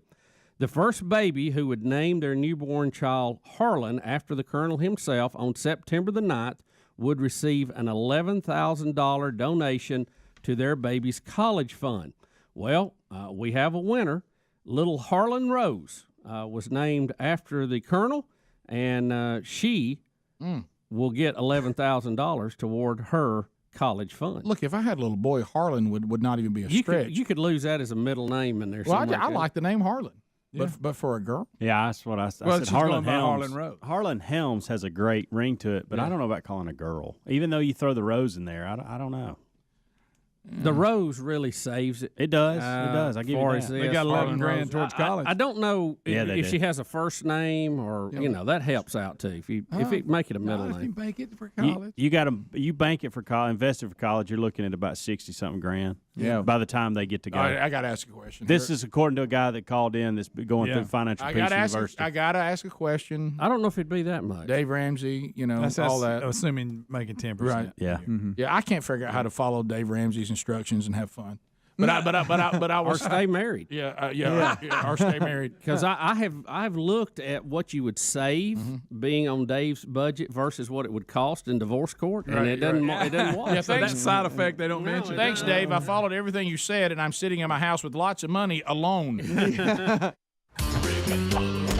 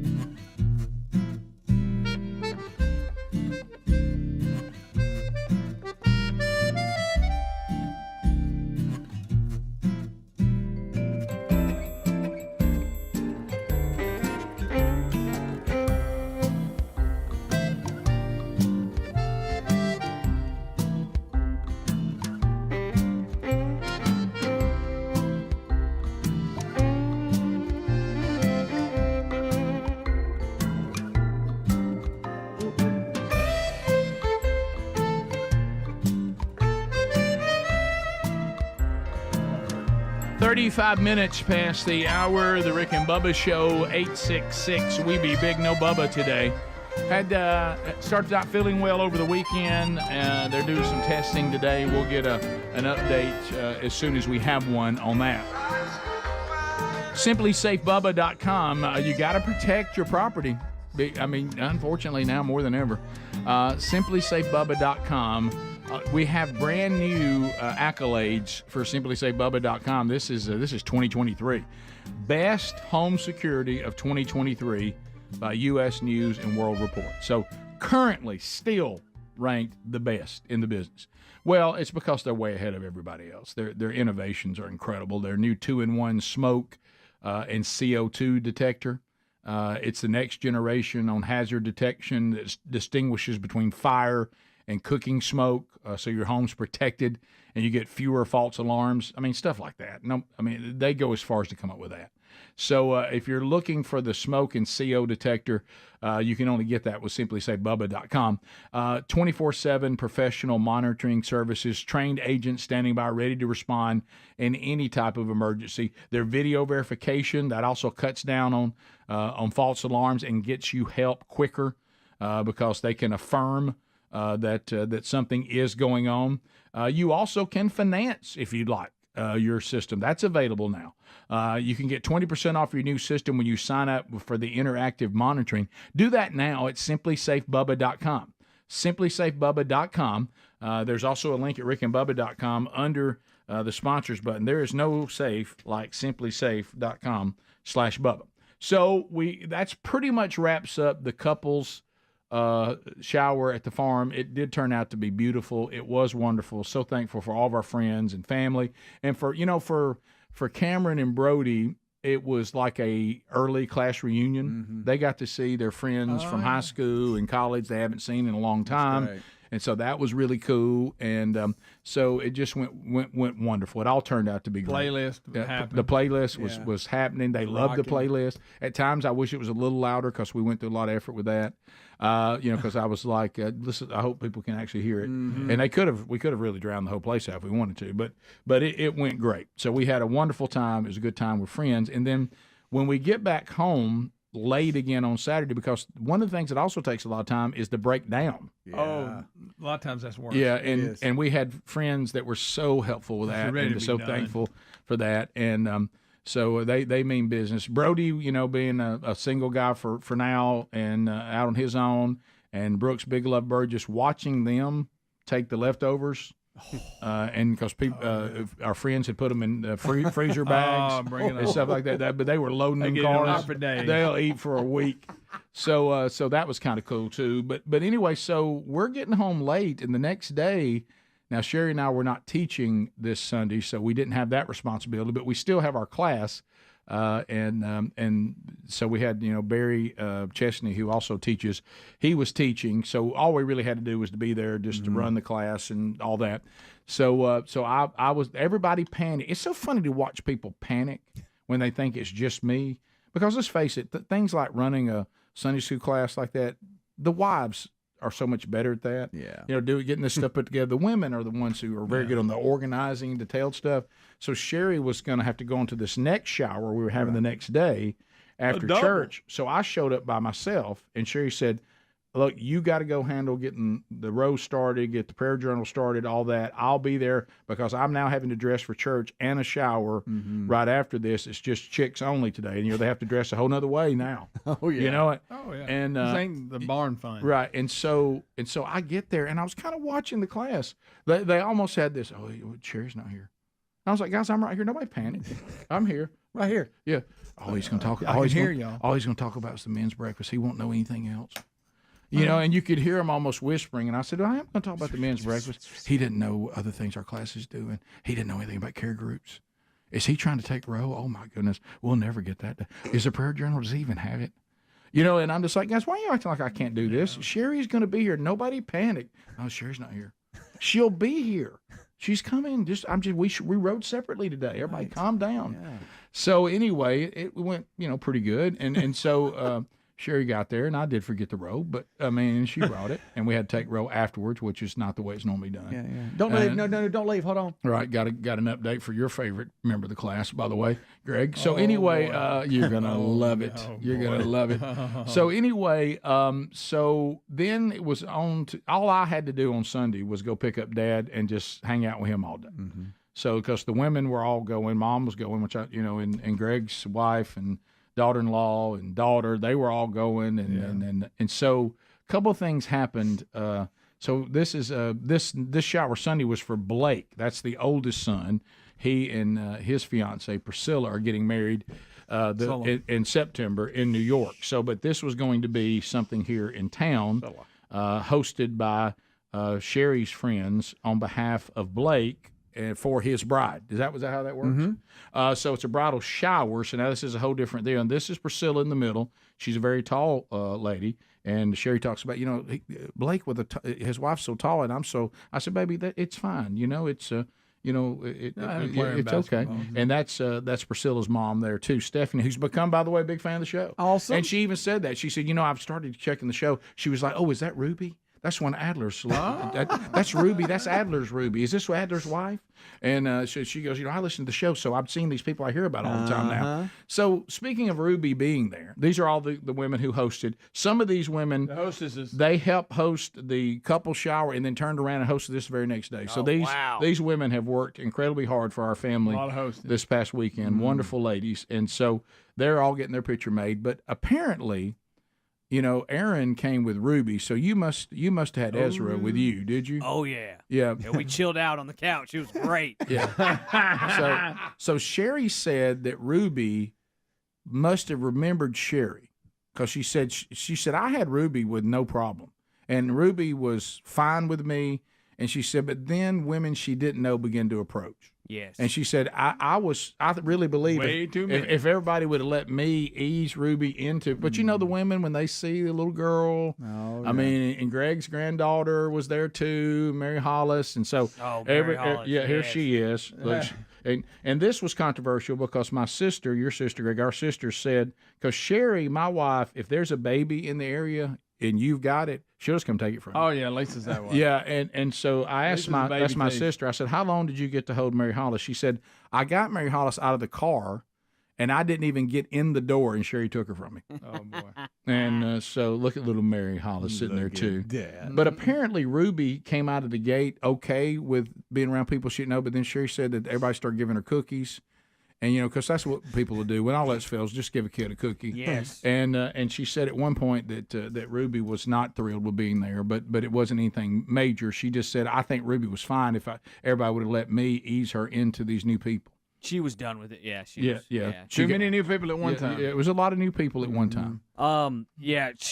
Ruby said she wanted to leave a lot. Yeah. She said, I don't like this house quite a bit. It's like, baby, please stop saying that. This is a very beautiful home. Yeah, it was. The homeowner's right there. Please stop. She just meant she wanted to be in her house. Yeah. I like this house. You wish they would hear it that way. Yes. About Lisa and little Mary Hollis. That's right? Yeah. Aaron said that it's so obvious that Lisa spends a ton of time holding Mary Hollis because they just look so comfortable. Oh yeah. They said they were just like one with each other, just like friends for life. You can tell, big buddies. You could tell Lisa holds Mary Hollis a lot. Yeah. Which is really sweet. So this picture here, Greg's wife is on facing us. She'd be on the left, but our right. That's mom in the middle. Yep. Our mom, our sister there to the left, and then Mary Hollis right there. Mama's holding her. But awesome. You got to watch Ruby. Ruby's very temperamental. Like I was playing drums at church. And this Sunday, and Aaron was at home getting ready for this thing with all the kids and stuff. And she said, I don't love you, I love Daddy. And then when I get home from church, she doesn't want anything to do with me. So she's not a reliable narrator. Right. Are you ever going to share? Are you ever going to share when Ruby said, "All right, I'm done. Not today." When it came to playing. Oh my goodness! Yeah, I need to play that video. We have got to. Yes. What a great moment. Really? I'm trying to teach her how to play the ukulele. Okay. And I thought she was doing good, but then she decided she was done with it, and she was like, "I am not doing this today. Not today anymore." And you're just like, all right, you're mixing all kinds of sayings, but that's fine. Rick and I love Adler's face. Oh, no, I thought you did real good. Oh, that's funny. That's great. But she may take to something else, or even that. I'm glad starting with the mandolin, maybe not the way to go. Yeah. I'm glad the ladies got to see her at that bridal tea, though. Rick, you keep calling it a shower. It's technically a tea. I'm sorry, it's a tea. A tea means you can come and go within the time period. Yeah. A shower means you come at a time and leave at a time. I think I'm right on that. Sounds good to us. Dudes don't know anything about this. I think I'm right on that. But I see the word tea written. Tea, shower. But even though Ruby did not agree, beautiful home, beautiful decorations. Yes. Beautiful. Ruby was done with it. But I want you to know, Sherry still said, I think Ruby was fine if everybody had not jumped a step, because she was fine with me. She said, I think she remembered me. She's got an incredible memory, so she did. And she said so she was fine with me. It was wild. It was a lot of people she didn't know. Those balloons alone. Yeah. I can't imagine the job. So much work. Imagine putting that on there. Let me tell you, we always have fun with all this, but I got to tell you, we have some incredible friends that God has blessed us with, and how hard, especially those women, work 2 showers this weekend. And I'm just so thankful. 2 sons, two brides. I'm just so thankful. We'll come back. Phone calls are next. 866-WE-BE-BIG. Whatever you want to talk about. All 10 lines are available. Rick and Bubba, Rick and Bubba.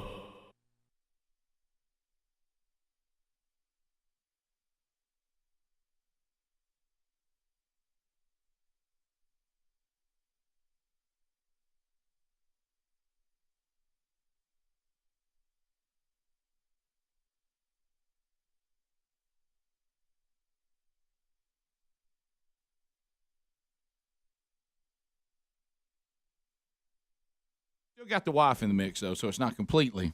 You know, I'm going to tell you one thing, and I was talking about this even last weekend. We were spending some time at the beach and all of that, and I said, there's certain times when somebody in the creative world just nails it. When Brad Paisley wrote the song Waiting on a Woman, that song is so spot on, meaning the older man talking to a young man saying, let me just tell you, you'll spend a large portion of your life in different stages waiting on a woman. And, we were all seeing it as, we had all, found a way trying to get in the car to go somewhere. And, the men, pretty straightforward. You go in there, go to the restroom, whatever, and then, you're at the house, ready to go leave, to go eat. And all the men are just kind of standing around saying, hey, how much longer? Yep. Has anybody seen this? Has one wife come out of that area, they go dressed and ready? Anybody? So anyone? Well, we do have a lot to unpack here on the program today. Some of it we're just shaking our heads trying to figure out exactly what's going on. The Maryland football situation is very bizarre because we had the coach that was let go, then reinstated, now has been let go again. So we'll look at that. We'll try to figure that out. We don't know why. We've always tried to study anything that leads to destruction or violence when your team wins. Yeah, it's an odd thing. I've never understood our city won fill-in-the-blank championship, let's burn it down. Yeah. You shouldn't do it, but at least I could follow the logic of burning down your city in disgust, even though you shouldn't do that either. At least I can follow that logic. But we'll take on now what apparently happened with the Boston Red Sox World Series parade is that there was damage done by people throwing full beers at the winning team. Yeah, I don't follow that, including the trophy being significantly damaged. Yeah, it got hit by one of the full beers too. You hit the trophy, you hit a coach. I mean, did Yankee fans infiltrate the celebration? I mean, what happened? This is a strange phenomenon. We'll look at that. Does anybody know where Bob Carey, our national syndicator, is? Who's a rabid Yankee fan? Can anybody document where he was when this happened? Rick, also, we have some TV news. Ratings are in for cable news channels and the Connors as that thing is taking on water. We'll unpack that. Also, if you drink black coffee, there's a study out today you need to hear. Greg said he likes his coffee. Well, this study could be disturbing for Greg. Or we could say there could be some evidence here. I don't know. We'll be back 15 minutes past. More Rick and Bubba coming up. Rick and Bubba, Rick and Bubba.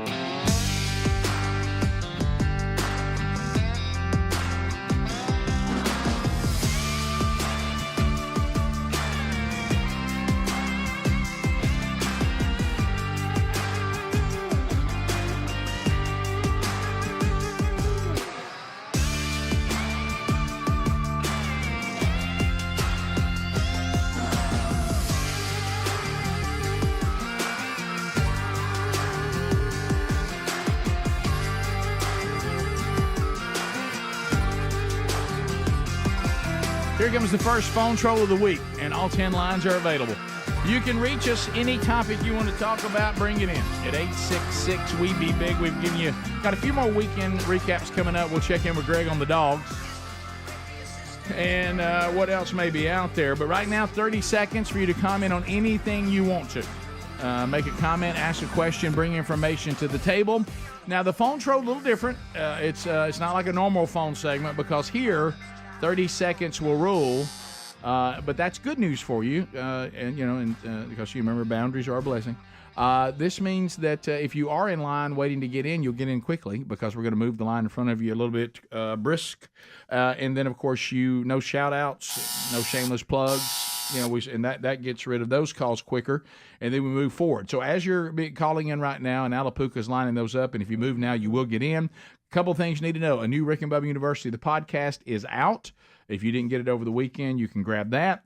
Gridiron Men's Conference coming up this weekend. Looking forward to being there. Mike Pence, who will be speaking also, is scheduled to be our guest tomorrow.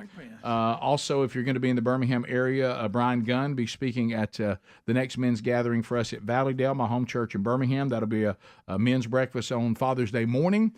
If you want to join us there in Birmingham, you can. It'll start at 7:45 there before church and Bible study on Sunday. And then, of course, on Monday, I'll be down in Prattville, Alabama, and I'll be at Spirit Walk Ministries. Bones, that's his church. You heard him on the show. He's doing the strategy, and I'll be there speaking to those men on Sunday coming up on the 19th. So all that's available and other things that are coming up, you can get those by going to themanchurch.com and just looking at upcoming events. Bubba, not with us today, not feeling well. We're still waiting to hear the testing and what things they're doing. If they get some answers on that, we'll share those as soon as we have those. So 866 We Be Big if you want to join us, and we'll get to your phone calls. And I did mention, Greg, the puppy thing. This was one of the things that was brought up over the weekend, and I it's been a long journey. Yeah, I think if I'm right, I think that we got a good report. Yes, on the puppies. What's our update? They're just now of age to start trying to give them away. Right. And we've been contacted by a lot of people, and right. I thank everybody for that. But see, I was getting emails the first day we was talking about it, then Lisa was getting them. Mm-hmm. So we've been digging through them, and you got to pass Lisa's application process. Yeah, I know. But anyway, the first two we've given away. We've gave away Daisy and Dolly. Okay. They're the little gray silver ones. Yeah. To a couple out of Center, which they're close to it. Yeah. The Bishops. Yeah. Kevin yeah. and Peyton Bishop. There you go. Okay. Love the show too. Yeah, they do. And they have really. Well, they better. Or they were excited. Listen, they were excited about getting the dogs, and we met them. It wasn't far because they just live right there at us. And, That's not bad. Took them. Of course, Lisa was wanting to keep them, but we know we can't. You're going to 2 minutes. Anyway, so we got that done, and we've got others in the works that are coming around. So I should have more announcements as the week goes on, and then maybe at some point we'll not have so many dogs. So do you think there's a chance that you get all of them adopted? Yeah, I think so. Do you think Lisa will let them all be adopted? I think. Mm-hmm. You were telling me we got people traveling from all over too. Oh yeah. We probably on their way to the beach. Yeah, they'll be getting that traffic there. But no, we like I say, and there hadn't been anybody that sent an email and go, "Ooh, no, they ain't getting one." It ain't that. There's just so many. Okay. Yeah, nobody. You said, "Ooh, they're not getting one." No, none of that. Okay. But we're just. It's just you weed through it. There's a lot of. If I want a puppy, am I out? Is it too late now? Not quite. It's close. All right, Rick. And now there's so they're like you've got an alternate list really right now. You're working. Yeah, because some it depends on who Yeah, and then there were 6, and we gave 2 away to the same people. Mm-hmm. So that helps. And then and I possibly have that scenario again. Do you have some people there in the hopper that look pretty good? Yes, absolutely. Okay. Yeah. All right. I can't wait till we talk about one of them because this puppy is going to live a very unique life and with a lot of fun. Yeah, Rick. One of them. Let's go ahead and talk about one of them. They want the husband of the family was a truck driver. Okay. And he had a companion dog for like 8 years that passed, and they're going to get Tom, and he's going to be the truck driving dog. Tom Petty? Yes. Okay, so Tom Petty's going in a truck. Yes. Is that official? No, yeah. He's going to see the country, I haven't delivered him yet. I like the sound of that. Yes. You know. Now he's a couple of states away, correct? Yeah. Oh yeah. Yeah. That's all right, Greg. Kentucky. This show goes everywhere. And he That's right. travels, so he can pick it up in his travels. So we're it's been quite digging through it, man. There's a lot of people out there. Well, that's good. And that's great. I love the response. Well, that means these dogs have good homes. But if you're not, there's still a few spots we're trying to fill. So. And then of course, we got that one person wants Millie. I'm just kidding. I wish. I know. Spoken like a true breeder. You see how he's talking. He's becoming a breeder. Yeah. You know, nobody ever wants mutt breeding, but I think Greg and Lisa could be great. Yeah, why don't you do that, Greg? Yeah. That's All of our your dogs are thing. mutts. I love it when people ask me, what kind are they? I go, I don't know. And they'll say, I never saw the dad. Have no idea what he looked like. I think I maybe saw him on a camera. Mm-hmm. And then, the mom's about a mid-size. She probably weighs in the 20s, something like that. Pretty little thing. Mm-hmm. Yeah, she's You know, you have a tail when you start talking serious. You get this little thing you do with your hands. Yeah. And, It's like Bubba closing his eyes. I don't know. Like Yeah, Bubba but talks this about has been- Reagan. I'm gonna tell you the truth. That first night, me and Lisa were talking about it, and we're sitting there, and the mother's passed out during dropping her night. Greg. And we're 2 o'clock in the morning. We're feeding dogs. Greg. I thought, oh my goodness. Greg. Do you know it And brought now they're running around now. They're ready to roll. something about your duress with all that brought so much joy to our mother. I know it. I've never, and Mom has not laughed that hard in a long time. We'd had a conversation before they were born. I said, oh, maybe she only has maybe 3 or 4. And then I was like, no, Mom, she had 9. Mm-hmm. How about that? And then passed out. Don't leave that part out. And That's then, so and then crucial. had to have surgery. Yeah, and was don't out of leave the it- picture for don't 2 or 3 leave any days. of that out. So me and No. Lisa are bottle feeding the whole time, and they're tiny. You can't get them to take it. They don't want to take it. Well, they eat now though. They I chow bet. down. Okay. So, but they're ready to go. Yeah. The so process we're has through the started. process. Yeah, But and officially 2 have been delivered, and I'll give reports as they deliver. But we've got some lined up, ready to go. Has the new family that's got 2 of them? Have they sent you pictures of them? Yes. And all that? Oh, yes. Yeah. And they're doing great. They got little collars on them, and they got their own little room. And this is what's kind of cool too is that Lisa a feels lot good of about times, them, doesn't she? And look, oh yeah, She likes the bishops. and oh yeah, she does. these breeders will give them names, but you don't have to stay with that name. You know what I'm saying? That's just how they. we do. That's how just they to put them mark. on the website or how they can define them. And this first couple is going to keep their names. Are they? Yes, Well, yes. Dolly and Daisy, those are really good dog names. Yeah, you know. So No offense to those of you out there named Dolly and Daisy. Right. Are your kids? But I just hope that like Tom Petty keeps his name. You know? but Kevin and Peyton. That I do too. I do too. That one to me doesn't have as much hope. Well, Yeah, Lisa's but hey, hipped it up. Tom. He hipped it up. I call him Tom Tom. That's what Lisa calls him. Okay. Tom's good. But Kevin and Peyton, they were big listeners of the show. Okay, So good. shout out Thanks, to them today and thank them for taking them to. Well, there's a lot of pride if you're in the audience. You got one of Greg and Lisa's puppies. That's big. That's right. We're getting. I'll be announcing this week. I got more. Phone calls when we come back. We got the This update thing may on the be coming puppies. to an end. If you want to join us, 866 We Be Big. We'll chat with you when another hour begins, Lord willing, after this. Bubba, Rick and Bubba. So the Boston Red Sox, world champions. Did you?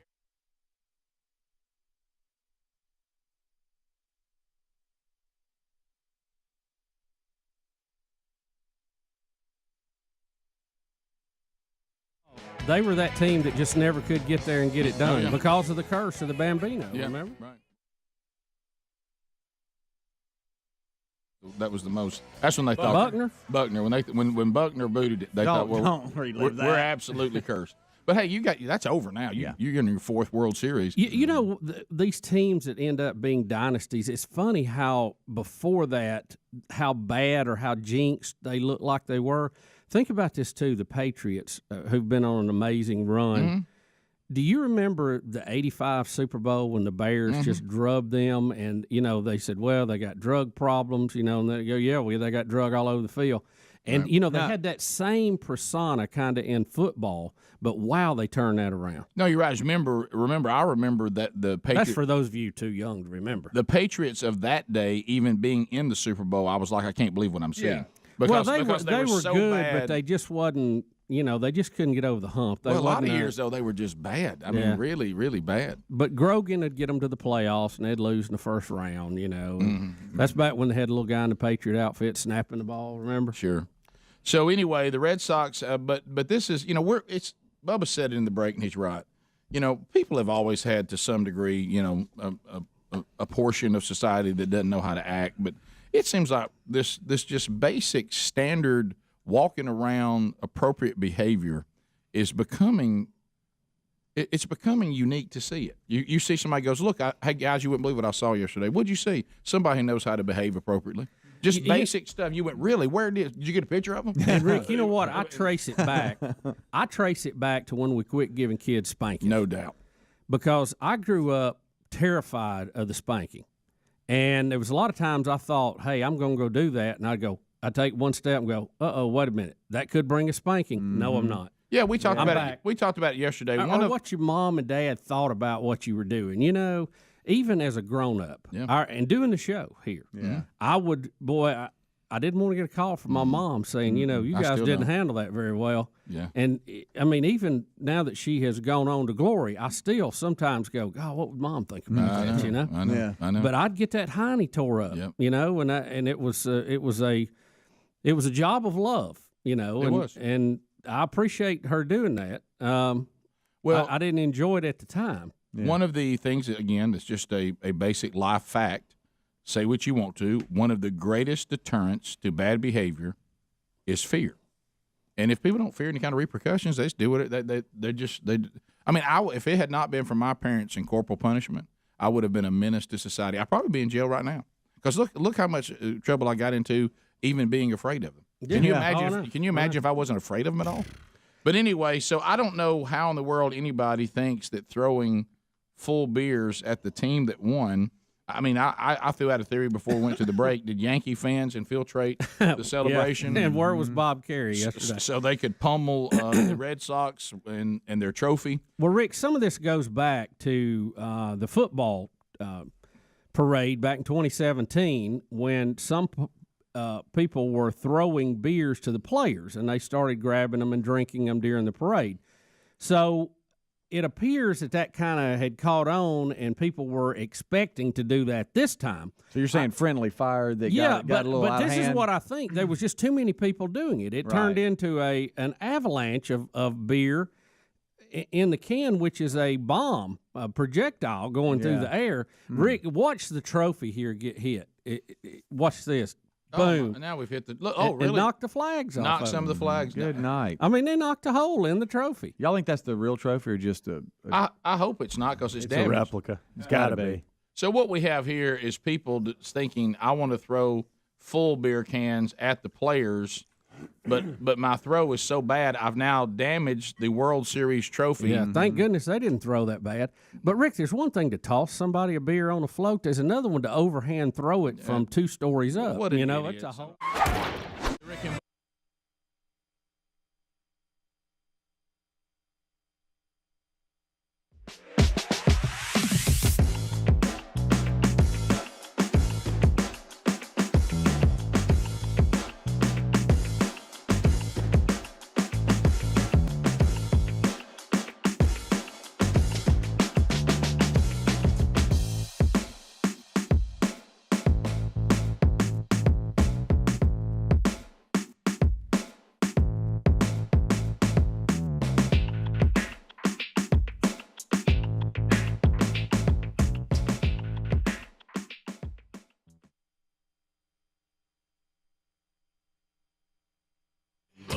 This is the Rick and Bubba Show. Watch more at blazetv.com/Rick and Bubba.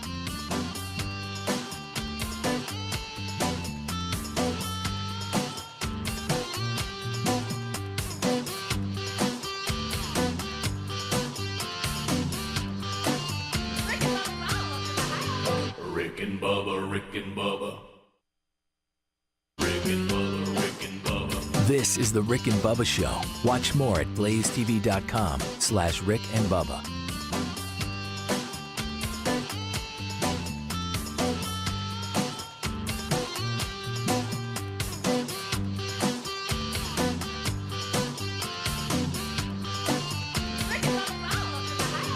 Rick and Bubba, Rick and Bubba.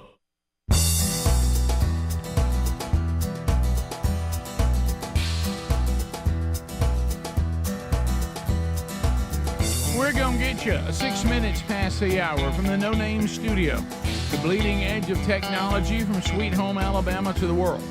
Speedy, Greg Burgess, Helmsy, Adler all here, Alapuca, Cam Solo taking phone calls, and we'll start with phone calls today. Our first time to talk to you this week is available to you now. Pardon me for not getting those before we ended the hour, but had to have that puppy update too. You can comment on the things you've heard, bring up your own subjects. We'll get into some of the national stories this hour as well. Let's get started. And if you want to join us, you can too. Let's start with Addison out of Oxford, Alabama. Addison, thank you for calling from Greg, our hometown, Oxford, Alabama. Go right ahead, buddy. What's on your mind? Hey, you talking to me? Go ahead, Addison. Yes. I'm actually from Tuscaloosa, not Oxford. But well, it says Oxford. Your phone must be from Oxford. I don't know, but I had a question for Speedy. Okay. There's a song called "My Boy" by L.V. Shane, and every time I hear it, I think about Speedy and his oldest son, and I was just wondering if he's heard it. My Boy by who's that? I'm sorry. L.V. Shane. Are you saying L and then V, or L-V, E-L-V-I-E? That's it, L.V. Okay. Shane. Yeah. I have not, but I'll take a listen to it.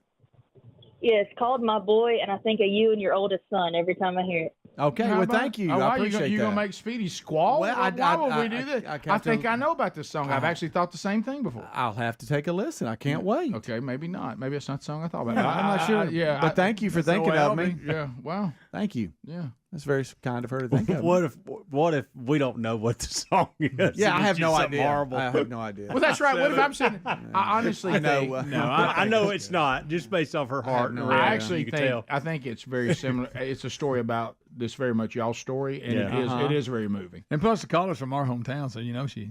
Why would it say Oxford, Alabama? No. Let's go to Lena. Lena in Tennessee. Go right ahead. Ooh, Pop City. Yes, sir. I wanted to tell you thank you very much for the daily devotion that you put out. Our God is big, and our God does mighty things. And my husband, he's having to fill in a little bit. Our preacher has retired at our church. Yeah. And he was trying to come up with a sermon to put out, and he said, I need something regarding faith. And I had ordered your book without telling him, and I handed it to him the other day, and I said, here, read this. And he said, that's spot on. He goes, thank you very much. And wow. He is in depth reading that. And I just wanted to share with you what our God is doing. Well, thank you very much. That's incredible. And that's we're getting great feedback. You know, I just talked about people that get out there and get after it. There's a guy that's in our Wednesday Bible study here, and he does a lot of prison ministry. And they got together and got 200 of them. And had me sign them for all the prisoners there, and they handed them out this past Saturday. And there's there were over 100 prisoners that took them, and they now want to. They're going to correspond with me and let me know how it's how it's speaking to them, and it's just we're hearing some great things about that. That's so great. So speaking of that, make a note. People have been pressuring us on something, and I actually found out a little more. You know, the people that keep calling about this is quite the transition. About how there's this cult thing in Warrior Alabama that's buying up all the land and I'm trying what are y'all talking about? Branch Davidians. Got a little more information out over the weekend, and I think I sent a video to Adler. Greg, have you I have caught not. him? Is this? This is right up your alley. Oh, buddy, this is right up your alley. Okay. Let's go to Nick in Hoover, Alabama, 104.7 WZZK. Nick, go ahead. Hey, good morning, fellas. How you doing? We're good. Hey, I was headed back to Birmingham from Atlanta last night from a baseball tournament real late, about 11 p.m., so you guys can understand the tiredness I was facing. So tired. So tired. So I said, what better to keep me awake than listen to some Best of Rick and Bubba? There you go. And just as I was coming through Oxford, the segment where Greg loses the couch, headed back to Pleasant Valley. That's a classic. That's a classic right there, my friend. You weren't far from where it happened. Yeah. So I just wanted to say thanks, guys. You didn't know, but you guys helped me make it home safe last night. I love that. I'm glad I got to chunk that couch. Thank you, Nick. Look, anytime I got something in the truck, I really do think of you. Me too. Let's not pull a Greg. Oh, me too. Look, if you learn anything, just strap the stuff down. Yeah. Okay. Right. Don't think you got it with this one Right. one strip of baling twine. You realize how much our duress has helped other people? Yeah. Oh, it's heavy enough. It'll be all right. I ain't got far. Yeah. I think that's my favorite part is he tried to put another one on there and you wouldn't let him. I know. I waved him off. Yeah. Yeah, that's good. That's my favorite part of it, There too. you go. Let's go to Sally out of Illinois. Sally, go ahead. Rally. Good morning, and I love your show, and prayers for Bubba. Thank you. I called to talk about the word shenanigans. Okay. We've got another election coming up, and I don't want to hear people calling where they're trying to steal our election or they're messing with the ballots. I don't think that's a shenanigan. That's something a lot worse. And when you call it shenanigans, it's make people think, oh, that's just a joke. It's not doing any harm. So we need to think of the words that we're saying. And shenanigan does not mean messing with the election. And that's what I had to say. Well, thank you, Thank Sally. you for the opportunity. Yeah, I appreciate you all. Thank you. No Don't dumb it shenanigans. down. This if something like that's happening, it's criminal. I do think it needs to be called something else, but it does also mean to be dishonest and secretive. It does. Thank you. So Talking about just that's why they're using that word, Right. But Shenanigans. and it also means like high-spirited mischief. Right. Mm-hmm. And this is coming from someone who has a little Irish in his blood, so he knows. Yes, absolutely. Let's go to Earl in Butler, Alabama. Earl, go ahead. Rick, Greg, I'm directing this mainly at you two. Thank you. Thank goodness. Hey, no, I was with a group of people this weekend. We got talking about old times. When was the last time you saw any kids actually build a bicycle, take 3 or 4 bikes, put them together, and make a big bike like we used to, and make a big ramp? And I mean, get out there and just put stuff together. You don't Build see stuff that out of anymore. nothing. You don't see that anymore. And the reason why we had to build those kind of toys is because nobody had the money to buy us anything else. Yeah, and we would take pieces of 3 broke bikes and make one good bike. Oh, you'd make bikes last forever. You'd turn them into half bikes, quarter bikes. You remember the great spider bike? Oh, the spider bike. You could take that. Good and night. put a banana seed on How it. many different bikes did we make out of that? A bunch. Find a bike, and find a wheel laying somewhere, put it on your bike. Sure. John in Odenville, Alabama. John, go ahead. Hey, guys, y'all may have already covered it, but I saw something over the weekend where this Canadian golfer got trucked by one of the security guards. He went to celebrate the guy that won it first, and they thought he was a fan, and they just straight up just speared the guy. I heard It's about hilarious. that. I haven't seen it, but I heard about it. Yeah, we discussed that in the Y'all kickoff got- hour. Yeah, That the was good kickoff hour stuff. talked about Yeah, it. y'all got to pull it up. It's great. Yeah, well, it's part of our video list today if we Oh, get to it or man. not. But Yeah. it's good stuff. So they thought Mm-hmm. it was it was. Yeah, so you got the Canadian Yeah. Open, Yeah. and they're in this sudden It death happens. playoff. It happens. and Crazy and so all the other pro golfers, those that were from Canada, were rooting for the winner, and those that weren't were with Fleetwood, hoping that the European side would win. So here it and is. and he wins. So, hey, 72-foot putt, by the way, he sunk, and so now they all come and like charge the green, and this security guard, not knowing, tackles him, thinking that he's just some fan coming after him. So that's one of his buddies or part of his Yeah, team. yeah. Oh no, it's just another pro golfer He's a from Canada, professional, played in the tournament. but they're good friends. Security got and him. He's doing his job. they He all didn't know. finished their rounds and just came out in You street know they clothes were just to loving kind it. of They're having a ball. hang out greenside. And he gets tackled on the green. Hey, the putt he sunk 72 feet. 72 feet. How about that? That's another view from up top of him getting hit. Hey, but hey, look at him. He keeps moving his feet. Boom! Boom! Good job. That's an outstanding tackle It by the is. security guard. It is. That's how we teach it. He didn't like him squirting hose on the winner. Gosh, that's funny. Oh, that's good. All right, we'll come back. Greg, would you like to talk about Church International? I would, Rick. Yes, I would. It's just right up your alley. Oh. Good. You talking about Robin and Robin? Look how excited he's What ant bed are you kicking here? Huh? It's Rick. it's Rick and Bubba, Rick and Bubba. all right.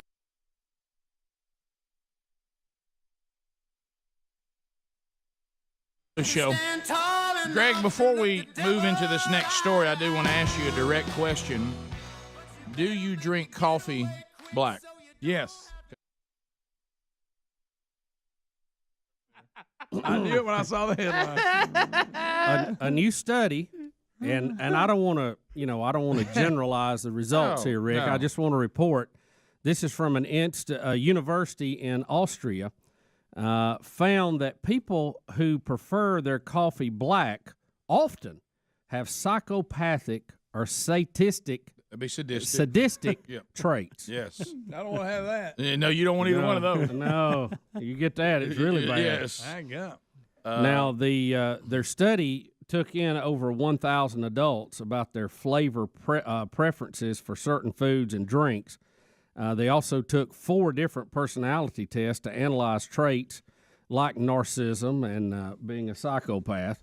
And moreover, Rick, they found that the general bitter taste preferences were negatively associated with expressions of agreeableness, but with none of the other big 5 measures. And the bottom line, if you drink your coffee black, you may be a psychopath. I think what they're saying, not drinking your coffee black makes you a psychopath, but there are some psychopaths who like their coffee black. Yeah, There's well, a difference. I wouldn't go as far as psychopath or sadistic, but this part with expressions associated with not being agreeable. Yes. I mean, it just. You talking about being aware? Is that it? Okay. Is that in the study? And the relationship between bitter taste preferences and noxious personality expressions. Let me say it's tough. I will be honest. Like I'm watching The Voice. I don't put anything in my It's funny coffee. for everybody who doesn't have to say it. I know it. Hey, bingo, by the way. I don't want to be you. Came from I just really didn't want to take time to put stuff in it, and I acquired enough taste to get through it. If you would say, Greg, which tastes better? The one with the stuff in it tastes better. Right. But I'm just not willing to go through all that. Right. I just will drink it black because I don't go through all that. All that. That's a lot. Yeah, I got to find a spoon.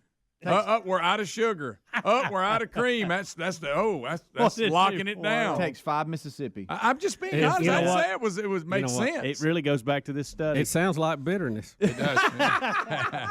You have bitter. You're drinking bitter coffee because you're bitter about what it takes you not get to the have full coffee taste more if it's black. Greg, let me tell you this. That's a noxious attitude, I think. It is. Me being a no-hassle person, I completely understand the logic of I'm so glad I don't have to go find this other stuff. Yeah, where's my spoon? I'm pouring a cup and now I'm drinking. drinking. Hey, poured a cup, now I'm drinking. Guys, most everywhere that coffee is served, even in homes, there's cream and sugar. Yeah, but we're not having to go out of your way. Get it right. Too much. Not enough. Look, hey, Greg, boom, done. There it is. I don't think you're Bubba, you don't helping know. out the facts here on this.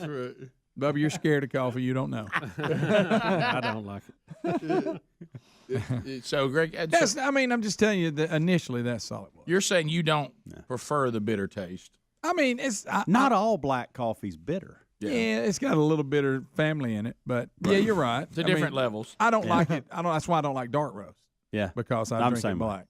Well, and just like we talked about with the stuff we're doing with coffee, I had always drank like if I ever tried it, it was coffee my dad had in a thermos in his car. Mm-hmm. You know what I mean? And so when I was actually with John Thomas in Africa and he brought up coffee, I said, "Nah, I'm not really a coffee guy." And he says, "You haven't had great coffee." And I was like, "Well, whatever's in my dad's thermos."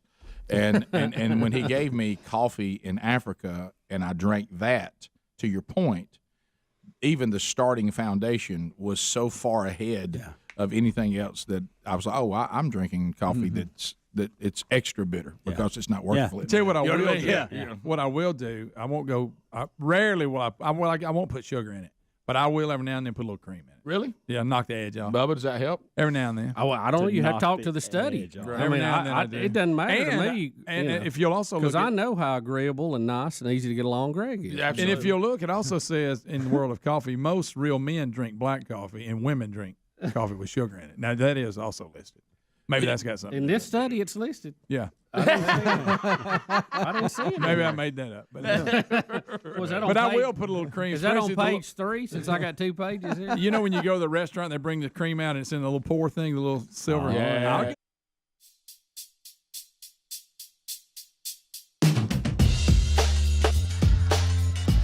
We're back 21 minutes past the hour. Rick and Bubba Show, thank you for being with us today. All right, so as we are working our way back, we have gotten phone calls, we have gotten emails. One of the places where the show is heard, and they get us on 104.7 WZZK, is a place called Warrior, Alabama. So, and it's a community north of the downtown Birmingham, probably what, 30 minutes north? Yeah, about maybe that, something like that. So anyway, I've never heard of Church International. I've never heard of Robin and Robin Bullock. Robin and Robin. Robin and Robin, the husband and wife are both named Robin. Oh, okay, I get it. I've never heard of them, but what people were saying is that they have come to this community, and now remember, some of this is confirmed, some of it is unconfirmed. You know, because we had a caller bring it up the other week. Yeah, and I'm getting emails about it too. I can't believe y'all hadn't talked about this. Well, I want to try to be accurate about this. Now, the thing that you got to always watch for, and this seems to have all those things, Greg, that you see. Oh yeah. Anytime somebody shows up on the scene and claims to be a modern day prophet, that's red flag number one. There's your one. Okay. Be careful of the so-called modern-day prophet. I'm not saying that people don't get up and preach a message that is prophetic, meaning this is something that they found in Scripture that we need to hear right now and hear what God has to say about something. That's fine. Yeah. But when people start saying that they can see the future, or that they, went into the third heaven and were told something directly, this kind of stuff. Another thing you want to watch out for is, no offense, but if the person who would be in the shepherding role is usually seen with long hair and electric guitar, that's usually I'll put that in yellow flag. Okay, and they can play Eruption note for note. You're right. That's always something to watch out for. So apparently, what I saw from Robin, the man Robin, he also seems to do a lot of originals on his electric guitar. Now, from what I'm gathering, this is the part that I honestly mean this. I don't get how these type of people get people to follow them. I honestly don't. Oh, and some of the things they agree to. And usually they're able to accumulate a lot of money. Which that's always very surprising. Now Rick, here he is. Rick. This is Robin Bullock. What's the guy that they said is so? The thing that they operating Church International in this part of Alabama? That part is correct. Yeah, but it is. Yeah, that is correct. And it's this the is community correct. they said. Yeah, and evidently people are donating money and they're buying land. And the buying up of all the land, that part I'm not. I still keep hearing that. I'm not 100% sure about that, but there seems to be a lot of people saying no, that's absolutely right. Now that, of course, is that where their church is built? Here's Robin and Robin. Okay. This kind of looks always been problematic, because and the wife is always usually blonde, probably most times not naturally, and it's this same presentation we've seen over and over again, and I don't know why there's certain people that keep buying it. I really don't, so there's people out there searching, Mm-hmm. and they'll latch on to something. Yeah, there's a lot of TikTok on them. I'm not on TikTok, but I was sent some of the TikTok stuff, and would you mind? Could I give Greg a sample? If it's on TikTok, they want us to play it, right? They want everybody to see it, right? Okay. Greg? I'm on their website now. Rick, I'm not going to step out. He may color his hair and beard. Greg. So I'm just playing what you sent me, Rick. There was one about Trump that I. All right, y'all. The Alabama prophet Robin Bullock has responded to my reporting. Let's see what he's got to say. Oh, here we go. That we have cowardly people standing behind keyboards, developing hit pieces on everything they can, just to cause division in the body. That's all it's about. Greg, look at your hand. Is it not a hit? There's one. Wow. There's another one too. Did you get it? Yes. All right. There's one he's actually singing, and it's an original that he seems to be making up there on the fly. really? About the modern this may not be it though, but I asked the person could they find that one because they sent that to me first, and I think I have it up. Is it? Oh my not? goodness! I heard shake and bake. Yes, that's. Here This we is the time Greg. of the shake and bake. Greg. This is the time of the shake and bake. Greg. This is the time Greg. of the shake and bake. On the threshing floor. On the threshing floor. This is the time of the shake and bake. Oh my gosh! This is the time of the shake and bake. Apparently, it's got one lyric. I think this came from Talladega Nights. I think it did too. Where? On the threshing floor. Greg. Ricky Bobby's on the On drums. the threshing floor. Greg. People gone a-whoring after idols. Spiritual adultery is in play.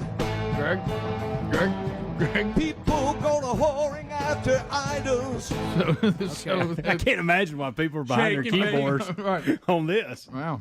Good It's another way to night. put shake and bake. But that is. I mean, God did say that about His people when they went after idols. Oh. That word is actually translated in English to the word He used. And He said, "If you're not first, you're last." Right. Oh wait, that was the last shall be first. That was different. Yeah. That was different.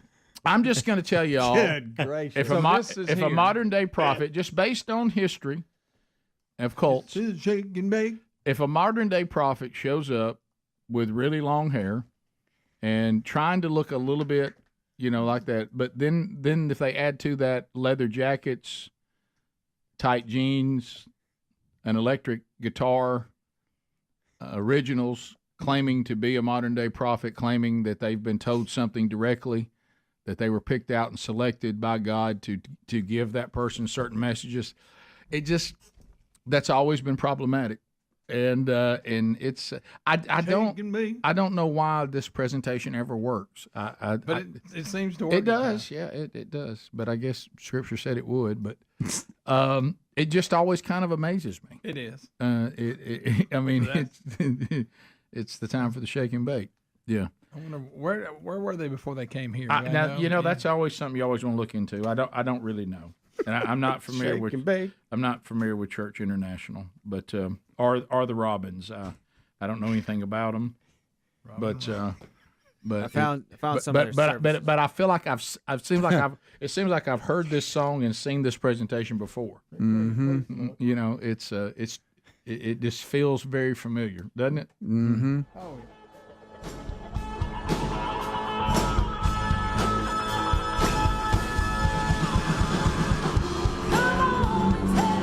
Greg? Oh my God!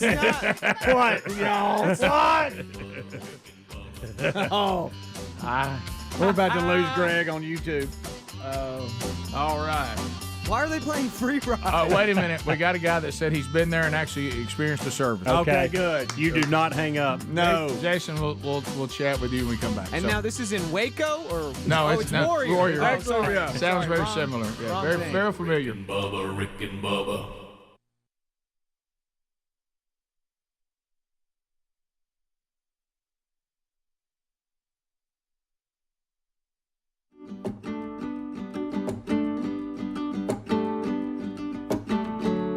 That does look good. That's pretty good presentation. Now, all about it. Where And I like that. I don't like the powdered cream. I like the kind in the little cup. Where are you on flavored coffees? I'm out. I don't want a flavored coffee. Right. So No Starbucks, pumpkin spice for you. Starbucks None. announcing their holiday coffee. Done. You I out? don't want pecan. I don't want pumpkin. Greg. Now wait a minute, Greg. I don't want pecan. You like the eggnog latte they had? But You no, tried that's not that. coffee though. I'm talking about coffee in my What's a in my flavored? book. Okay. Yeah. So you're saying flavored creams You know- and normal coffee? No, flavored creams are different than you have coffee that's Right. pecan flavored. I'm talking about those. Hazelnut. God, hazelnut is a loser. we have another thing coming back. Holiday blend. No. I'm trying to look at this next story about coffee involving Starbucks. Is this a way of Starbucks trying to say our people really wish we would go back to celebrating Christmas again and give them Christmas cups, but they just won't quite say it. Yeah. They're like, hey, we're coming back with these cups. And they're plastic. You can keep them. Great. These holiday cups that our customers wanted. You know what I mean? It's like, we're not going to call them Christmas. Anything not to say Christmas. hey, Starbucks, you got Christmas cups? You do. No, Yeah, you do. No, they're holiday cups. That's what they are. Okay, I don't see any Kwanzaa cup in here. Yeah, I don't. You're see, right. I don't see a Kwanzaa. I see a cup. lot of green and red. Right, and you know what? Love my Jewish brothers and sisters. These don't like Hanukkah cups. No, they're holiday cups, Rick. They're not Christmas cups. And you know, Rick, they won't say Christmas, but they say that they're inspired by the coffee chain's heritage of what they used to do. Oh, yeah. When you celebrated Christmas. Here's what's happened. The people that they bank on every day start saying things. What happened to the Christmas cup? Yeah. They're like, we're going to bring back, by popular demand, the holiday cups that are green and red and have Christmas images on them. Yes, snowflake. These are our holiday cups. That's what they are. Rick and Bubba, Rick and Bubba.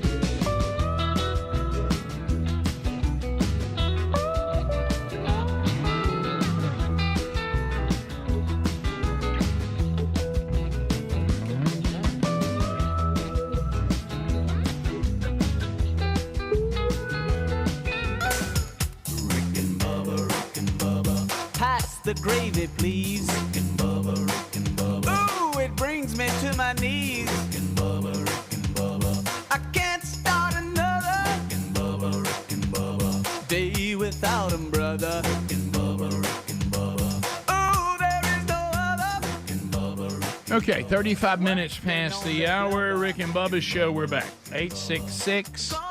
We Be Big is the number. So, Church International, a lot of y'all been asking us about it. They live in that area. I understand. Didn't know anything about it. Still don't know a lot about it. So, it's still a process of learning.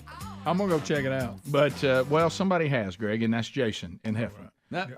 Jason, welcome to the show. You say that you're a pastor yourself? Yes, sir. Rick, I met you at the men's conference. We met at the breakfast. I was telling you about the drone pilot stuff. Yes. Got it. Yeah. I pastor East Heflin Baptist Church there in Heflin, Alabama. I remember that. And I'll tell you, I have not been to their church per se, but I'll tell you, several years back, Robin Bullock and his wife, they were doing a revival. If you know where 431 comes to the mountains, right there at I-20, right there at the Cheehaw exit right there. Of course, There's a church up on the hill there. Oh, it used to be a trade day across the road. Yep. Thank you, Greg. But anyways, right there, my neighbor who is a Baptist deacon, he invited me. He said, "Hey, Brother Jason, you need to go to this revival with me. It's been going on for 2 weeks now, and man, he got mixed up in some mess. But anyways, he invited me, and we pulled up, and it was like 7 o'clock, and man, we get out, and I said, man, we're late. I heard somebody just hollering and screaming like they were preaching the word, but come in, and there was 2 guys walking and back and forth, and they were." They needed to say they were speaking in tongues and all kind of riff-raff, and I done got nervous, and me being a Baptist pastor, I didn't know what was going on. Right. It scared the daylights out of me, but we sat down, and it was getting time for the service to start, and all of a sudden this guy comes out front, and honestly, he looked like Chris Angel mixed with Billy the Exterminator. Oh, God. And he comes out with a guitar, and he hits a riff like he's at an AC/DC concert. Yep. And he gets to talking, and they sing one song, then 2 songs, and then his wife gets up, and she starts talking. She's playing the keyboard, and she goes in about how she saw a vision of rubies falling from the sky. Oh, yeah. And how it was a signifying, and it was prophet, how God was talking to her. And then she went on to tell the story, and she says, I was in a bathroom at Panama City Beach when the vision came to me. Oh, my. Well, who hadn't had that? So, I had that vision in 86. That's what I thought, too. Yeah. I mean, I'm thinking, what was she on when she saw this vision? But then she said she came back, and all the chairs in the sanctuary were stacked, and when the ladies for their group was getting ready to pull the chairs out, when they started pulling the chairs out, little bitty ruby rhinestones was in every chair, and she knew that was God's vision, told her she was right where she needed to be. So what got me about the whole thing is, what got me about the whole thing is they said that God told them to keep having that revival, and he told them that he would tell them when to leave, but he would always go back to his home church on Sunday. So he would disregard God speaking to him on Sundays and Wednesdays, but he would have a revival every other day. Well, so this guy, side gig. It was real bad. Yeah. Well, so now I'm trying to clarify. Adler says as he's looking into it, of the Robins, is the woman the one that that does the actual preaching, and he's just the worship leader? No. She was doing the prophesying. He did the preaching. And let me tell you this: in that service, he opened his Bible and he says, "I want to show y'all how music began before God created man." And he says, before Genesis 1:1, there was beasts roaming the earth and music flowing out of their bellies. And I don't know about you guys, but when I flip my Bible to Genesis 1:1, if I go before that, it hits table of contents. Yeah, well, it's an unknown, but yeah, anytime the modern day prophets are always something to be very leery about, and then the presentation, like I say, we've seen this before. And where are they originally from? What are they doing in Alabama? I really don't know. This guy came. Put it this way: if I would have known what type of church it was at and the atmosphere, I would have never went. But I'm sort of glad I did, because I got to experience something in that realm that I've never. I guess it opened my eyes to a lot of things, being a pastor and seeing what other denominations look like and all. But it was just a whole unique thing. They had the big, I don't know what you call them, the big horns. And he was in the middle of preaching, and he looked in the middle. There was 3 rows of seating, and he looked at this woman in the middle and says, "Honey, I want you to come on up here and do what you do." And I was sitting in the back. Now, y'all got to understand, I'm nervous as a long-tailed cat in a room full of rocking chairs. I'm nervous as I'll get out, but I've never seen anything like this. And luckily, one of my church members had given me what they call a cross in the pocket, and I had my hand in my pocket, and I was rubbing that, praying, "Dear Lord, help me get out of this place." And now you got to understand, it started at 7 o'clock. Now we're rocking on about 9:30, and he tells this girl to come up, and she goes up on the altar, and there's a black tablecloth. And I'm thinking, if they pull out a snake, I'm gone. Yep. And she uncovers this thing, pulls out a horn, and she starts bellowing this big old animal horn. And I look up, and all of a sudden, people start flooding the altar, talking in tongues. And this man comes up, wants to get saved, and he says, "Can you speak in tongues?" And no, and he slaps him in the forehead twice. And I'm gonna tell you something. I've never spoken tongues, but somebody slapped me in the forehead, I'm gonna speak in some kind of tongue.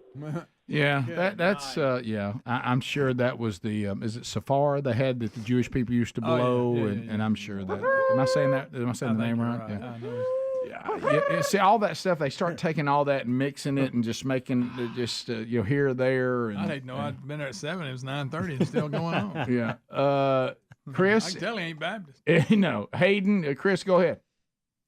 Hey man, I've when they first came to Warrior, they had a big opening night, and me and a preacher and a deacon was at my house, and we watched this 3-hour service.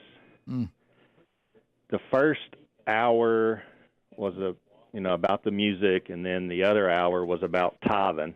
I've never heard a preacher talk about tithing for over an hour and the congregation stay there. And then the next, it was over an hour, but this guy, he jumps from topic to topic and crazy unbiblical doctrine. Oh, yeah. He's talking about Moses building the ark by sound frequency. Oh, my. He teaches that every object on the world has a sound frequency, and if you can meet that sound frequency, you can levitate items. Okay. And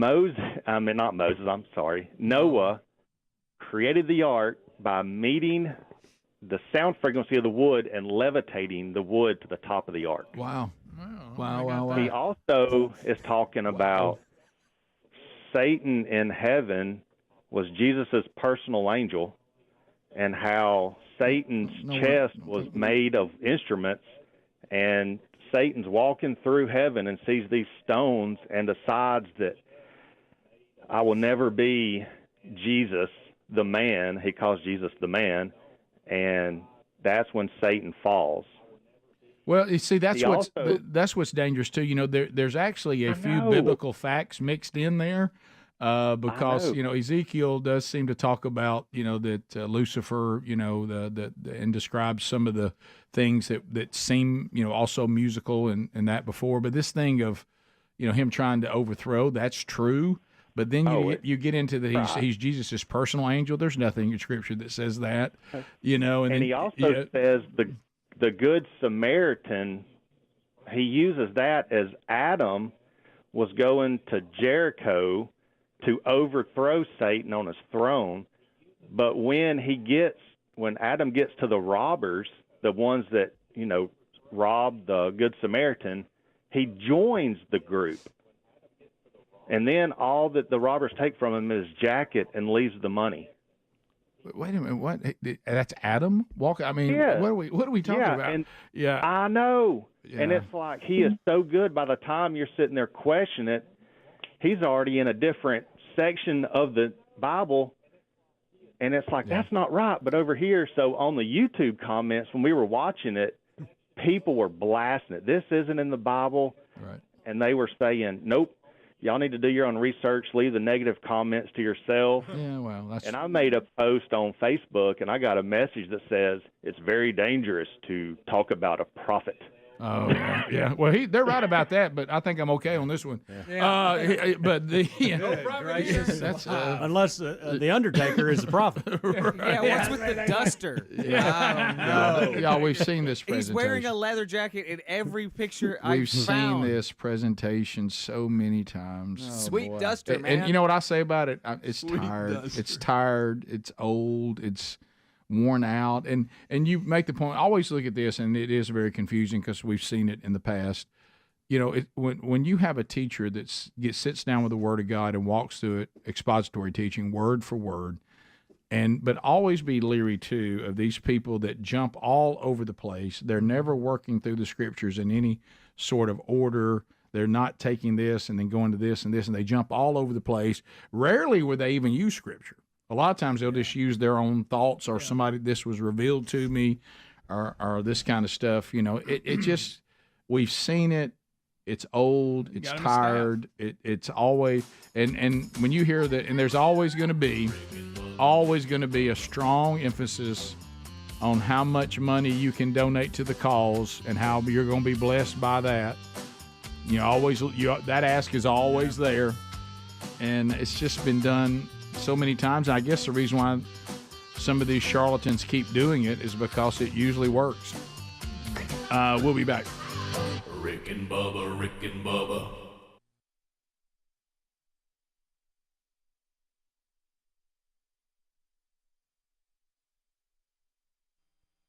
Bubba, somebody in the news today, I don't know where this couple was. I don't know if they decided we're not going to watch the news. We're not going to listen to the news.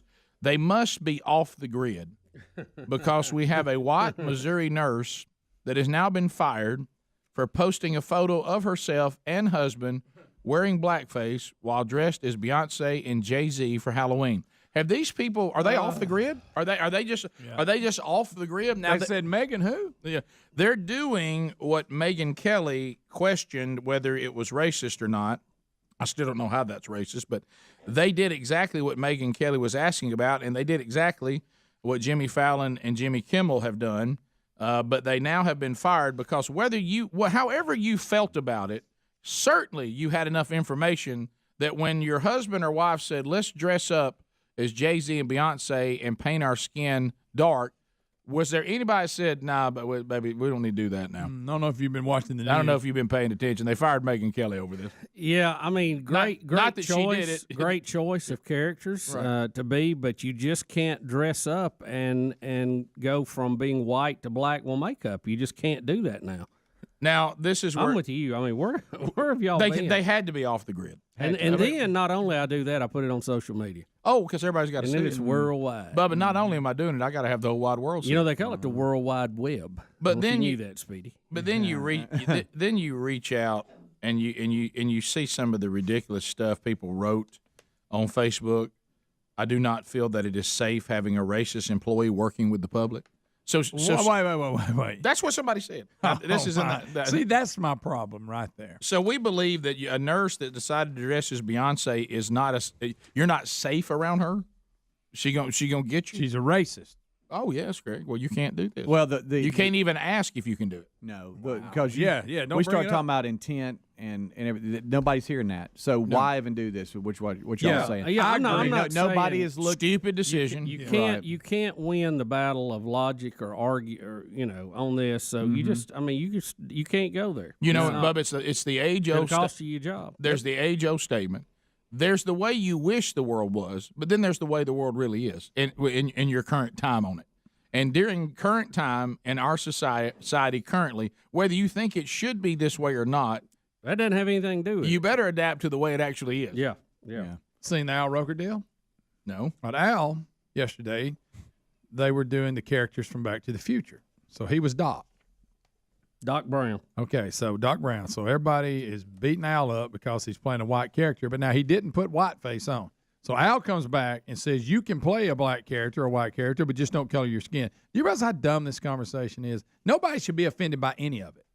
But we're to the point now, we're attacking Al Roker because he played Doc, but he says, I'm good. So, because I agree with Al here. So he's not allowed to even play a character. What? That's white. That people basically are going, and you know where it comes from. Hey, how can you say it's about one or the other? But then Al comes out and makes it clear that you can play another race. Just don't, like he said, if somebody could be President Obama, a white person could, just don't color your skin. Well, you don't really like President Obama. Well, you're not going to win the costume party, I'll tell you that. Then everybody thinks you're President Bush. But I'm saying, while that is funny, he would have been funnier if he'd have put white makeup on. Yeah, but he didn't. But he can't But now because of all this. The fact we have to have this discussion is what my point is. Just we've lost our mind. For instance, if I'm going, it has a chilling effect on creativity. I've told y'all that. It does.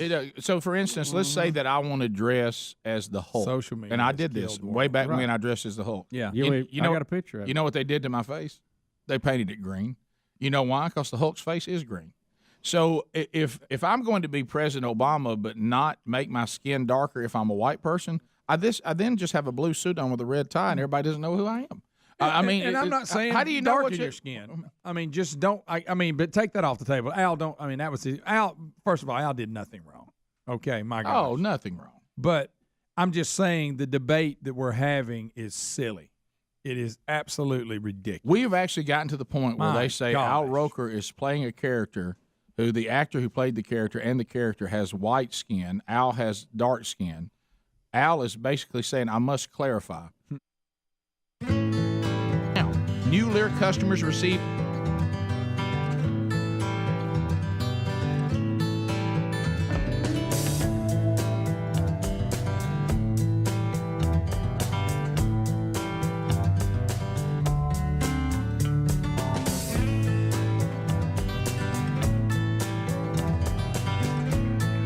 minutes to the top of the hour, the Rick and Bubba Show, 866 We Be Big. Bubba out today. We'll have an update for you as soon as we get one. They're still doing some testing. Bubba not feeling well over the weekend. Ended up at the hospital. Don't think it's anything serious, but it could be. But we want to address it and be aggressive on that. MyPillow.com/Bubba. Right now, buy one, get one free. MyPillow, the 2.0 is fantastic. Father's Day this Sunday. If you have time, try to get one for Dad. He'll love you for it. There's also some great stuff, too, for Dad you can get at MyPillow.com/Bubba. The fleece, the athletic T-shirts, the fleece jogging pants, all those. I've got even some athletic shorts for $19.98. The T-shirts are $9.99. And the buy one, get one free on the MyPillow 2.0 is still underway.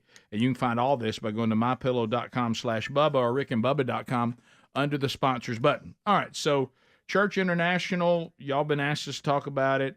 Looks like we're figuring it out from people who live there that one of the Robins actually is from Warrior, but went off to California, got involved in the Church International, now has brought it back. Also, people who live there telling me that they did some announcement, we've got a new location in Warrior, Alabama, so now Church International people are coming from all over the country. Some of them are getting there, though, with no place to live. So they're just going to where the modern-day prophet tells them to go. So here's another person. They just purchased 4 buildings in Warrior that were part of a furniture company for over $3 million. Dang, look, no, these kind of things, they always generate a lot of income. Also, one of the Robins, I think it's the one who plays lead guitar. There's still some debate on which one is actually Pastor Robin the female or Robin the male. Rick Warren said it doesn't matter.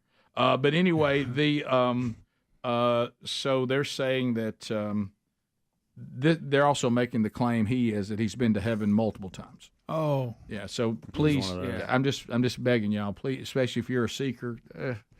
Look, we got something going on here on Wednesday. If you want to try to dip your toe in the water on all this, come where the Bible's actually being taught.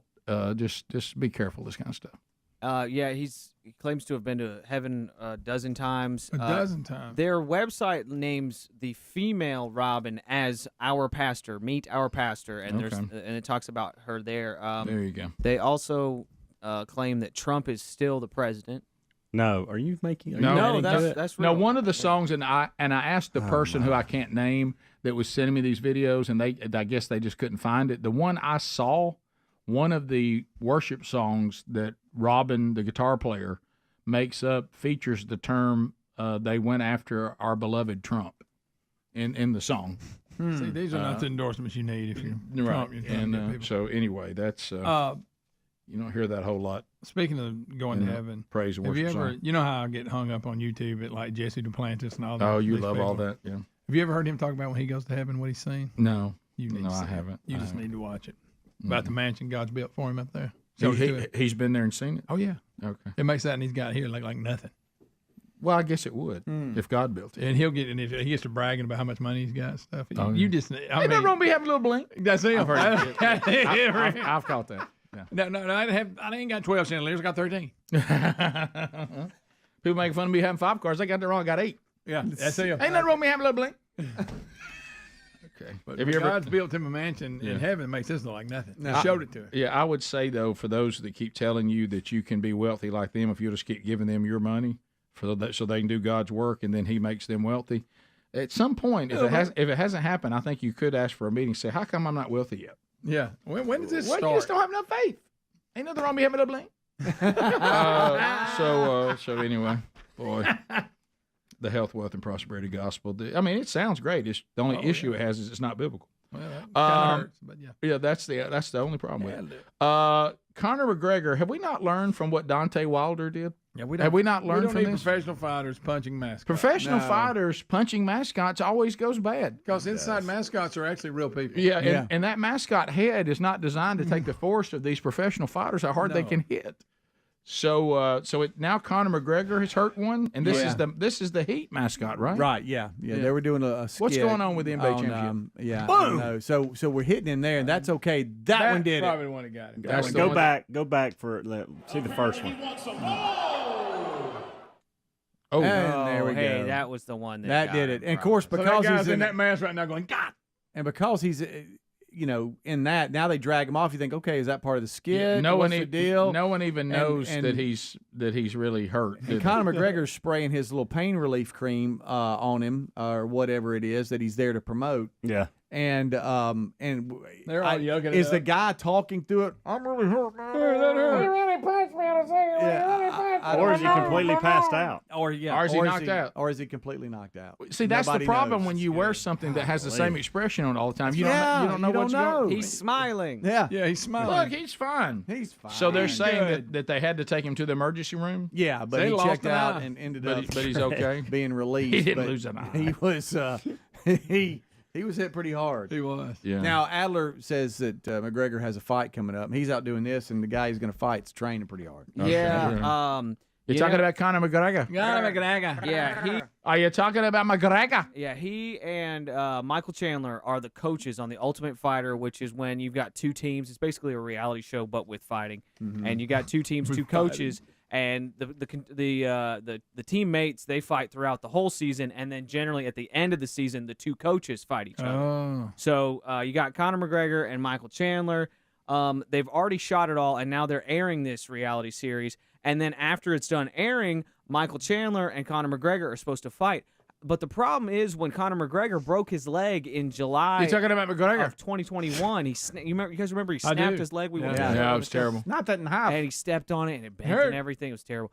Well, he immediately got out of the USADA testing pool. So that means they're not drug testing him anymore. And he's still not back in. And you're supposed to be in for a 6-month period before you're allowed to fight in the UFC. Now, they've made some exceptions for some megastars in the past. I believe Brock Lesnar, who was a WWE guy, they kind of fudged some numbers and here's their paperwork you need, that kind of thing. So we'll see what happens with McGregor if he gets back in and when he gets back in. But like Speedy mentioned, Michael Chandler is a former D1 wrestler and just an athlete's athlete. And he is constantly posting pictures of himself in the gym, whereas Conor McGregor, he's turning up bottles of whiskey at big sporting events. And he's gotten a lot larger over this time period. Yeah. And so who knows? Who knows? By the way, if you want the Church International thing to work for you, somebody we didn't get to today said they keep telling everybody that God told them to buy the house from them at more than the asking price. What? You know what? Maybe this will work. Rick and Bubba, Rick and Bubba.